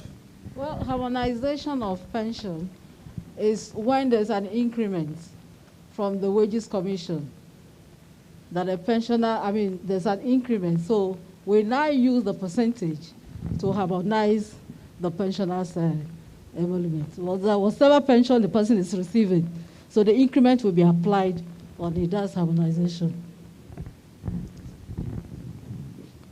Dr. Swag, want to add one or two things? Yes, sir. Thank you, sir. Thank you, madam. I think they're mixing.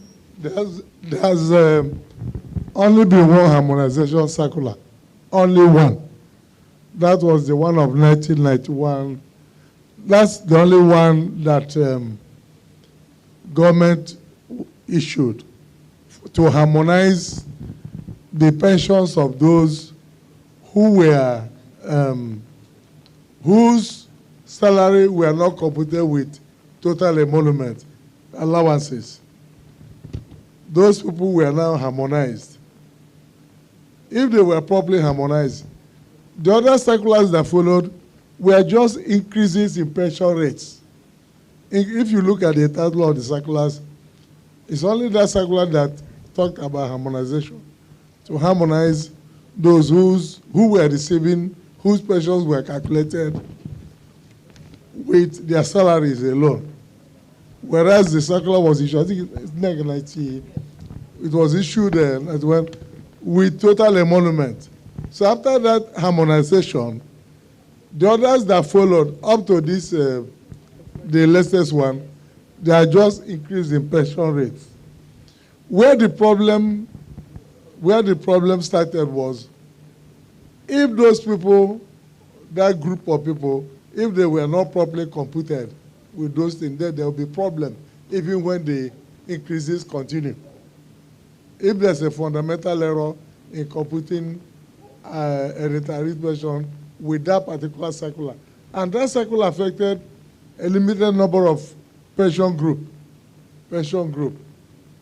So when you use the word harmonization, the ordinary person thinks it's bringing the pension of somebody to be a par with his counterpart who retired today. It's not strictly so, please.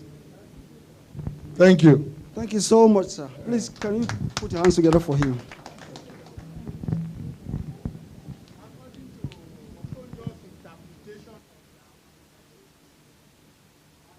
Hello? Give him. Okonjo-Iweala, in her definition of harmonization, she said bringing to par the old pensions with the new pension.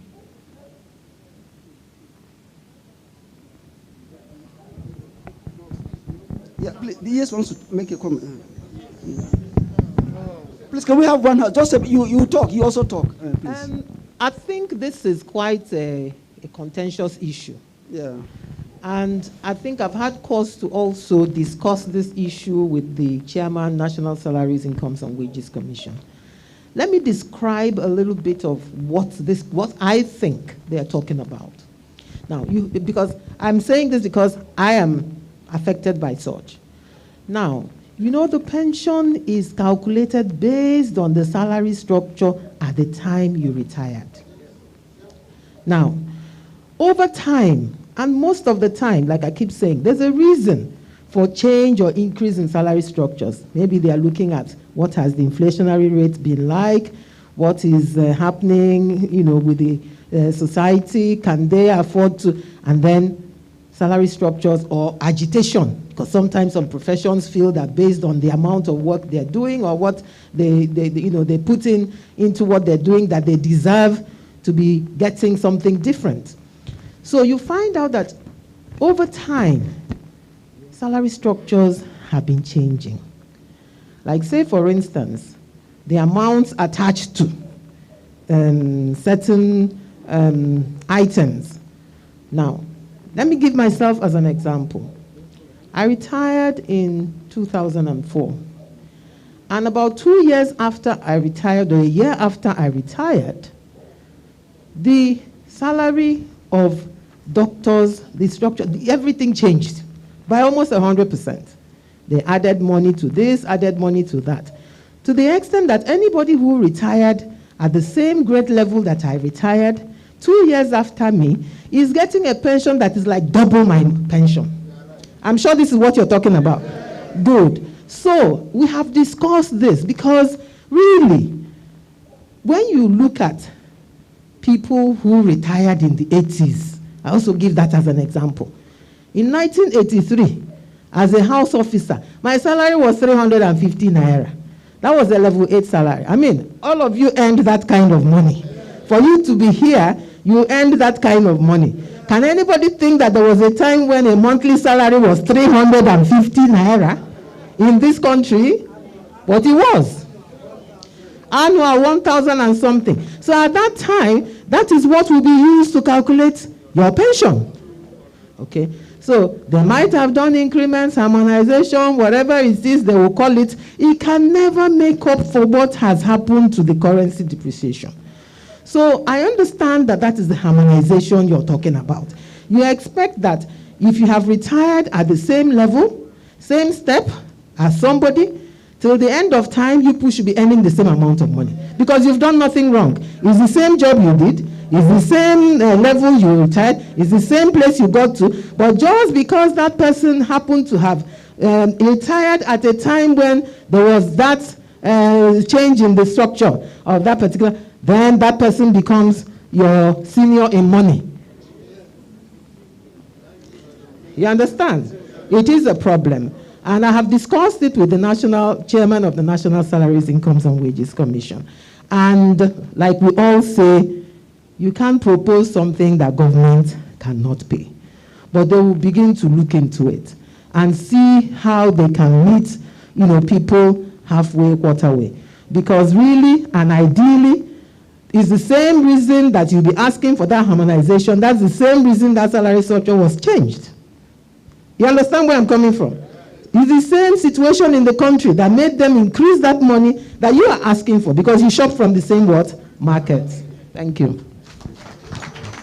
Thank you so much, Executive Secretary. That's a good one. Okay, somebody wants to talk? we'll come to the floor. Can we finish what we have here?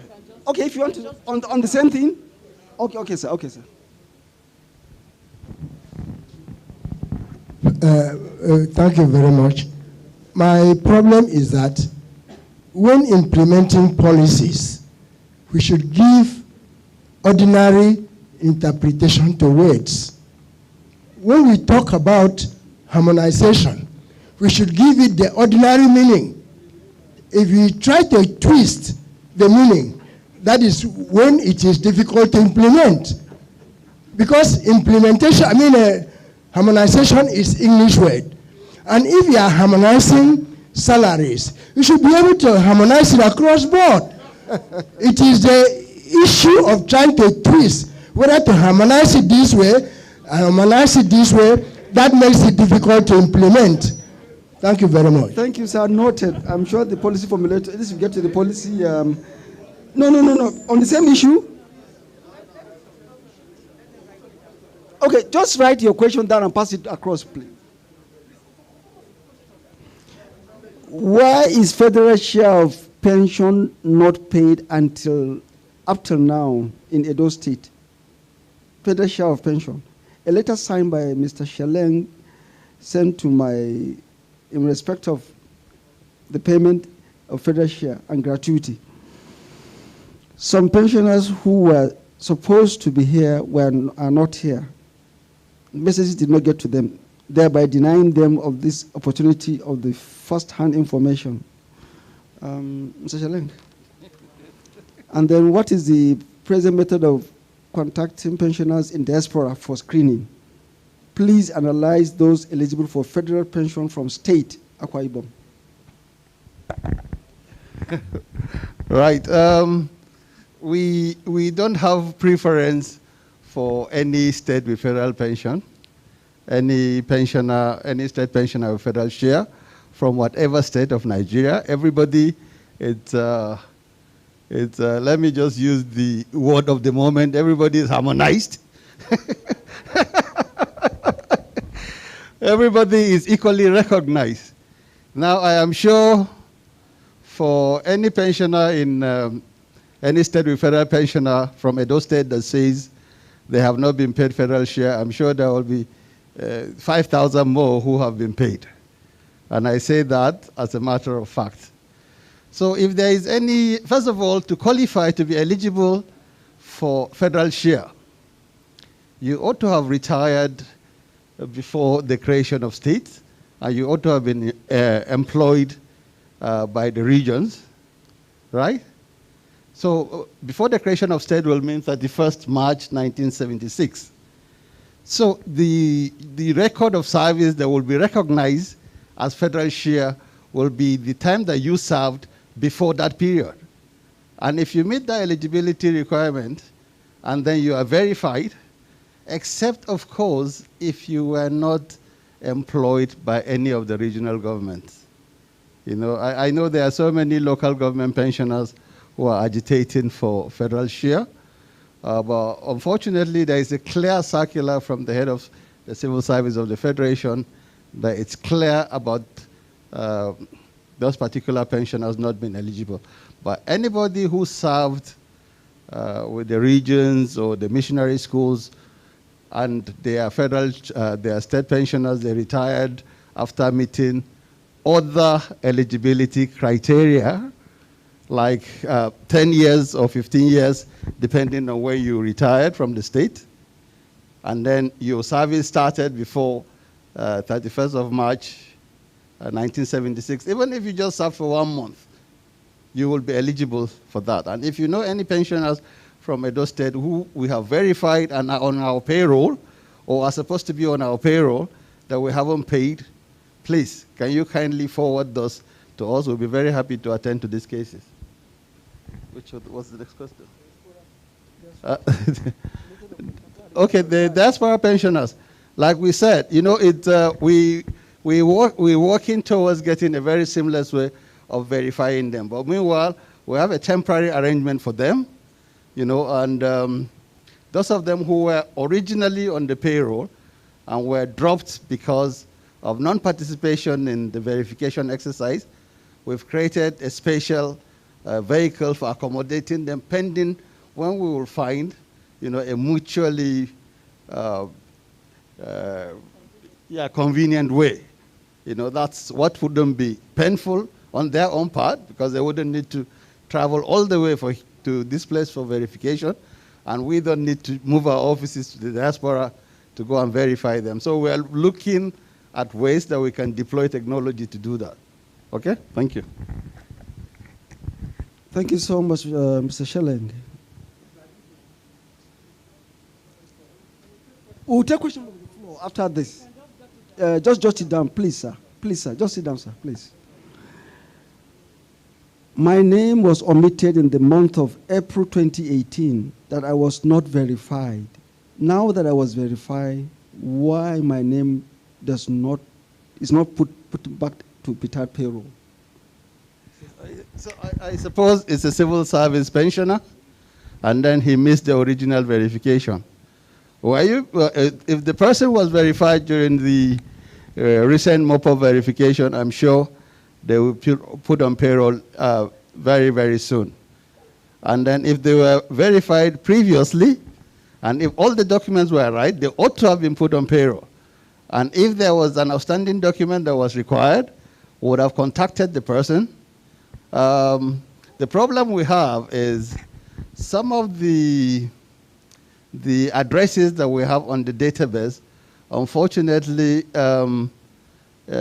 in so many instances, the letters don't get delivered. And in situations where they eventually get delivered, there is going to be a serious time lag between when we send these letters and when they are eventually received. But what we try to do as a matter of urgency these days is to try and call the pensioners if there are outstanding documents that are required.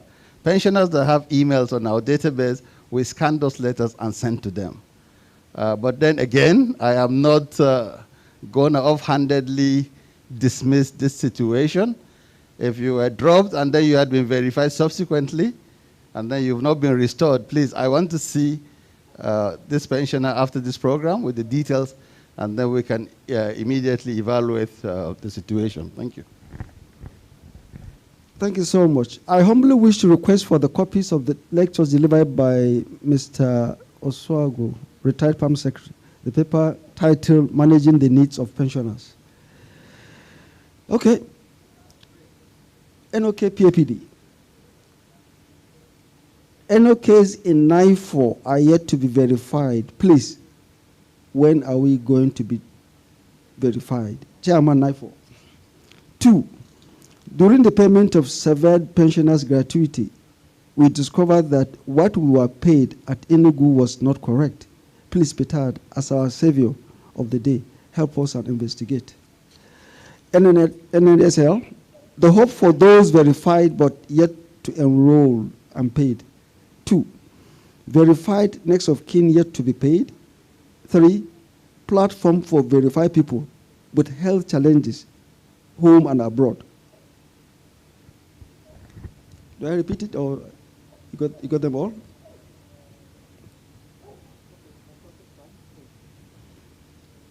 NIFO.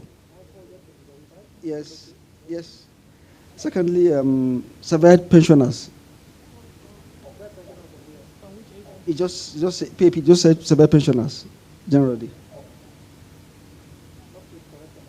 Yeah. Thank you.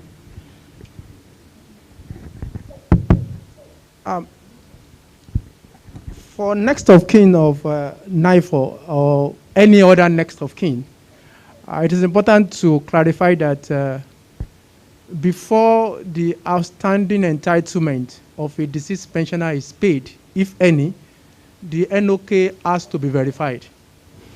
Now, there are, for now, only 2 locations where Ptad does walk-in verification. The head office of Ptad and our state office in Lagos. The only other is in the instances of the mop-up verification that has gone around the geopolitical zones, and I think it's only outstanding one zone that remains now. when that mop-up finishes, if an NOK wants to be verified, they will need to do one of these two things. Number one, first of all, they try and identify any state office that is close to where they reside and get to that place and submit a request for NOK verification along with copies of the relevant document that is required. The officer there will give them a list of the document that is required. When they get, the reason why we insist on this is that so that the NOK would not take the long journey from either where they're staying and come to head office or come to Lagos, and they will tell them, remains this, remains this. So go to the state office that is close to you, submit those documents, they will review it. When it is complete, they will send those documents ahead of time to the head office, and along with the contact details of the NOK. Now, the head office desk officer will call the NOK and schedule them for a date to come for verification. One of the reasons for this is we do not want all our pensioners to congregate in large groups, in spite of the fact that we all recognize the fact that even though we have successfully managed the impact of COVID-19, it has not gone. So we will pick them on fixed dates, and they will come in, get verified. They will get a slip that ascertains that they have been duly verified, and the next thing is for that file to now be passed to the operations department for their entitlement to be computed. So for these categories of NOK of 94 that has not been verified, I want to assume because 94 is located in Edo State, maybe the NOKs are also resident in Edo State. We have a state office in Edo State. They can get to our state office and they will get details of all that is required for them. We do not have mobile verification for NOKs. Our mobile verification is for our senior, old, aged, and sick pensioners. That you are an NOK does not give you the right to mobile verification. Let me state that clearly. So, if you are an NOK, please, and you are not in the category of being infirm or sick, then please get to our state office in Edo State. I'm assuming that you're a resident there, and then we can take it forward from there. Two, they have talked about wrong payment of severed benefits. It's important that we understand that severed pensioners were ex-workers of the federal government that were severed from service under a public service reform scheme that was managed by Bureau of Public Service. I want to state clearly that the benefits and entitlement that is due to a severed pensioner was managed by BPSR and Office of the Accountant General of the Federation.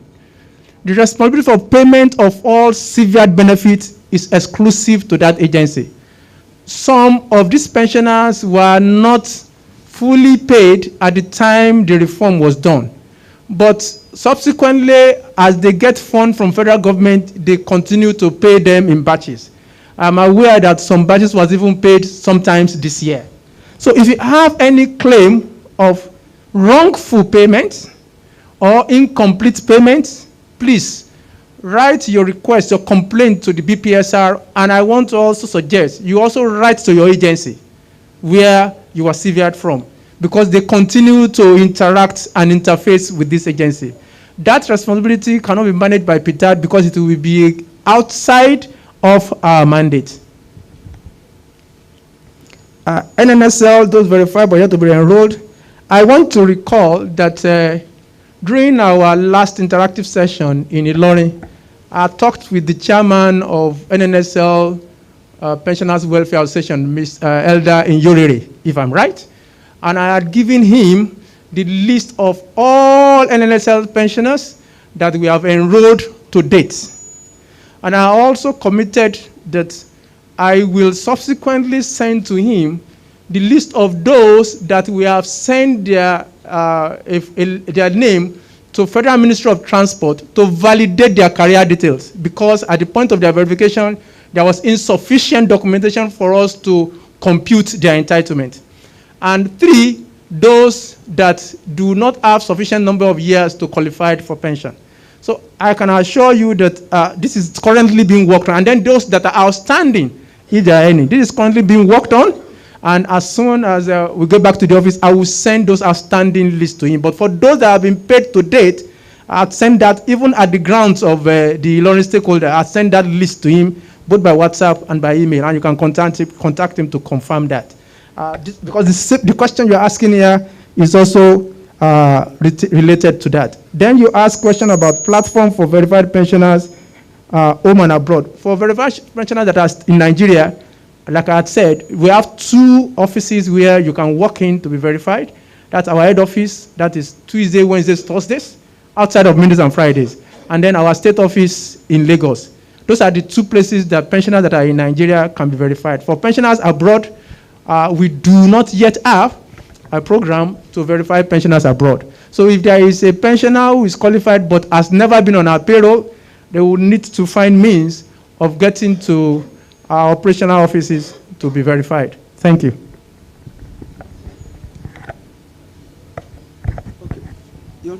Yeah, just to add to what my colleague said about the severed pensioners. I mean, we've been inundated with requests and complaints about short payment on those severed benefits. So in a bid to address some of those complaints, we invited the Bureau of Public Service Reform, which, just like my colleague said, were responsible for undertaking that rationalization exercise. We invited the Office of the Accountant General, who made the payments at that time, and the Office of the Head of Service and PENCOM. So we agreed to form some sort of a multilateral interagency collaboration, okay, so that we can at least help resolve some of these complaints. If you are able to get through to BPSR directly, that is fine. But what they assured us during the meeting is they still have monies domiciled with the Office of the Accountant General to meet up these shortfalls in payments. If you're able to get to BPSR directly, fine. Otherwise, you can get to them through us. You can write to us. The Executive Secretary has approved a framework that will support this collaboration between us and BPSR. So if you have any such complaint and then you have evidentiary documents to back up, please feel free to pass it through us if it's a challenge for you getting through to BPSR directly. Thank you. Thank you so much, Mr. Shaleng. The next is, in the eyes of Ptad, Mr. Minor, after computing and increasing the pension rates of all the paramilitary pensioners, stole the police money away. What is the position of his case? Why should the police pension payment be lower than other pensioners? Mr. Minor. Paramilitary, answer the question. Paramilitary, answer the question. You answer the question. Well, like we all know, I cannot, we cannot, because the case has been in the court, and then I guess even the man asking the question is aware that the man is on the, trial and investigation. So can we please wait and see how it goes? Thank you very much.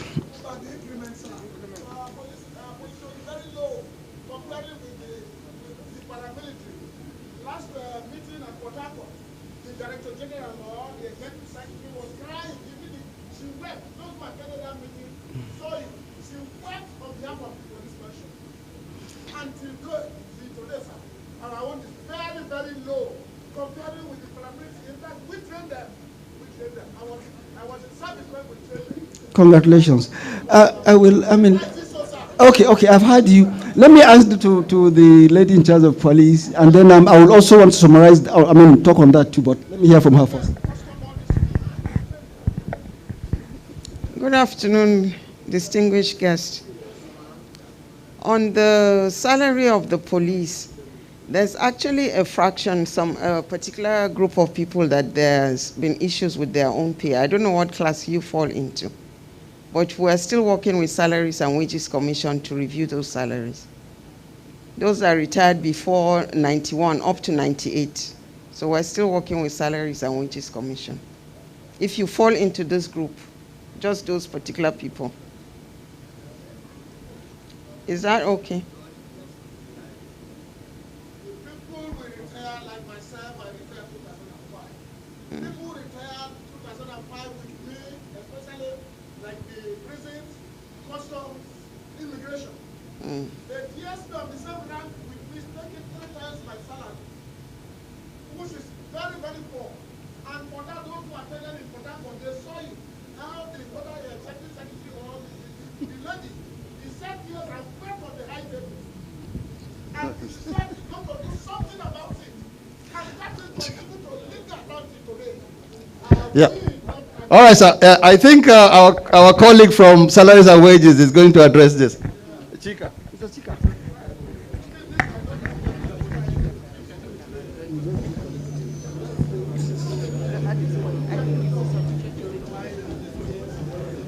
Good afternoon, everybody. Yes, Mr. Chika, go ahead. You know, I'm a bit surprised hearing what the esteemed pensioner is saying, because I'm aware that the police and the paramilitary salary, in terms of the quantum, I am aware there is really no difference. So, if it is that way, what it means is that when people retire from the salaries, their pension is supposed to be the same. That is, if they retire on the same grade level and retire with the same number of years. So I don't know how, but what I will only advise is that maybe you can just do a letter to Salaries and Wages Commission. Then we will look at it from there and see where the problem is. If it is something that can be sorted out, we will sort it out. If we need to collaborate with or Ptad or other agencies, we will do that. So I just advise that you write to Salaries and Wages Commission for clarification. So we'll see what we can do from there. Thank you.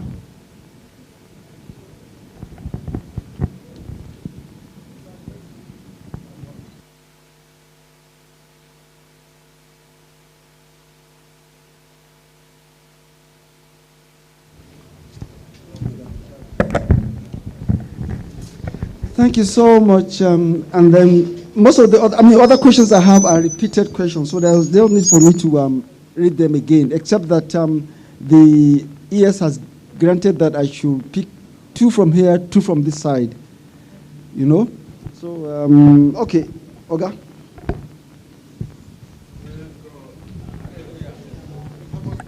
Be very brief. Just go back to I'm going back to harmonization, because you didn't give me time to deal with that word harmonization. First and foremost, I'm going to thank Mommy. Mommy has already explained it, but I want to give an example. Harmonization simply means putting together all unimplemented circular on increases in.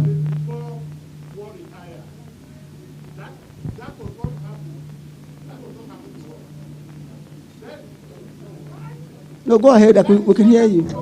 Okay. Yeah. When circular comes, the directors, the Ogakpadapa, they will not implement because it is the institution that pays salary. Ilori, they did implement their own, they did implement our own. Then when we now retire, we now wrote a letter, the teaching hospital there and the teaching. Now wrote a letter to finance. Funny enough,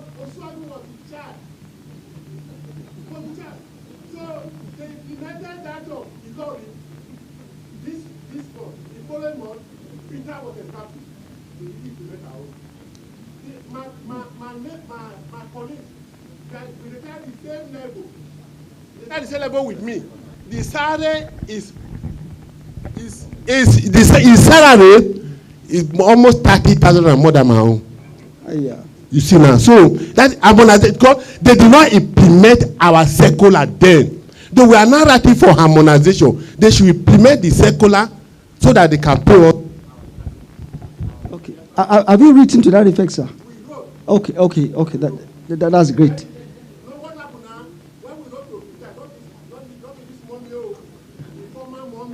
Okay.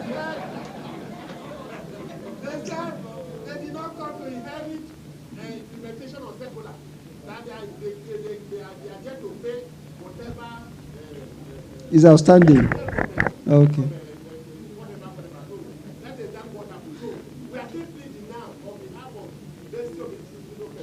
Okay. Thank you so much. We've heard you, and then we're going to look at it. Next question, one from here. The man sitting down, please. Okay, after him. After him, please. Sorry. Make it very brief. I'm sure.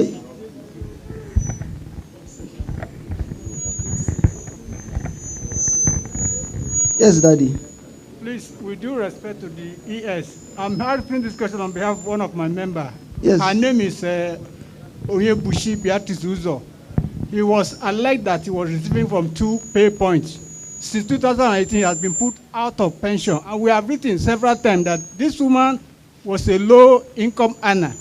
He didn't know the difference between 2 pay points. She said she retired from Metallurgical Training Institute, and they are the one that sent her particular to Ptad. He didn't know how that thing come up. Since now, she has not been put on payroll, which is very disturbing. She followed her husband to the village because her husband is very sick. I cannot communicate with her. When you call her, the line was not going. Her nominee has not been paid since 2018. It's very painful. They should revisit her case. She's not the cause. She had written letter to Ptad, and Ptad had responded that they are looking to her case, but nothing has been done up to now. She's very painful. That's why I'm asking you on her behalf. Her name is Onyebushi Beatrice Uzo. She retired from Metallurgical Training Institute. They say they are paying her from 2 pay points. But she wrote that she did not know about this thing, that MTI sent her particular to Ptad. Why they come to 2 pay points? She cannot give an answer to that one. They should use the one that MTI sent and pay her what is due for her, and would return whatever is not her right. That is what we are. Okay, Daddy, thank you so much. We've had this. Thank you. What I will request is, if you have the details here, I will get it, and then we'll go. Okay, you can give it to my director here. Please, as soon as we finish from here, you meet her and submit, she will handle it. Yeah, the last person from this side. Very brief, please. And straight to the point, sir. No, go ahead. I'm the chairman, Nigerian Union of Pensioners, Edo State Council. Congratulations. Comrade Pulin Oruwa is my name. Okay. I also double as the chairman of the South-South Zonal Council of Nigerian Union of Pensioners. Some time ago, when Ptad came for verification in Benin, 2017 to be precise, a lot of us presented our papers for gratuity that was not paid. And we were told that the state government claimed to have paid the gratuity to all of us. I happen to be one of the pensioners whose gratuity was not paid. Go ahead, sir. Yes. After then, as the chairman of Nigerian Union of Pensioners, I call on all those whose gratuity were not paid.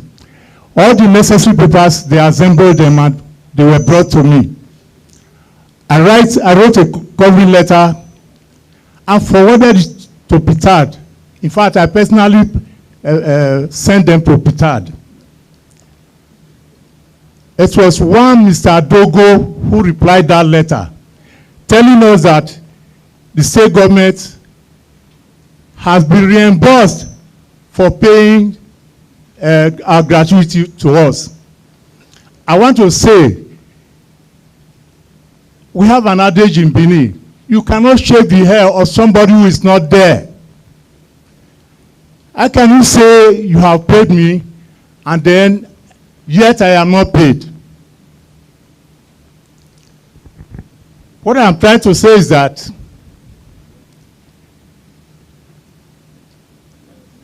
you see, I understand your concern. Can you sit down now? Yes, no, please. Let me help you. I want to finish, please. Let me help you, sir.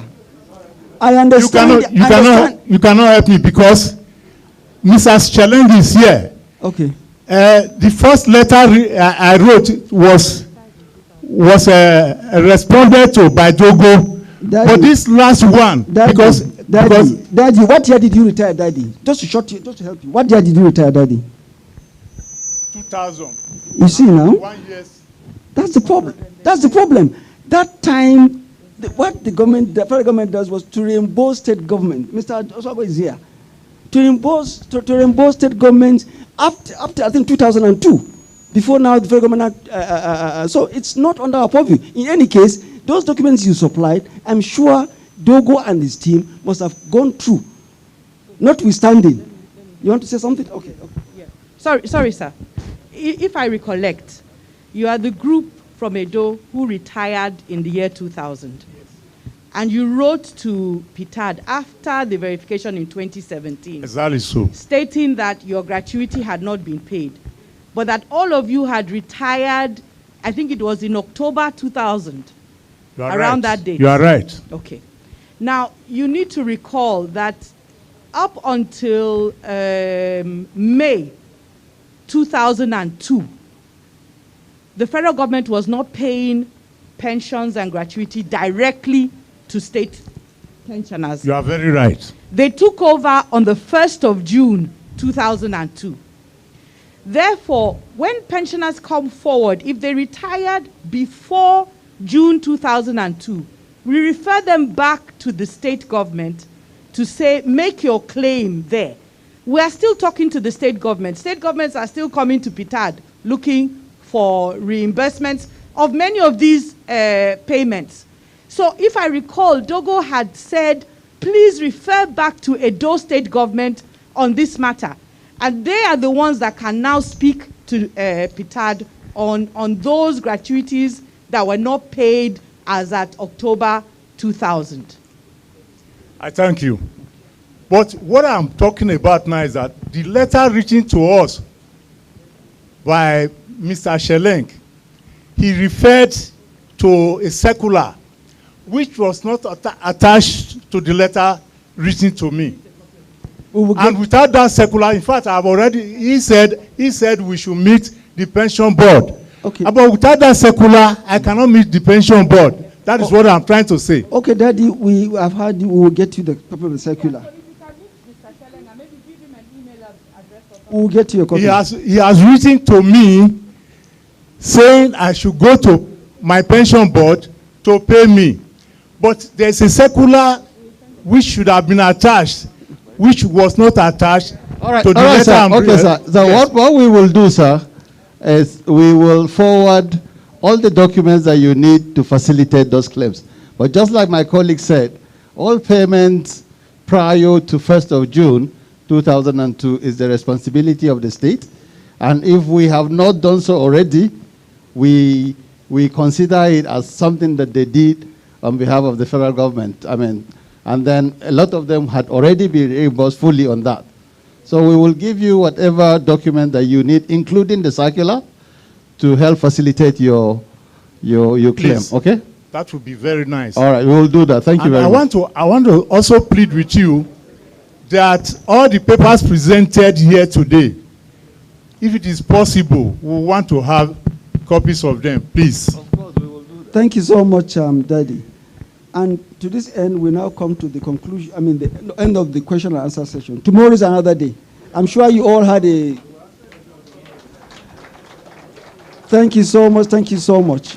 Let me thank Mr. Abdallah and the team.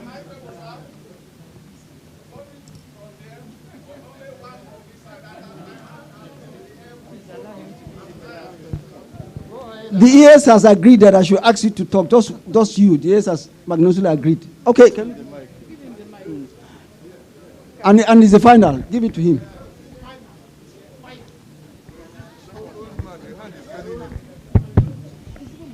all protocols duly observed. Mine is in a way or by way of help. I want to revisit the issue of deceased members. You say some of us who live in the rural areas, they die and nobody knows. Two, most of those people, to get death benefits is a problem. Some of them, no obituary announcement, nothing, and such people are buried. I want Ptad to rely on the state chairman who will in turn give them correct information about deceased members from the various states. That way we get it correct. Thank you. Thank you so much. Thank you. Thank you so much. Let me please. There's no need. Should I respond? There's no need. There's no need. And to this end, the MC, please. Thank you. Thank you. Thank you, Mr. Abdallah. No, ES want to say a word or two also. Sir, thank you so very much for your suggestion. But I want to tell you here and now that we will not do that. And the reason we will not do that is that we've had several cases where either even a pension desk officer sent us a list of deceased pensioners, and we removed these pensioners from the payroll, and they resurrected. Do you understand? So we don't want a situation whereby, I keep saying it, if a state chairman doesn't like your face, you argue with him at a meeting, he decides you must die the next month and sends your name to us. So we want evidence. We want evidence that this pensioner is dead before we remove the pensioner. Can you clap for the ES again? Thank you, ES. Proactive ES. Thank you very much, Mr. Abdallah, Mr. Seleng, Mr. Kabiru, and Mrs. Nneka Obiamalu. Thank you very much, Mrs. Christina Adebote, for that wonderful performance. Yes, we have come to the end of the program today. Let me invite the Director of Corporate Services Department, Mr. Sani Mustafa, for the votes of thanks. Please, let's welcome him, please. Mr. Sani Mustafa, the Director of Corporate Services Department of Ptad.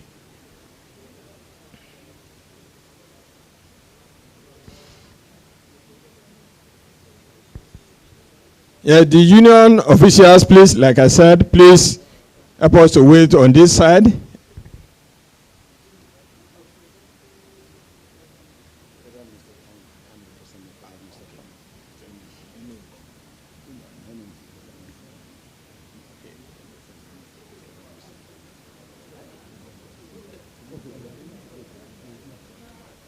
Thank you, the representative of Federal Ministry of Finance.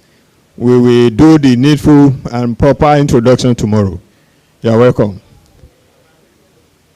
And the people that are, some of our pensioners, they are looking for Mr. Thomas. If you are looking for Mr. Thomas here, please help wait on this side while Mr. Sani Mustafa give us the vote of thanks. Thank you, sir. Good afternoon, all. The Executive Secretary, let me stand on existing protocols. On behalf of Ptad, management and staff, we extend our heartfelt appreciation to all, especially the invited guests, the colleagues, House Committee on Pension, Federal Ministry of Finance, Office of the Head of the Civil Service of the Federation, SABICOM, ICPC, Public Complaint Commission, and all others, including the pension union leaders and the pension. Thank you very much. We also thank staff of Ptad across the department that made this stakeholder engagement seamless and fruitful. The engagement continues in other zones. Thank you very much. Kanu. Yes, we have the I'm Alive continues tomorrow, so we expect everybody to assemble here again. Thank you very much. So the tomorrow exercise starts 9 o'clock on the dot, and we have no time to waste. As you know, some of our pensioners who are from other states, we like to go back. Please let us be here on time so that we can start the program very quickly and end so that we can go back. Thank you. 9 o'clock is the time tomorrow. Same venue here. May God help us. See you tomorrow, sir. Amma. Thank you, everybody. Thank you, Ajayi. Thank you.